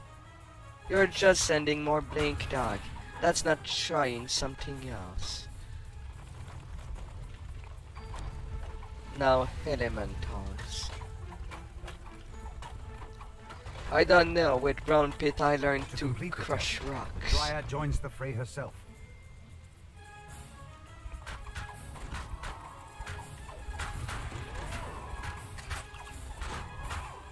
The Dryad calls for a halt to the battle.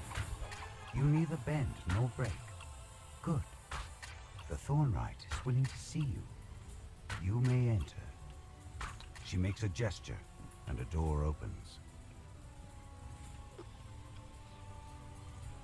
Oh, back there. Oh, Dryads. A gnarled woodwode carefully picks through a pile of brambles, plucking out the largest and sharpest thorns. Surely this is the ThornWright. You've passed my test, Sprig. It has bought you a moment of my time. Now speak quickly and be gone. You crafted something for Ursum. What it is and where can I find it?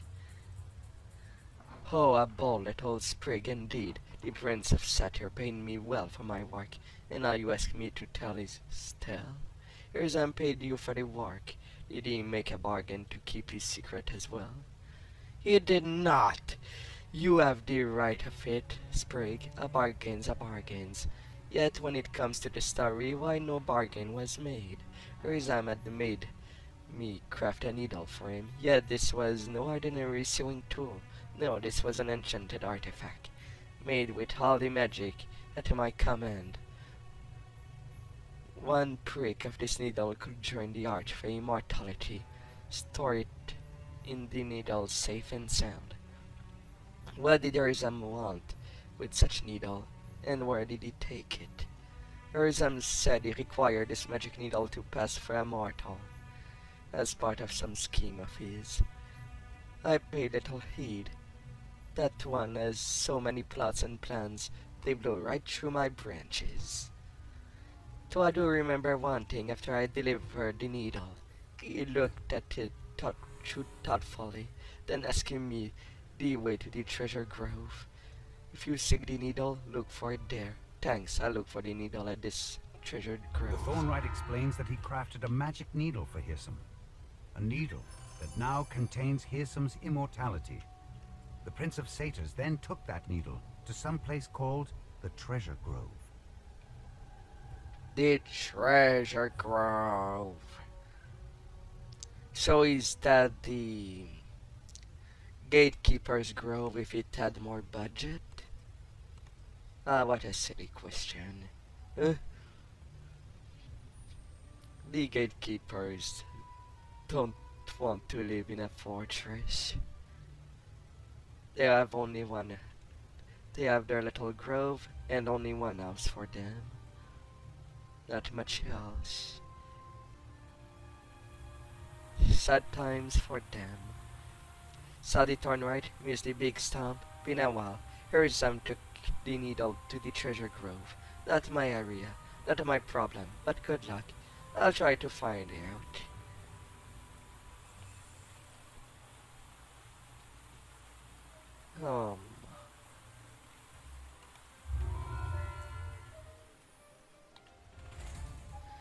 You're looking for a needle, yes? Ursum needle. I followed Ursum scent.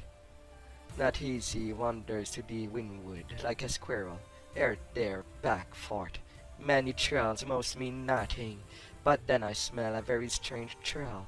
It stinks of Ursum, but it goes to the treasure grove, I think. This is wrong, no? Nobody goes to the treasure grove. And then I think again, if you want to hide something, where do you put it? A place where no one goes, yes? Why doesn't anyone go to the treasure grove? It sounds enriching. Nothing there, just treasure chest. Field full of them. Can't hit that treasure chest. Can't chase treasure chest. Full of nothing but junk. Smell of metal. Animals can't eat. Fey don't like metals. And there are other things there. Bad things. Why go there, yes? But there's a put needle there. Farroner. Sure of it. So you should go. Go to Treasure Grove and find the needle. I'll find the needle. Good. Thank you. A land full of treasure chests. What could possibly go wrong? I mean, it's not like the Lord of Madness decided to make a nest there, do they? This soaring structure Full of is Windwood mimics. Hall, the home of Lord Arden and the local center of the summer court.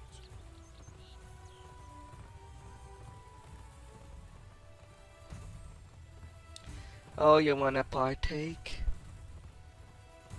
Alright, as long as you let me the time to read the dialogues. I'm taking it slow today. And I know that I have not my in-game gear, so I'm doing a Picard for this legendary quest. But you're free to join if I see you.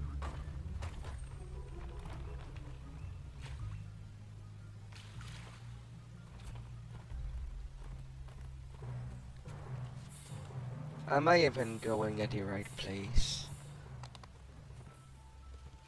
Am I too low?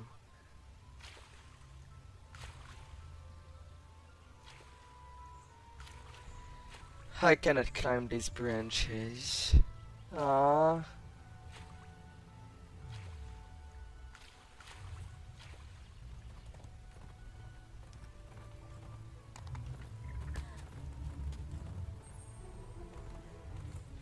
Yeah, not every day should be XP day. XP grind. Right now it's mostly story time.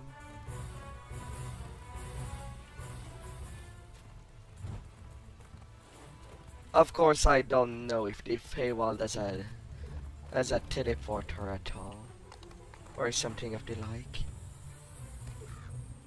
Okay, how do I get down there? I seem to be wrong in so many places.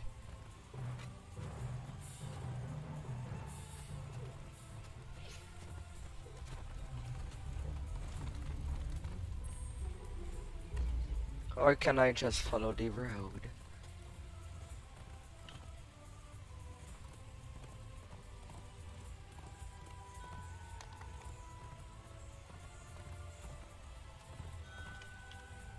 Come on. I want my pointer.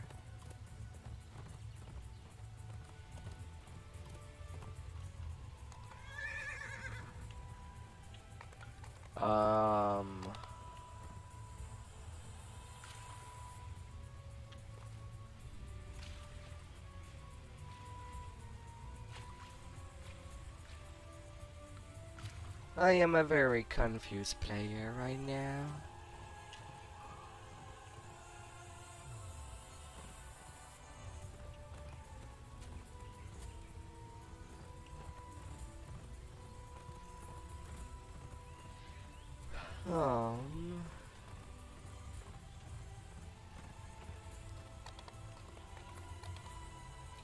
Up.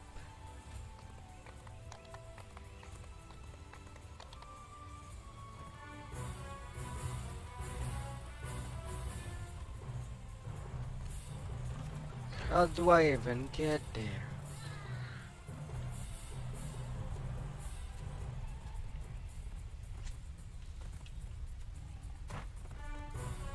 Is there places I can climb that I simply did not see?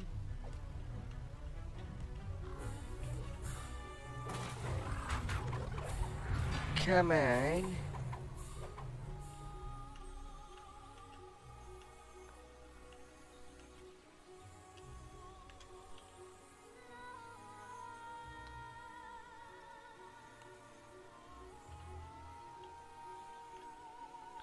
Needle in a Fey Stack. I don't know at all where it is.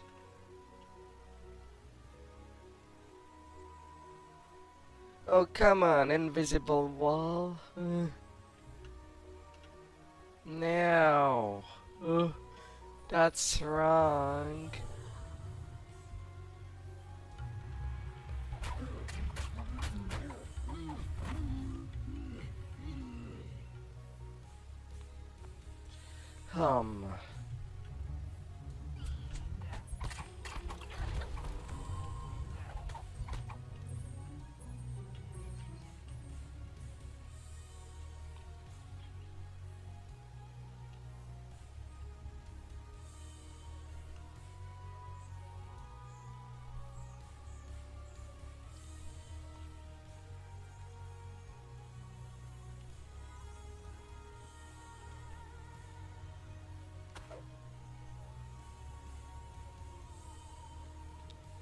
Back there.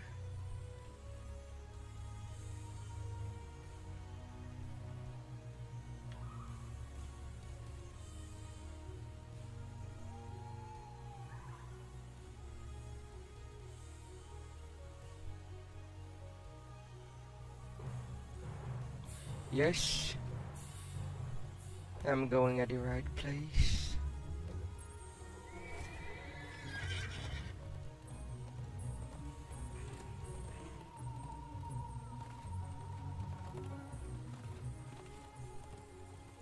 Needle.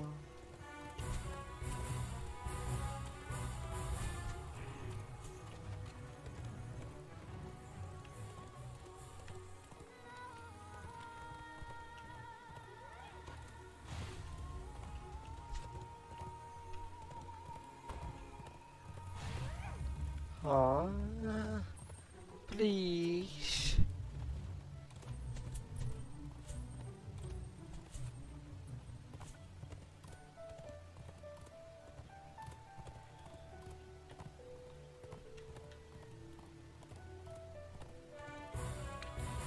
It seems that there should be a passage, but I'm missing it somehow.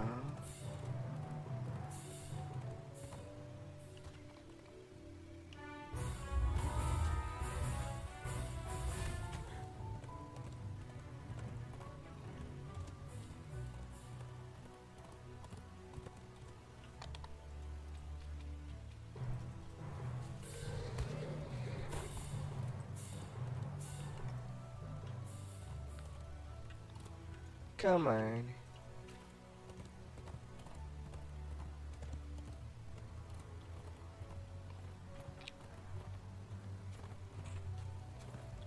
Shoot at hearts. Okay then.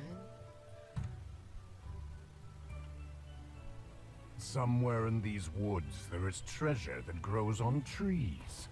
One specific tree deserves more attention than others, for it bears the chest containing Hearsome's magic needle.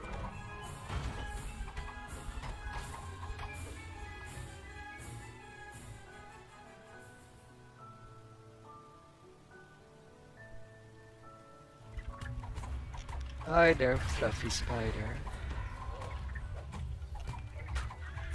Sad you did not want to be my pet.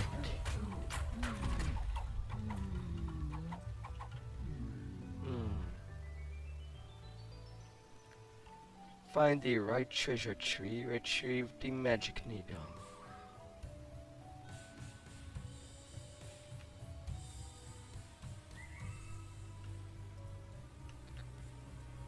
And how do I check?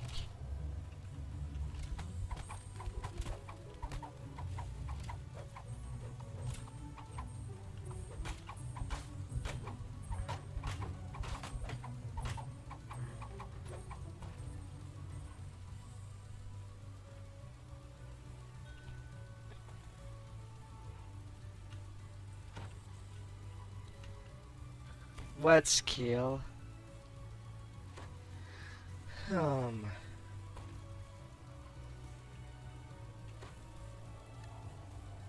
It didn't want me to talk to it. for quite a while. But it seems that this one was a mimic. I have lots of spot. I have a soft spot.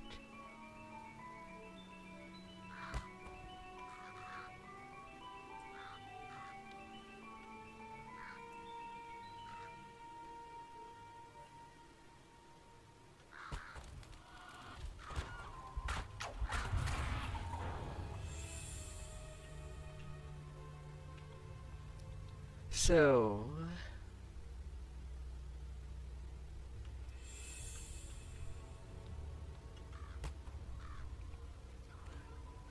where the hotter treasures are. More spiders.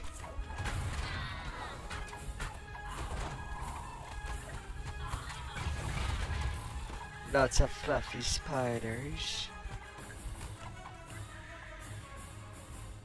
It's not like champ chess can be mimic, right?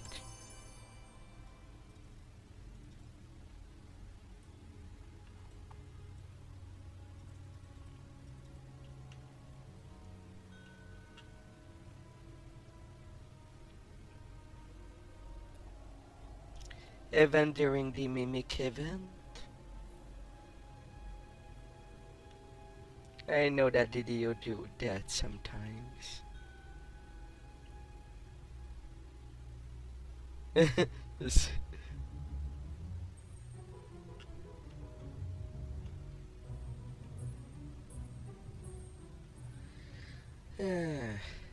another treasure on the tree.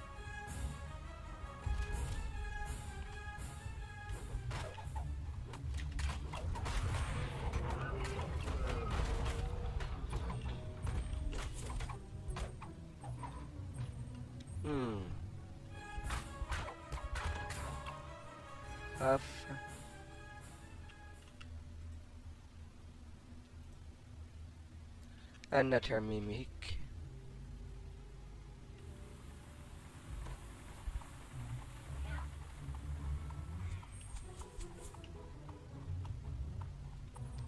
There's supposed to be 10 chests. Oh, good.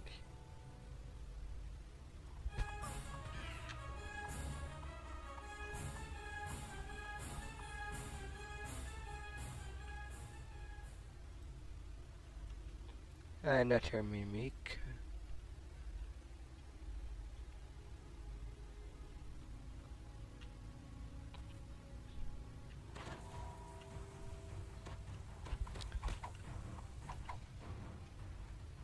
I surely ignored some tree that had a chest. Assuming they all have the same form.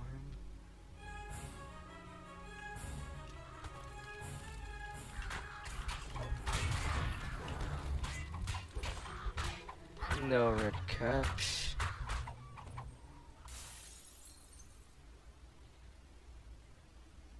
Just don't. Anything that can be down there.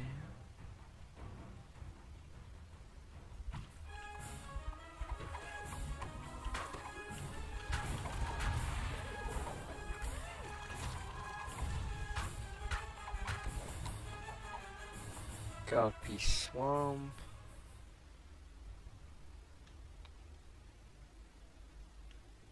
Near them river. Riverti Reverta.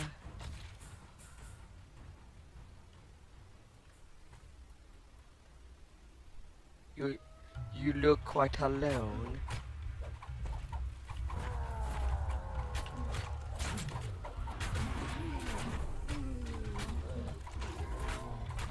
Oh, some crabbies.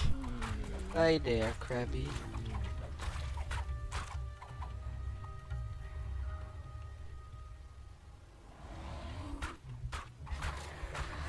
A berserk. Really, the pun? A berserk.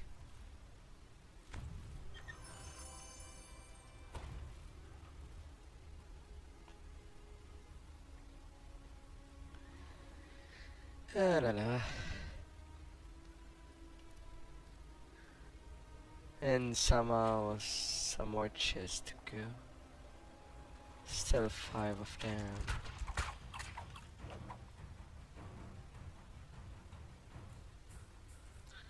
Though I'm still curious why even on days, just because it's a quest, no horse, yet this place is so big, yet full of nothing. It may look like nature, but it's not more different than a waste.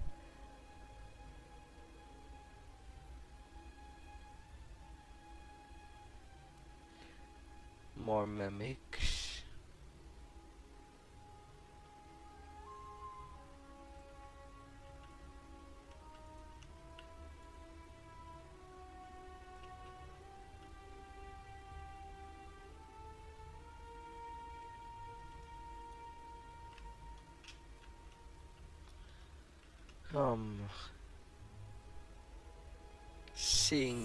Finding them, their little spot.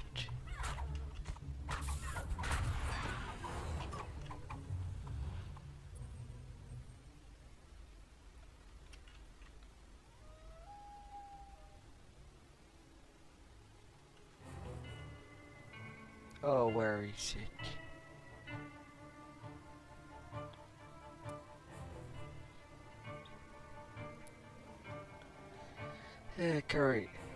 Correctly identify the wrong treasures.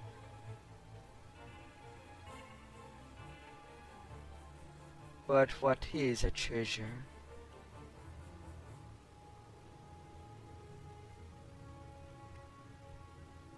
And I feel like I've been lied to by the wolf. I would have thought there would be much more treasure chests, enough to replace either the tree or the grass.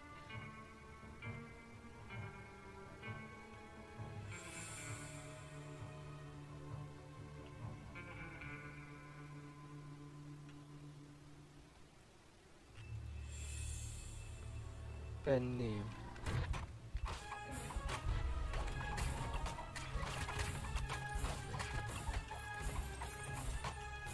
Pardon me, he didn't even tell me to identify or not.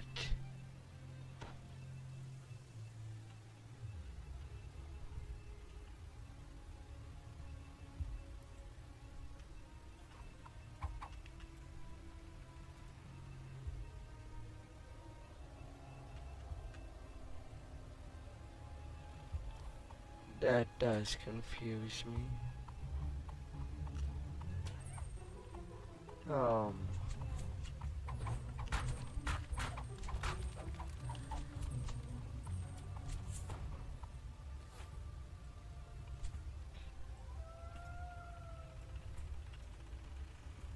You have a good feeling about this chest.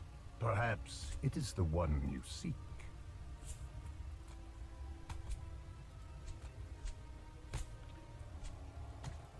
Stop shooting. As you open the chest, a unicorn leaps out. How did it even fit inside?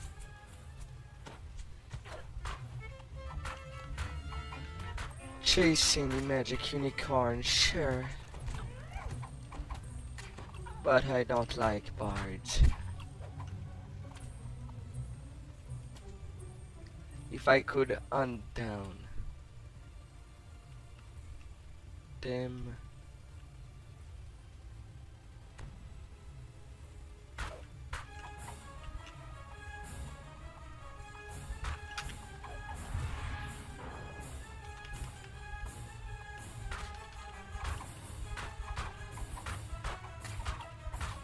As you defeat the unicorn, a deer bursts out from it.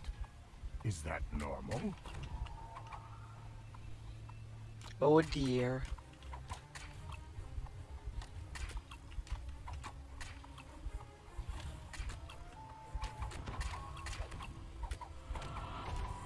The deer falls.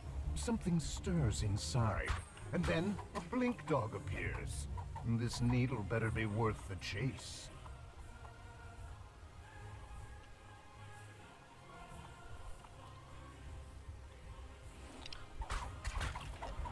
The blink dog falls, but something flits out of it. Was that a bat? A bird? Here we go again.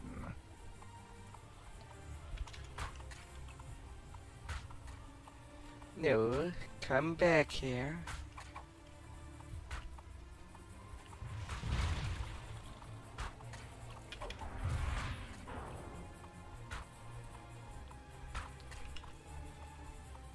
Bad little crow. The raven is slain. As it falls to earth, an egg rolls out. Thankfully, the egg doesn't move. Yet.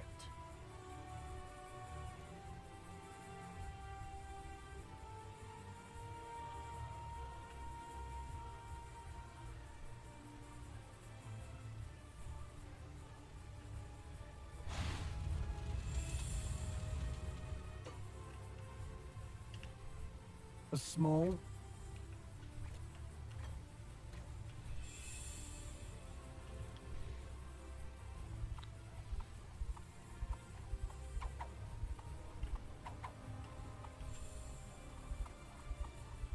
my honey, my precious.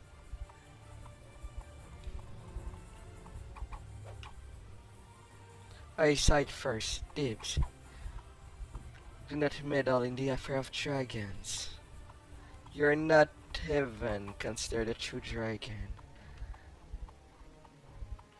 The little dragon disappeared through this portal, taking your prize with it. Okay. As you pursue the creature into the cave, you hear its excited voice up ahead. Aha! Adventurers in my lair! I'm a real dragon now, so behold my mighty horde and tremble!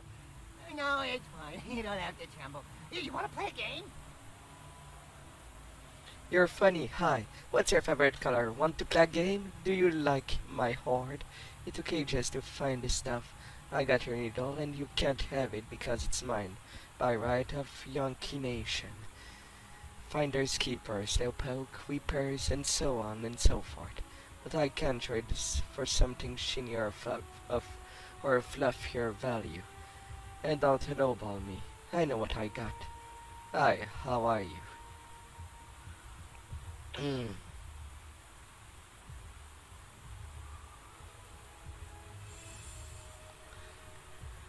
I thought Pseudo Dragon could not talk.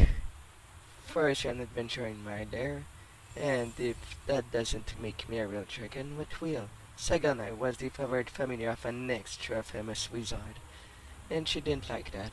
So now I can talk, okay? Third, she was my bestie and she's dead. Now, so how about we change the subject? Meanie? I am a meanie. Yeah. The little dragon scoffs at your offer of money. I already had a bunch of coins. I threw them in the river. They're only good for skipping. What else you got?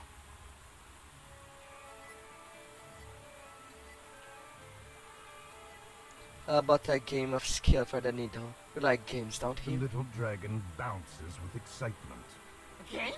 Oh, I love games. If you win, I give you a shine. And if I win, you stay here forever. What kind of game do you have in The mind? little dragon announces. We're gonna play hide and tag. So first, you close your eyes. No peeking. And count to 10. And then find me and tag me. And then you run. Ha! Ready? But how do The I little win? dragon explains. Winning is easy. All you have to do is make sure I don't tag you back until I get super extra tired or bored.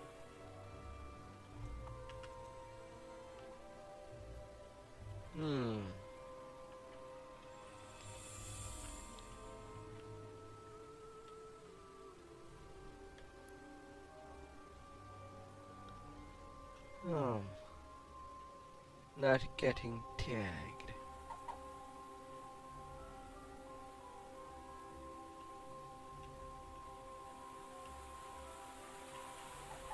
I got 10-man generator.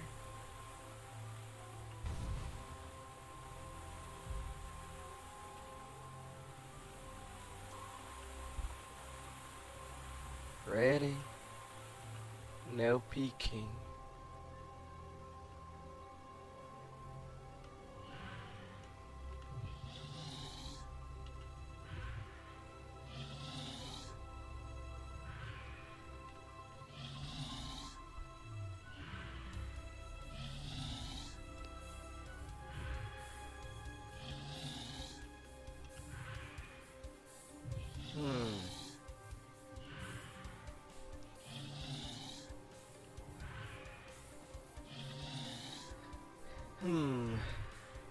Then fight and take me, and then you run.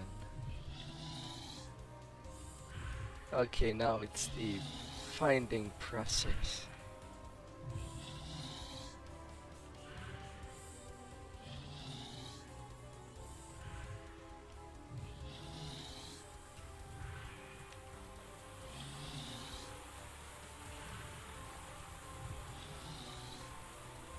It looks like a small place, but that dragon is small too. The tiny little. The little dragon cries out. You found me! Haha! Tag, I'm it! Run!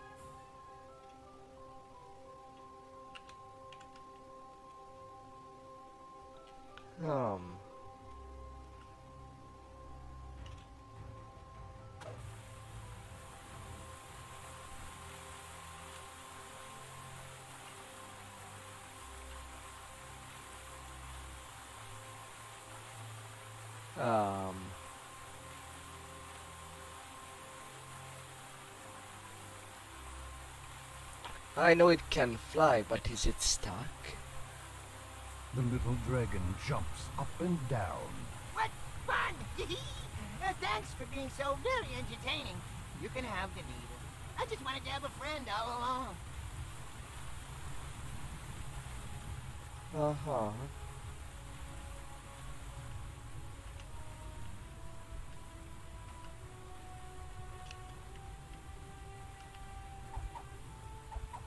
I cannot talk to him further.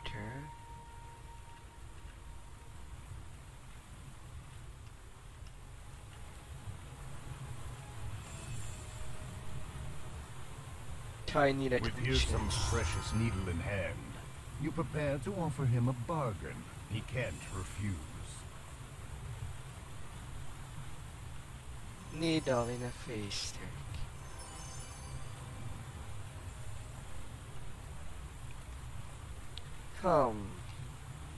I would have thought it would have been either a tiny little thing trying to find you. But DDO is not known for having a good path AI under mobs. Even if it's a flying one. Maybe I shouldn't have thought of it as more hard.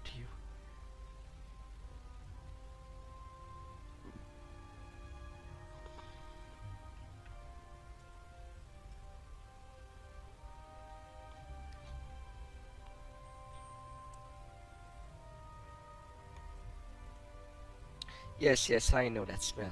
That's the needle. You smell funny now.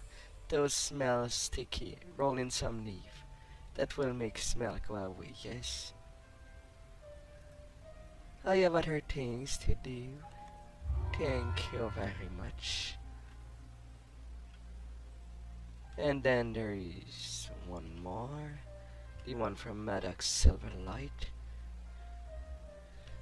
But I seem to notice that the frame rate is a little bad. I'll restart the stream beforehand.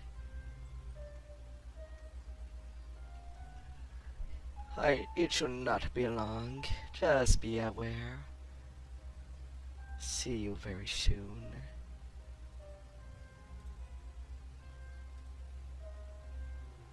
Alright, so since I'm doing everything that is nearby first. Alright, see a snowdrift? Can I bother you? Oh, my lamb, the Prince of Frost sent me here to shepherd you. He wishes to perform the favor you requested as soon as possible. I'm sure he's eager to leave these gauche summer courtlands the instant he can. Do they really have to use all these colors, I ask you? In any case, the prince awaits you near Duskfall Overlook. I suggest you rendezvous with him post-haste. How do I get there? Therein lies your problem, my lamb. Duskfall Overlook is up a cliff and across a ravine. That is why you need the help of my lord, the Prince of Frost. The prince is waiting to meet you at the closest approach to Duskfall Overlook. It's down the road and across a bridge.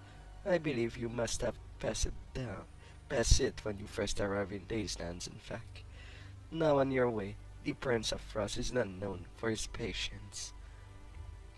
Shall I go to the Overlook and speak with that frosty prince of yours?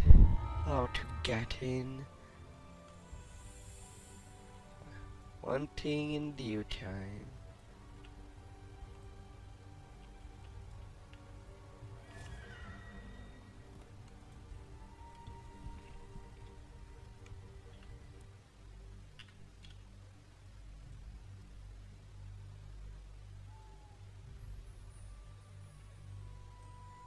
Oh, now I start getting down there. Well, so be it. Everything shall go south for freaking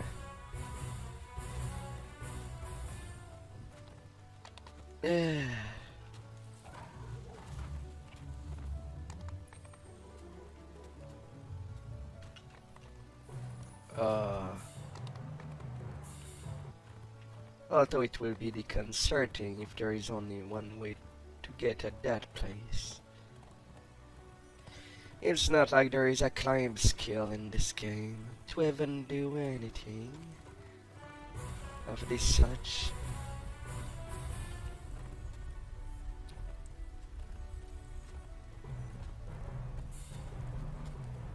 So many skills are missing, yet I would love to see spot and search and listen to be one skill,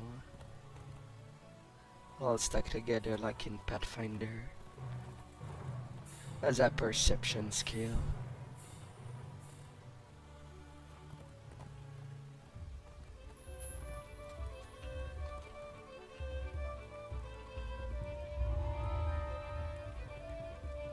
Ah yes, newcomer, and not from these parts, I judge. Come join our revels. For what occasion?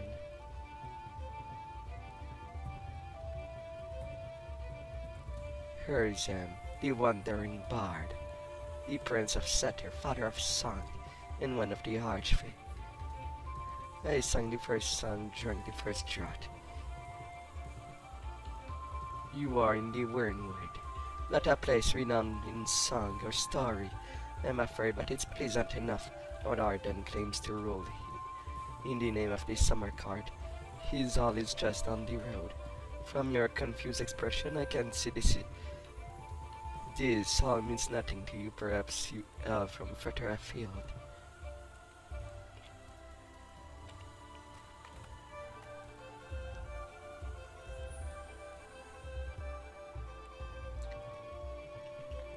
A nymph and satyr, and somehow it counted as a rare encounter, to my surprise. Greeting, mortal. I am prepared to repay your favor. If I understand you correctly, you wish to enter Herzam Stronghold. Yes, I need to enter the Overlook, but it's across this chasm. Simple enough for an archfey that is. The Prince of Frost raised a hand in ice material out of thin air. This formed a vast frozen staircase leading up to Herzam Stronghold. Immortality Lessons. Where will that lead? Where would it? You arrive at Hirsum's stronghold after a long, long climb up the ice staircase. The Prince of Satyrs is near the entrance, playing a melody, while his servant Hermia flits nearby. Hirsum looks up, not at all surprised to see. Ah, here at last. I trust you didn't get frostbite. Welcome to Duskfall Overlook, a prime example of my vision for the Feywild's future, as well as its past. See how the birds and the deer, the trees and the vines have reclaimed the ruins of this Eladrin palace. Here we say goodbye to the useless conceits of the Eladrin courts, to the hold we have on our world. You seem impatient to start your duet with me. Worry not, it will begin soon, but first, I hope to teach you about what I want to achieve. Once you complete the lessons I have designed, we will speak again. But until then... Hirsum bows, then disappears. Alright, what do you have to say to tell home? The owl remains motionless as you approach her. Her eyes blink open, close slowly, as though she were truly bored with your company. So what are these listeners I mentioned? She turns her head first clockwise, until it is nearly upside down, then counterclockwise, until it comes to rest in a similar position. Calling them lessons certainly is one way to put it, but is it the right way? Or perhaps the left way? In any case, it is all a matter of perspective. Look, I have to get to the roof so I can talk to her face to face. What can you tell me about the lesson? Impatience is a manner of souring one's appetite. I'd suggest you settle your nerve, so that you're ready for supper. Then again, contrary to popular belief, the best way to approach stomach-turning situation is often a hearty meal. Yes, a meal home-cooked by Granny will likely help you think about this in a way that a hungry person wouldn't. Or perhaps, I sometimes find the best cure for impatience is as part of music. Yes, you will certainly benefit from an uplifting tune, although I doubt flying will do much to keep your feet on the ground. Perhaps falling will be the cure instead. What does it have anything to do with Hirsum? The owl emits a strange laugh-like squawk. She turns her head clockwise, front to back, and to front again. All a matter of perspective. Once you slow down to eat and listen some good music, you'll be able to speak clearly. The door won't handle misspoken, misshapen, or otherwise miscellaneous turn of phrase. Yes, you must speak your mind, and you must tell the door what it wants to hear without any off-key or starving addition. Once you satisfy your appetite and learn a carry note, you'll know what to say. Alright, I guess this I have to do. Hermia says that before you can meet with Hirsum, you will need to find 2 watchwords hidden in the different branches. A curious door glimmers into view. Even curiouser, it vanishes mere seconds after it appeared. You decide to keep your eye out for it as you complete Hirsum's lessons. But where would it lead? The Hall of Objects. Dust motes drift through the air, while cobwebs choke the corners of this corridor. Hirsum's voice floats in the air, coming from everywhere and nowhere at all. I have provided you with a feast for the senses. Once you and your fellows are ready, step up onto the table. But be aware, you'll be shut in until you've learned your lesson, or you meet your demise. The scroll of sheet music and heart of the Prince of Frostcourt from many years ago. You put down the object you chose, and now your head starts to feel a bit wobbly. The room spins. Suddenly, you find yourself transported to a cramped and dingy chamber. You seem to be in a prison. A red cap, sharpening a large knife, cackles beyond your cell's bars. Then, you hear a whisper beside you. Your fellow inmate beckons you toward him. Step quietly and keep your voice down. I see that fellow over there with the knife. That's their Ready Red. They call him the Butcher. I'll let you guess what happens. The fate that gets dragged down there. But you're not like us. You're not an Eladrin. I mean, and by the looks of you, you've been in your fair share of combat. You would think you can find a way out there. There must be one. The Butcher is always taunting us, saying the way out is right under our nose. I've tried looking, but I've been so long since our summer revelers dragged me down there. You haven't much strength left, I'm afraid. What are you doing here? Her Zamoligans grabbed me while I was out on a hunt. We came across a group of them in the wood. I said something about bringing back a trophy for my court. They said, you'll make a plenty fine trophy for a Butcher. I'd love to see what he and Granny can do with you. And then one of them knocked me out, laughing all the while. When I came to, I was there, thinking, oh, we got all of us. I'll find a way out. The prisoner tells you that Hirsam's revelers have been rounding up Eladrin from neighboring lands. The revelers bring them here, where they fall prey to the Butcher, Ruddy Red, and a mysterious baker known as Granny.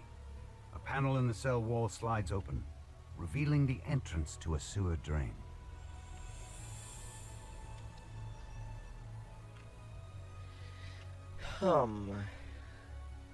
Well, their bones. Where does the oozes will come to? If there are any. You climb out of the sewer pipe and find yourself on the other side of the locked prison door. You can either run ahead and find your way out, or return to face Ruddy Red. Ruddy Red looks up in shock at your reappearance outside of your cell.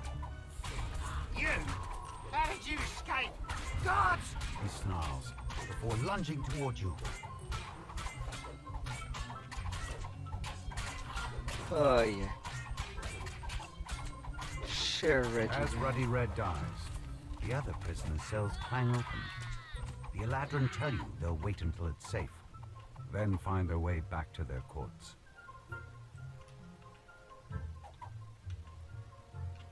Oh, I cannot talk to them. Aww. Thank goodness I didn't think I was ever gonna get out. Don't worry, I'll lead the otters back to the surface once the danger has passed. Go carefully.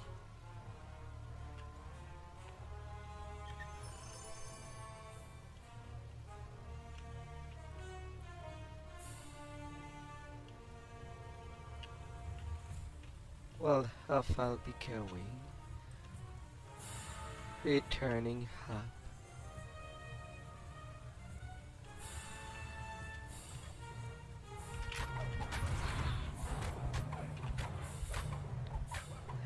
A reveler. Shrooms.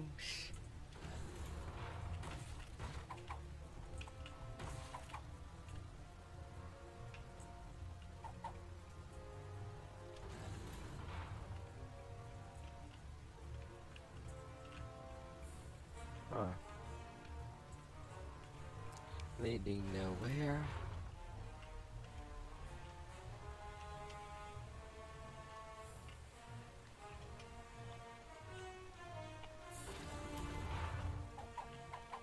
A little frog under the shroom. My acute sense does not detect anything.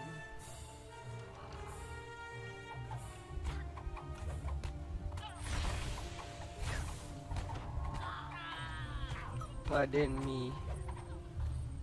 Excuse me.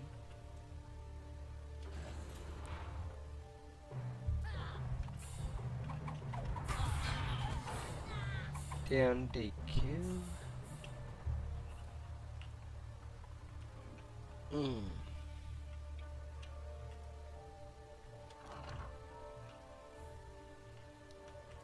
This place will be quite a labyrinth.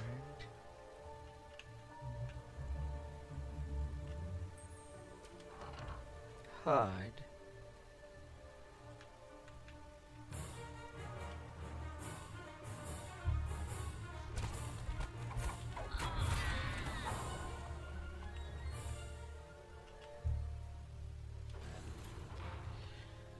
Back there, Austrakear.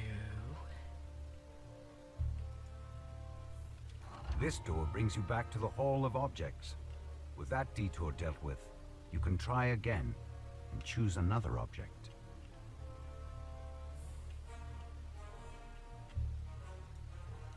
This is a well-crafted wooden fiddle. You can imagine the clear and strong music that would be played on it by someone with a deft hand. As you peer closer in the fiddle, you notice a small paper rolled in its body. It's a noise. I follow your bounty.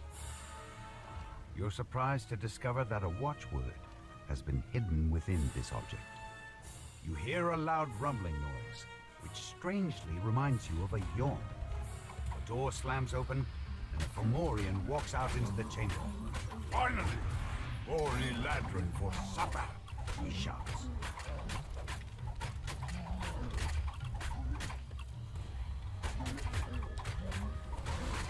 Okay, formation.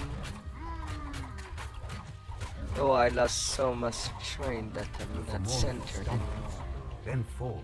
You collected a watchword and killed the hungry Fomorian. Now you are free to leave the Hall of Objects with a new understanding of Hearsom's ideals. Oh.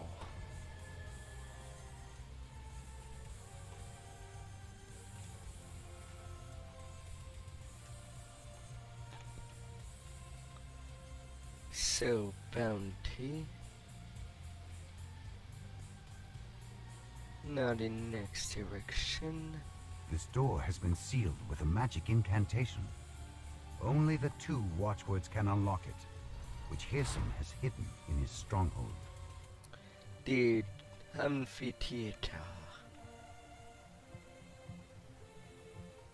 A satyr and a small band of musicians stand in a crumbling amphitheater. The satyr flashes a menacing grin when he spots you.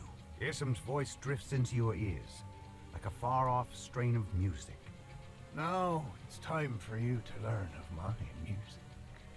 See this band of revelers before you? Best them, then you will be given the gift of my song. Use it wisely. It is far better to know how to hold a tune than not. And then, of course, you must know where to take it. Wouldn't you agree? Is this lesson playing music? This lesson will be dangerous if you don't know how to use the music to your advantage. You must be decisive with your song. Playing off keys or out of place could lead you astray. Hermia reminds you that one of Hearsom's best qualities is his ear for music. According to the owl, a worthy follower knows how to wield a tune. As you step into the amphitheater, the portcullis slams shut behind you. Well, some hooves. Beethoofs and his band clatter to the amphitheater floor. Now that they're out of the way, you can explore this echoing chamber. You spot a set of fiddles nearby that hum with strange magic. There are 3 of them. Hearsom said that once you defeated the musicians, his lesson would really begin. But you can't see any way out of this room, other than the way you came. What did he mean? This door appears to have been bolted shut from the other side. You'll need to find another way forward.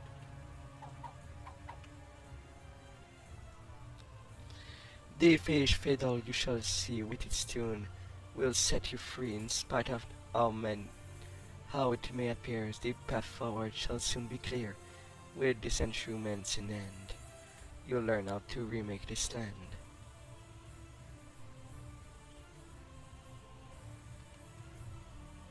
Oh, I'm supposed to use it? I'm no bard.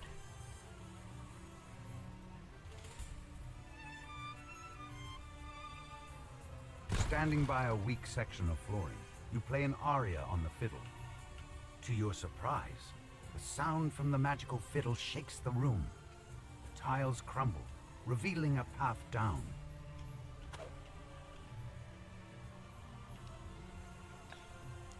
Playing the fiddle has revealed another section of this wing. Fearsom's voice booms into your ears. So, you've mastered the Feyish fiddle's magic. Good. If you dream of finding the watchword or a way out of here, you'll need its music. Oh, music in the Fey. Feyish music.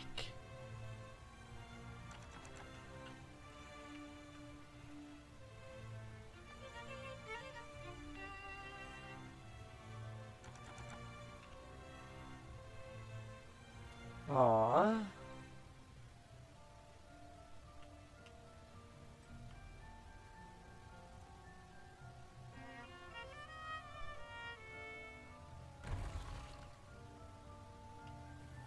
Okay. Destroying walls with music.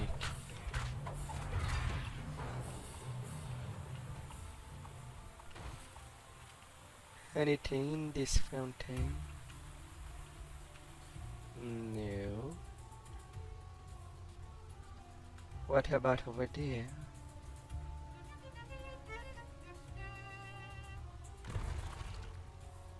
The magic of music. For me, music is more a way to calm yourself down. Not something to destroy with. The Feyish fiddle you shall see with its tune will set you free, in spite of how it may appear. A path forward shall soon be clear. With these instruments in hand, you'll learn how to remake this land.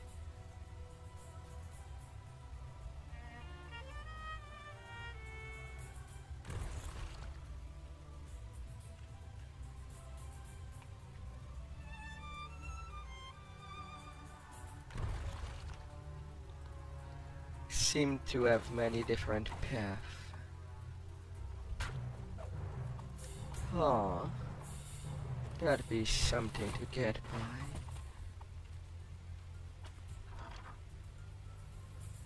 Again, the curious door appears before you, but then it begins to flicker and fade. You tumble out of breath into a shaded grove, where Hirsum's herd of corrupted unicorns stands in the grass. I'm not surprised that you have found this place. Tell me, have you come expecting a fight? You shall not find one with us today. What are you doing here? What are we doing? We are waiting, resting, biding our time before the Archfey call on us again. We await him holding up his hand of the bargain. If you're working with Hirsum, why not just kill me here and put an end to my meddling? Hirsum hopes that you will listen, and that you shall learn the story of this place.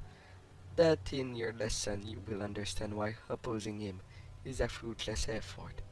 As such, here we wait, tucked away to the side, while we own our strength for the glorious slaughter to come. You mention a bargain.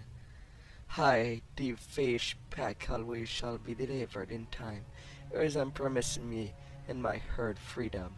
The freedom to rule, and to spear all who try to stop us. The one you call the stranger, he used us with his dog power. He thought he could control us, but Hirsum offer proved more tempting than our fear of the stranger. So we wait, and the day when we shall have cornered to the Feywild, for our own swiftly approach. And so is the day when I feel your blood pooling around my horn and dipping in the grass. Not today, but perhaps soon. Scar regards your presence in the grove with obvious disdain. But she tells you about the deals she made with Hirsum. That she and her herd may roam free in the remade Feywild, pillaging and ruling the land Hirsum grants them as they see fit.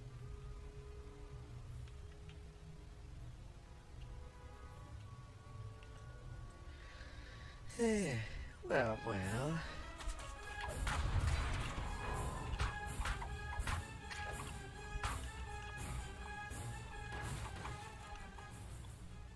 I guess I'll return to said lesson then.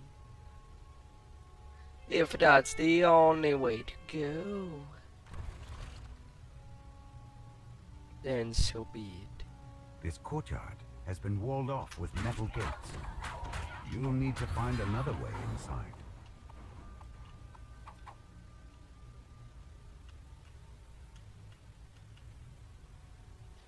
Can I even talk to the one on the other side of this gate? Not really.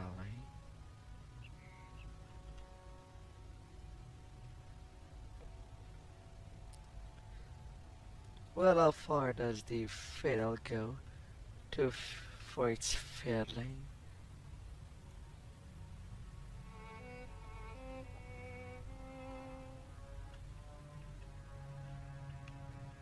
Well, at least I tried.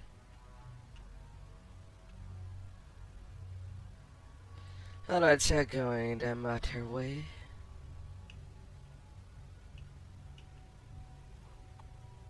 Deers and bird.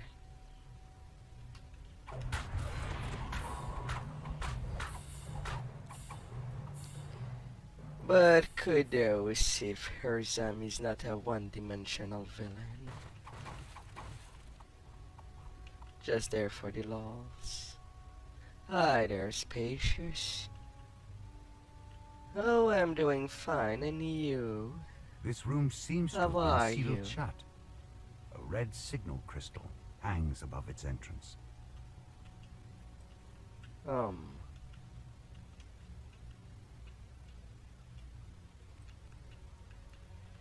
Then I definitely missed something.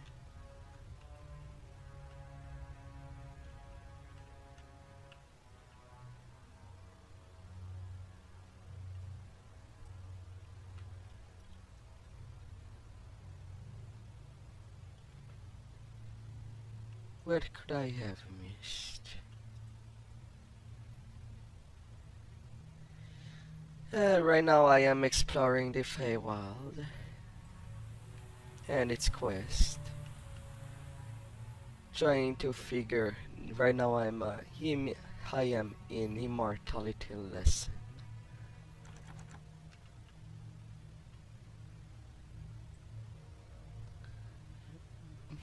But trying to figure out things can be quite hard.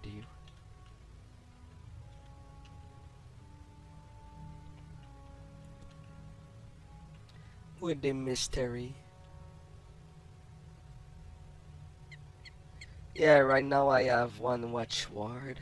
I'm on my way to get the second one. Well, I hope.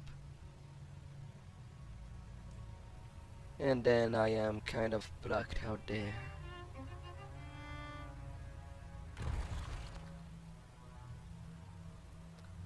Oh, sweet. I found something underground that I just cannot go yet. I have to find a hole in this.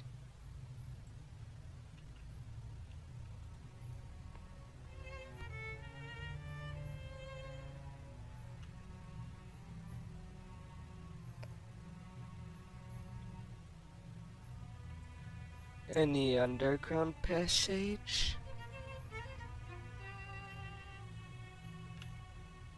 No.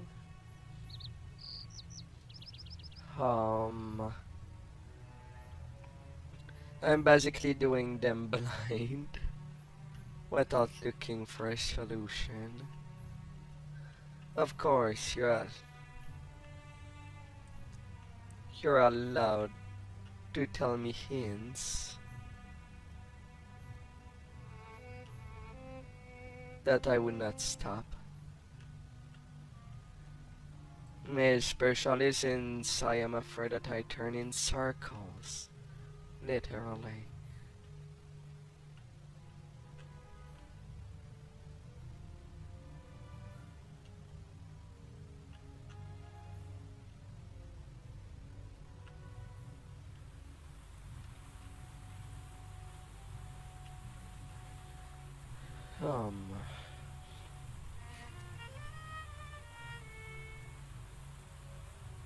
Climbing divines.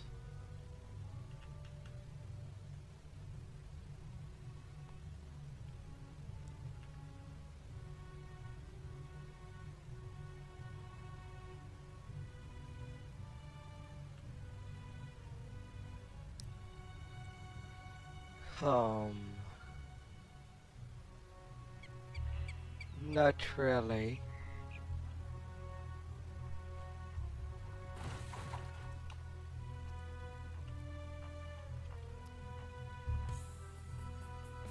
It's not like they are presented on a silver platter, either.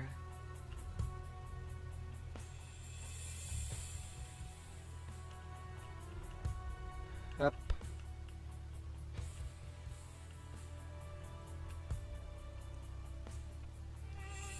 Thank you.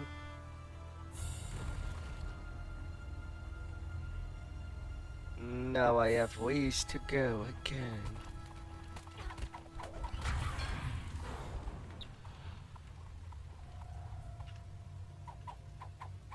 Come dear.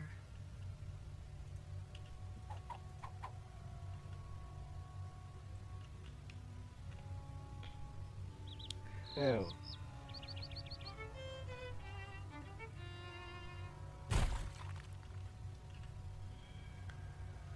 And then on something that is more of a construction The field. gargoyle perches on a high ledge inside this room. He stretches out his crumbling arms. You look lost. Maybe I can help you find your way to Midland. The gargoyle flinches at your blow. A chunk of stone chips off his body. Tourmaline shudders as even more of his stone body chips off. One more strong blast should do the job.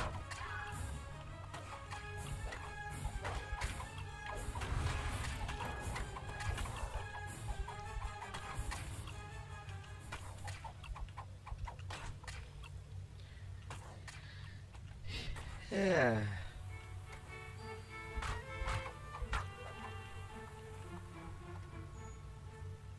Oh, that's where the bar is.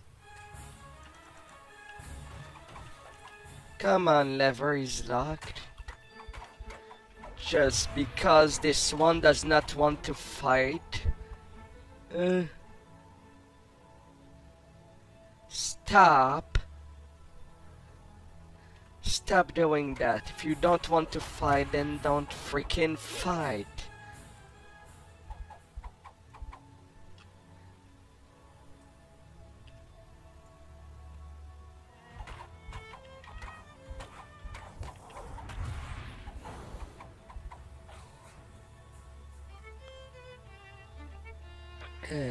The gargoyle flinches, giving you the time to send a musical blast from the fiddle. The stone guardian splinters. The red signal crystal on the wall lights up when you pull this lever. Good lord.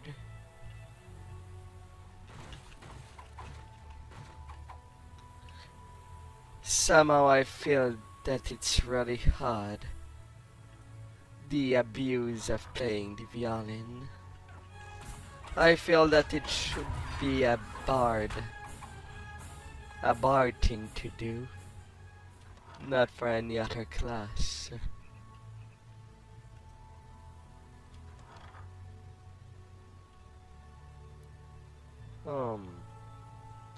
I hope I'm not I hope I'm not missing anything important. Ladies' hands to tranquility.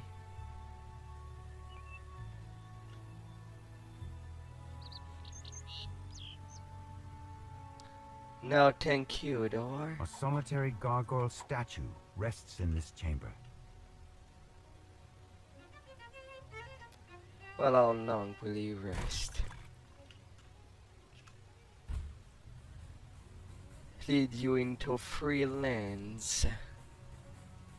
Now that you have collected both watchwords, you can unlock the door to the roof.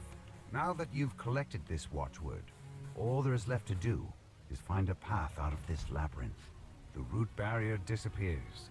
Behind it, you notice a strange ring of mushrooms that has sprung up in the soil.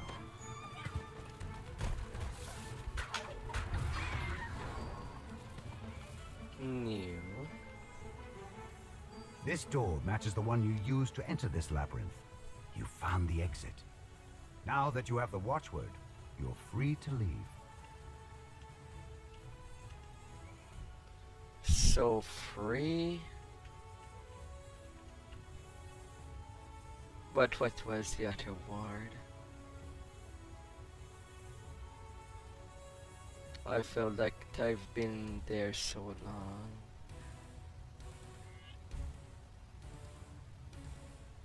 I have to recheck the log.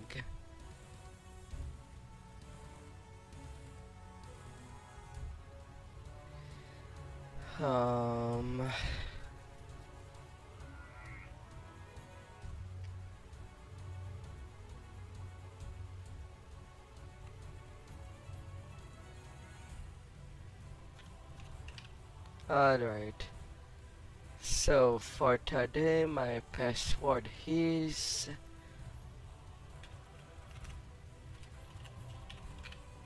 You clear your voice and speak the watchwords aloud.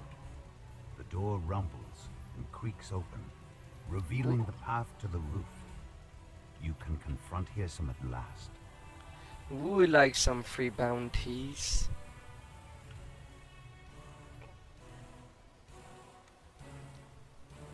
You step out onto the roof of Duskfall Overlook. The arena appears. Congratulations are in order, Hearsome says. You've made it this far, but I have just one tiny lesson left. All you see before you is an illusion. Mementos of what the Feywild is now. And what I so wish to destroy. Two familiar figures shimmer into view. Illusory versions of Lord Arden and the Prince of Frost.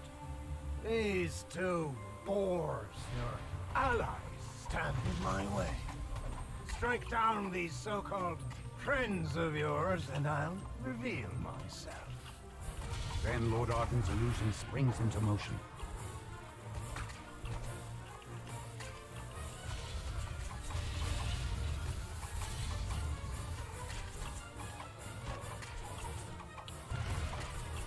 Yeah. Why are you floating? I cannot hit you well. Illusory Lord Arden falls to the ground. Your next challenger turns to face you. A vision of the fearsome Prince of Frost.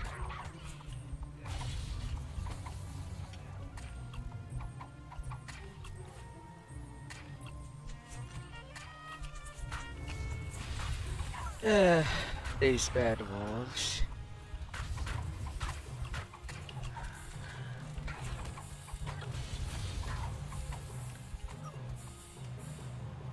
He just decided to freeze himself.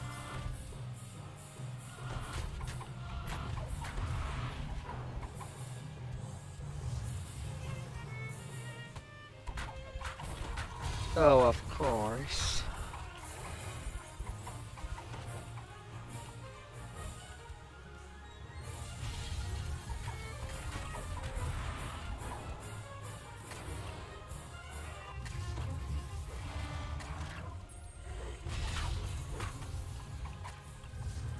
Oh, music is useless there.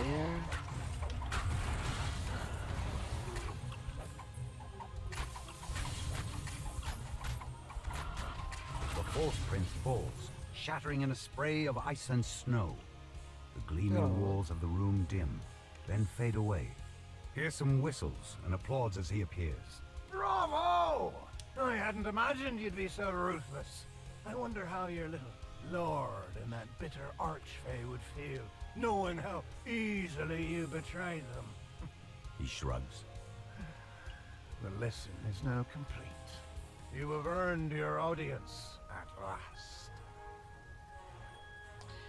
You know, when someone knows it's an illusion, they will just, don't care if they kill the illusion of an image of someone when they know they're fake, I know what you're going to say, still I just can't hand the codex page to you. I made a bargain, you see. Try the codex page for the very soul of the Feywild, this solemn duty that I have been chosen to undertake. And beside a Fey's bargain cannot be broken simply because a mortal babe will did so. Surely you understand. Why don't you forget about all this codex and legend nonsense? Despite your age and stature, you are a rather capable mortal. Surely we can help each other fulfill our goals. And the way you tore down your own allies to speak with me. The Eladrin must not be all that important to you if you just truck them aside. The Eladrin have a right to be there, same as you, Lord Arden, and the other have tried to reason with you, but you've left us no choice. I have powerful allies too, Herzam. I'm guessing that you'd rather be one of them than be mortal like me. The satyr face tense momentarily, then returns to his usual jovial face. Well now, look what you have there. I heard a story once about a god who had but one weakness. He was famed for his skin and was tough like dragon's scale. Through hundreds of years of fighting and winning, no one could pierce his armor, except for one lucky fellow who just happened to slice him behind the ear. He'd found his weak point, you see, and the immortal juggernaut would you slice? Well, Shark it up with pride, but he never thought going without an helmet would be his undoing. All that is to say, it seems though I've met my match. Instead of destroying it, I'll give you the needle in exchange for the codex page. Perhaps we can help each other out after all. You confront Hirsum with the magic needle that holds his immortality. Resigned and outsmarted, the Prince of Satyrs exchanges the codex pages he stole from the gatekeepers for the needle. Before you can leave, a cold, commanding voice peals out. What have you done? We had a deal, Hirsum. To be sure, Replies Hirsum. a bargain's a bargain, and I will deliver in time. I've simply lent these codex pages to these mortal adventurers. They have such short lifespans, after all. It would be no trouble to bring them to you when they die. A century or 3 should do it. I will not forget your insolence, Archfey. Snaps the mysterious stranger. And you, mortals. I will not forget you either. I will have those codex pages if I have to pry them from your cold, dead hands. Oh ho ho, cold dead hands, you say? I don't know, you might need to pass through the Prince of Frost first. Not me. I usually such a shocking hand, you see. I can give you a little claw if needed.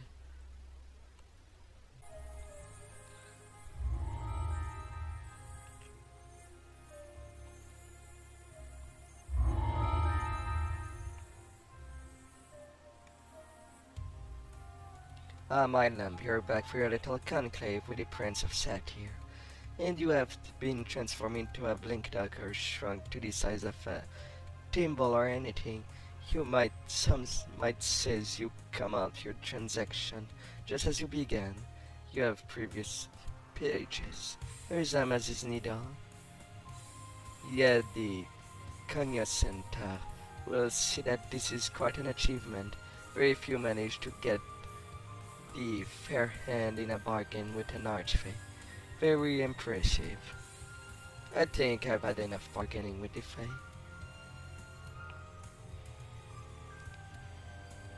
And I sure hope I do.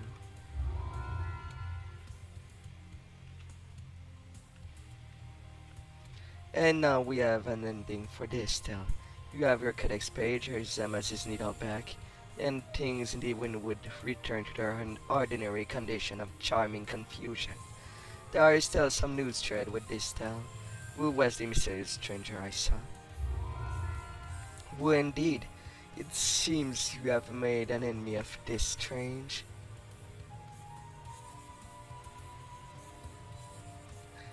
Whoever it might be, yet that there will be stories for another time, another place. You must forgive me. My roots grow there, in the Windwood, and they are deep. I wish you well for your tale of other planes, but it will not be mine. May the luck of the Fey be with you, and with you, Hawthorne.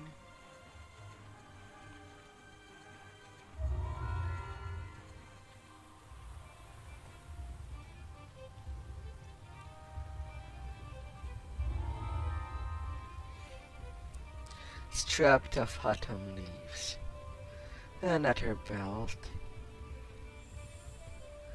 either for autumn or winter.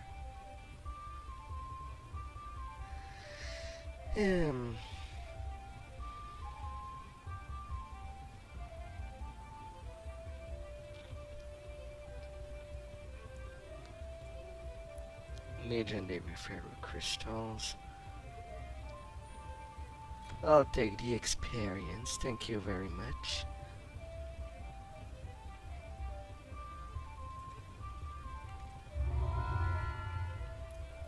On the 69k.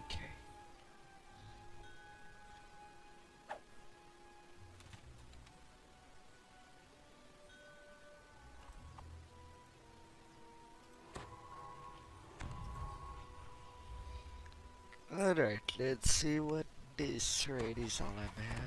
You have arrived at the Valley of the Door to Faraway. Ahead, Hawthorne and Hearsome argue from the relative safety of their respective circles of power.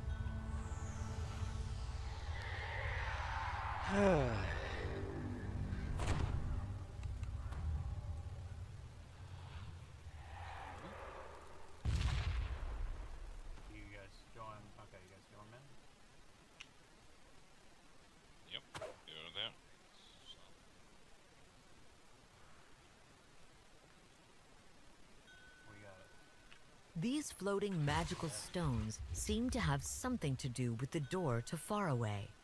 However, they have been sealed off by Hearsome's magic.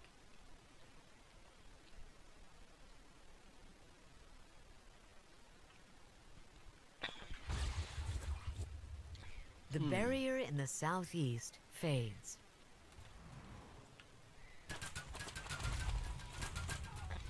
Stone Guardian blocking.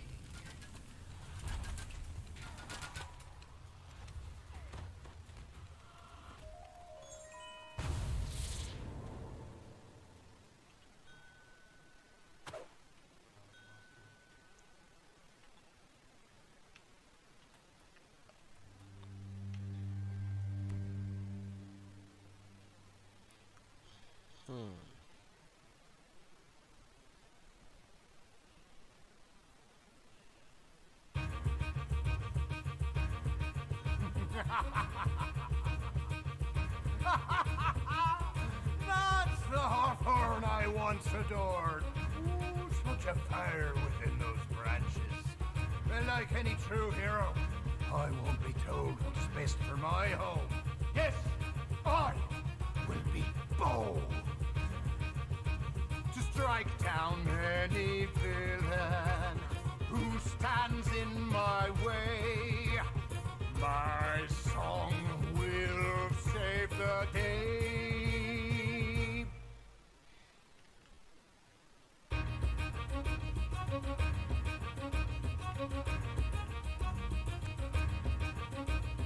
Let's begin this final act where I show you it's doubtless fact that tearing down Eladrin walls will usher freedom for us all. Nature's beauty and its truth, of course, informed by my worldview. You'll see those... The corrupted unicorns vanish as if on cue. The Archfey and the Dryad pause. Hawthorn stands resolutely. Hearsome gives her a brief nod and a wink. She responds with a roll of her eyes. Well played, dear Sprout.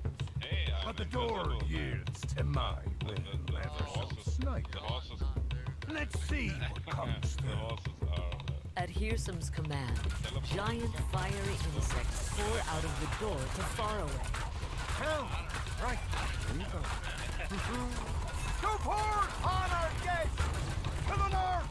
To the south! Where doors to Eladrin towns await you! Stop him if you can, Hawthorn cries. But we must stay focused on the Doorstones, or all is lost. The barrier in the southwest fades. Moves Eladrin have to go. I am the true hero. Once they're gone, the world will know. I am right, let nature flow. Anything you've ever known is how to boast, play and moan. When listen to be alone, crowding on your broken throne. Rose Eladrin have to go. I am the true hero. Once they're gone, the world will know. I am right, let nature flow. Rose Eladrin have to go. I am the true hero. Once they're gone, the world will know. I am right, let nature flow.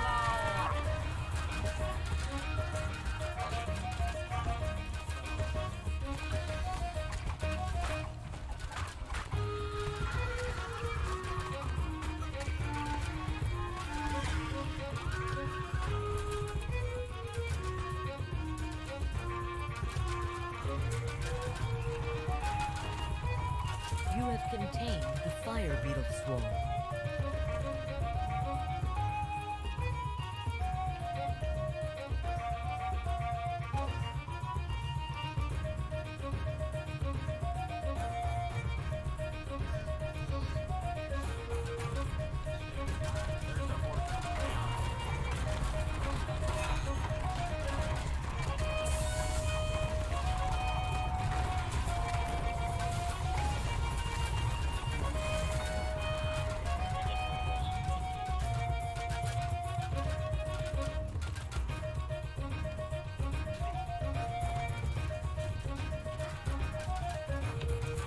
Hearsome pauses and tips his head toward the door to Faraway. Hawthorn sways, obviously drained. Dark energies cling to her form. What's that I hear? Another guest knocking on the door. What great beast approaches now, I wonder? A monstrous, furry beast leaps through the door with a loud pop. Is that... a chipmunk? Oh, don't you dare laugh at me, old flame.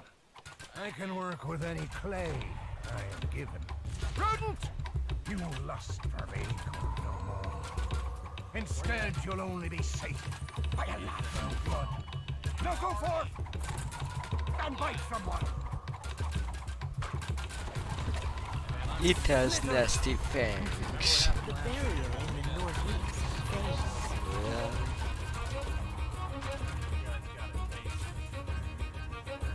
Lamandias and Dryad lands offered me the perfect plan, a wondrous opportunity to crush a Latin royalty. Who are you to decide who in this realm survives? You think because you're an archfey that we will let them die? Look at you, what you've become. They have you trampled under their thumb, twisted you with all their lives, their palaces, corrupt their skies. Your bitterness pollutes your leaves. You were never truly free. You never strayed far from your tree. Admit it, you wish you were me. You never listen, never learn, despite how long it's been. Though I feel nothing towards you now, my bark was never thin. I've met the Fey of Wood. I've known them as you never could, and through it all, for bad or good, every challenge we've withstood.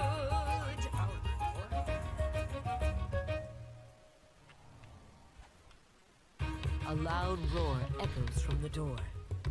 Hirsum and Hawthorne pause and turn toward the noise. The Dryad's movements are labored. The Vorpal chipmunk turns tail. It skitters back through the door to its home plane, somewhat the worse for wear. A gigantic bear peers out from the doorway. Yes, so. Shouldn't it be learned? No, never mind. Off you go, my pet. The Archfey and the Dryad resume their duel. Moves a ladder and have to go. To prove I am the true hero.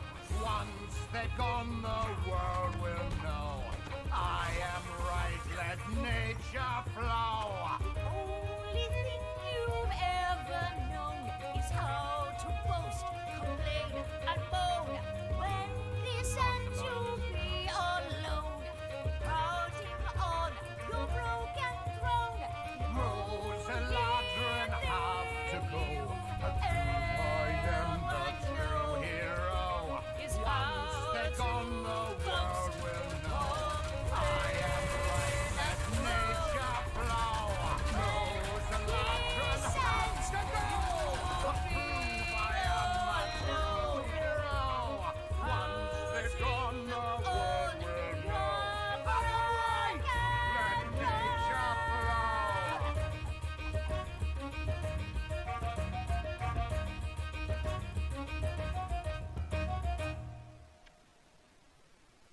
The song stops yet again as the last doorstone comes into balance.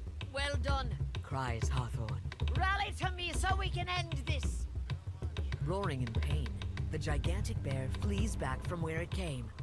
An answering roar thrums distantly from beyond the threshold. Could that be its mother? The ground begins to tremble with the steady thump of footsteps coming from below. A Fomorian rips himself out of the ground, hatred blazing from its terrible eye. Hawthorne shudders and falls, maimed by the giant's attack.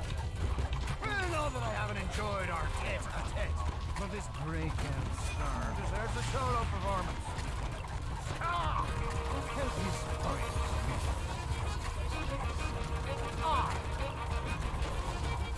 I can't say that, I'm sorry. Seeing you knocked to the ground, I knew that this would happen in this very sound. What shall our great heroes do as you face certain doom? Will they grovel at my feet or stand defiant through and through? You claim I'm the villain, well, you brave again. How it takes butchered by the king has always been your fate. There is only one way that this fable will be told. If you insist on fighting me, soon you'll learn your Fomorian king bellows as your strikes continue raining down. before these outlanders cut me to the quick. Ah, time another naughty fight. Oh, I'm sorry, my dear ugly friend. I need to finish this song. Here's some, the king shouts. We were to end the Eladrin plague together as allies. Was I but a tool in your scheme? Rather an instrument. And I, the one who strums your strings. But it benefits us both, surely. After all, the Eladrin will be destroyed in the end. The Fomorian's eye flares. Treacherous goat, I curse you. Fancy yourself the master of song. Well, no longer shall you master a note. Hearsom's tune suddenly turns sour. His fine fiddling is replaced with jarring discord. Panic seizes him. What have you done? Reminds me of my drunken nights. You broke it! No, worse. You've stolen my musical prowess. It cannot be! Now who's played who, Archfey? Sneers the Fomorian king as he retreats, fading into shadow like a bad memory. Ska's herd follows, vanishing, leaving no other threat.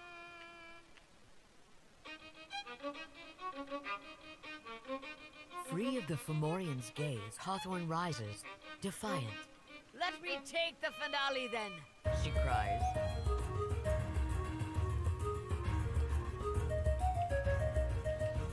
You tried your best to down me, but darling, did you know that you could never fool me? You're not a hero. And now that you've been dealt your due, you'll see what always has been true. I have never, we have never, ever needed you. As the song's last note echoes through the valley, the wind blows, and the door to Faraway closes with a sigh. Victory is yours.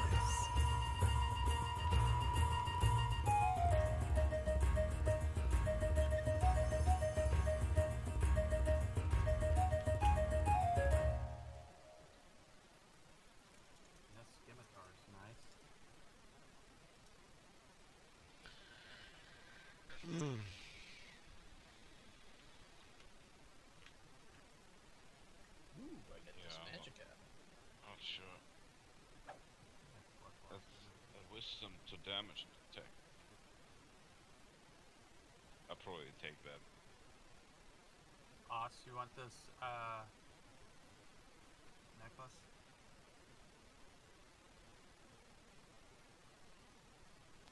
Don't we have some unicorns for Austrakear? What? I'm not seeing any unicorns. The Blood Blossom. Would you like that, Austrakear? Well, I'm trying to see what it looks like first. Well, it's a necklace, so... Ah. There's the chest. Lots of Sorry, wisdom on it. Yeah, it's really good for a month. Yeah, it looks very nice. Would you like it?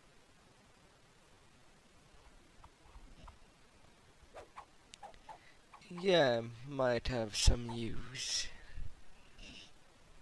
Well, I was gonna offer it to anyone in here before I offered it to anyone outside. Thank you. Oh, I'd leave the guy in the May the blood flow.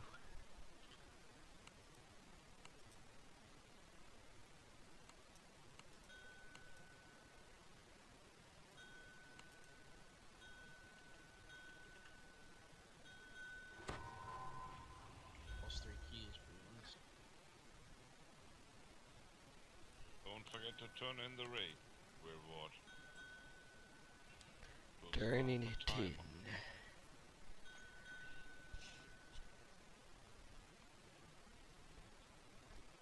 Are we doing anything else? I think we'll wait. Something else. Maybe tomorrow. 2 quills and a single pot of ink. Despite the mess you've made on this page, the index in our book remains blank. Since you placed the last brush stroke, it is up to you what is written on that next page. Well, I'd hope for another ending.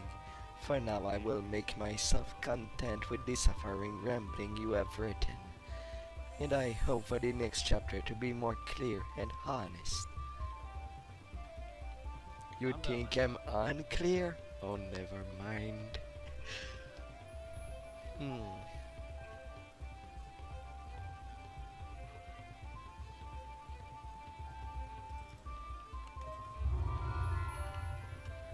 Well, that's now how the Feywild that has been explored. Oh my. Well, I thank you everyone that came by. And I hope to see you until next time.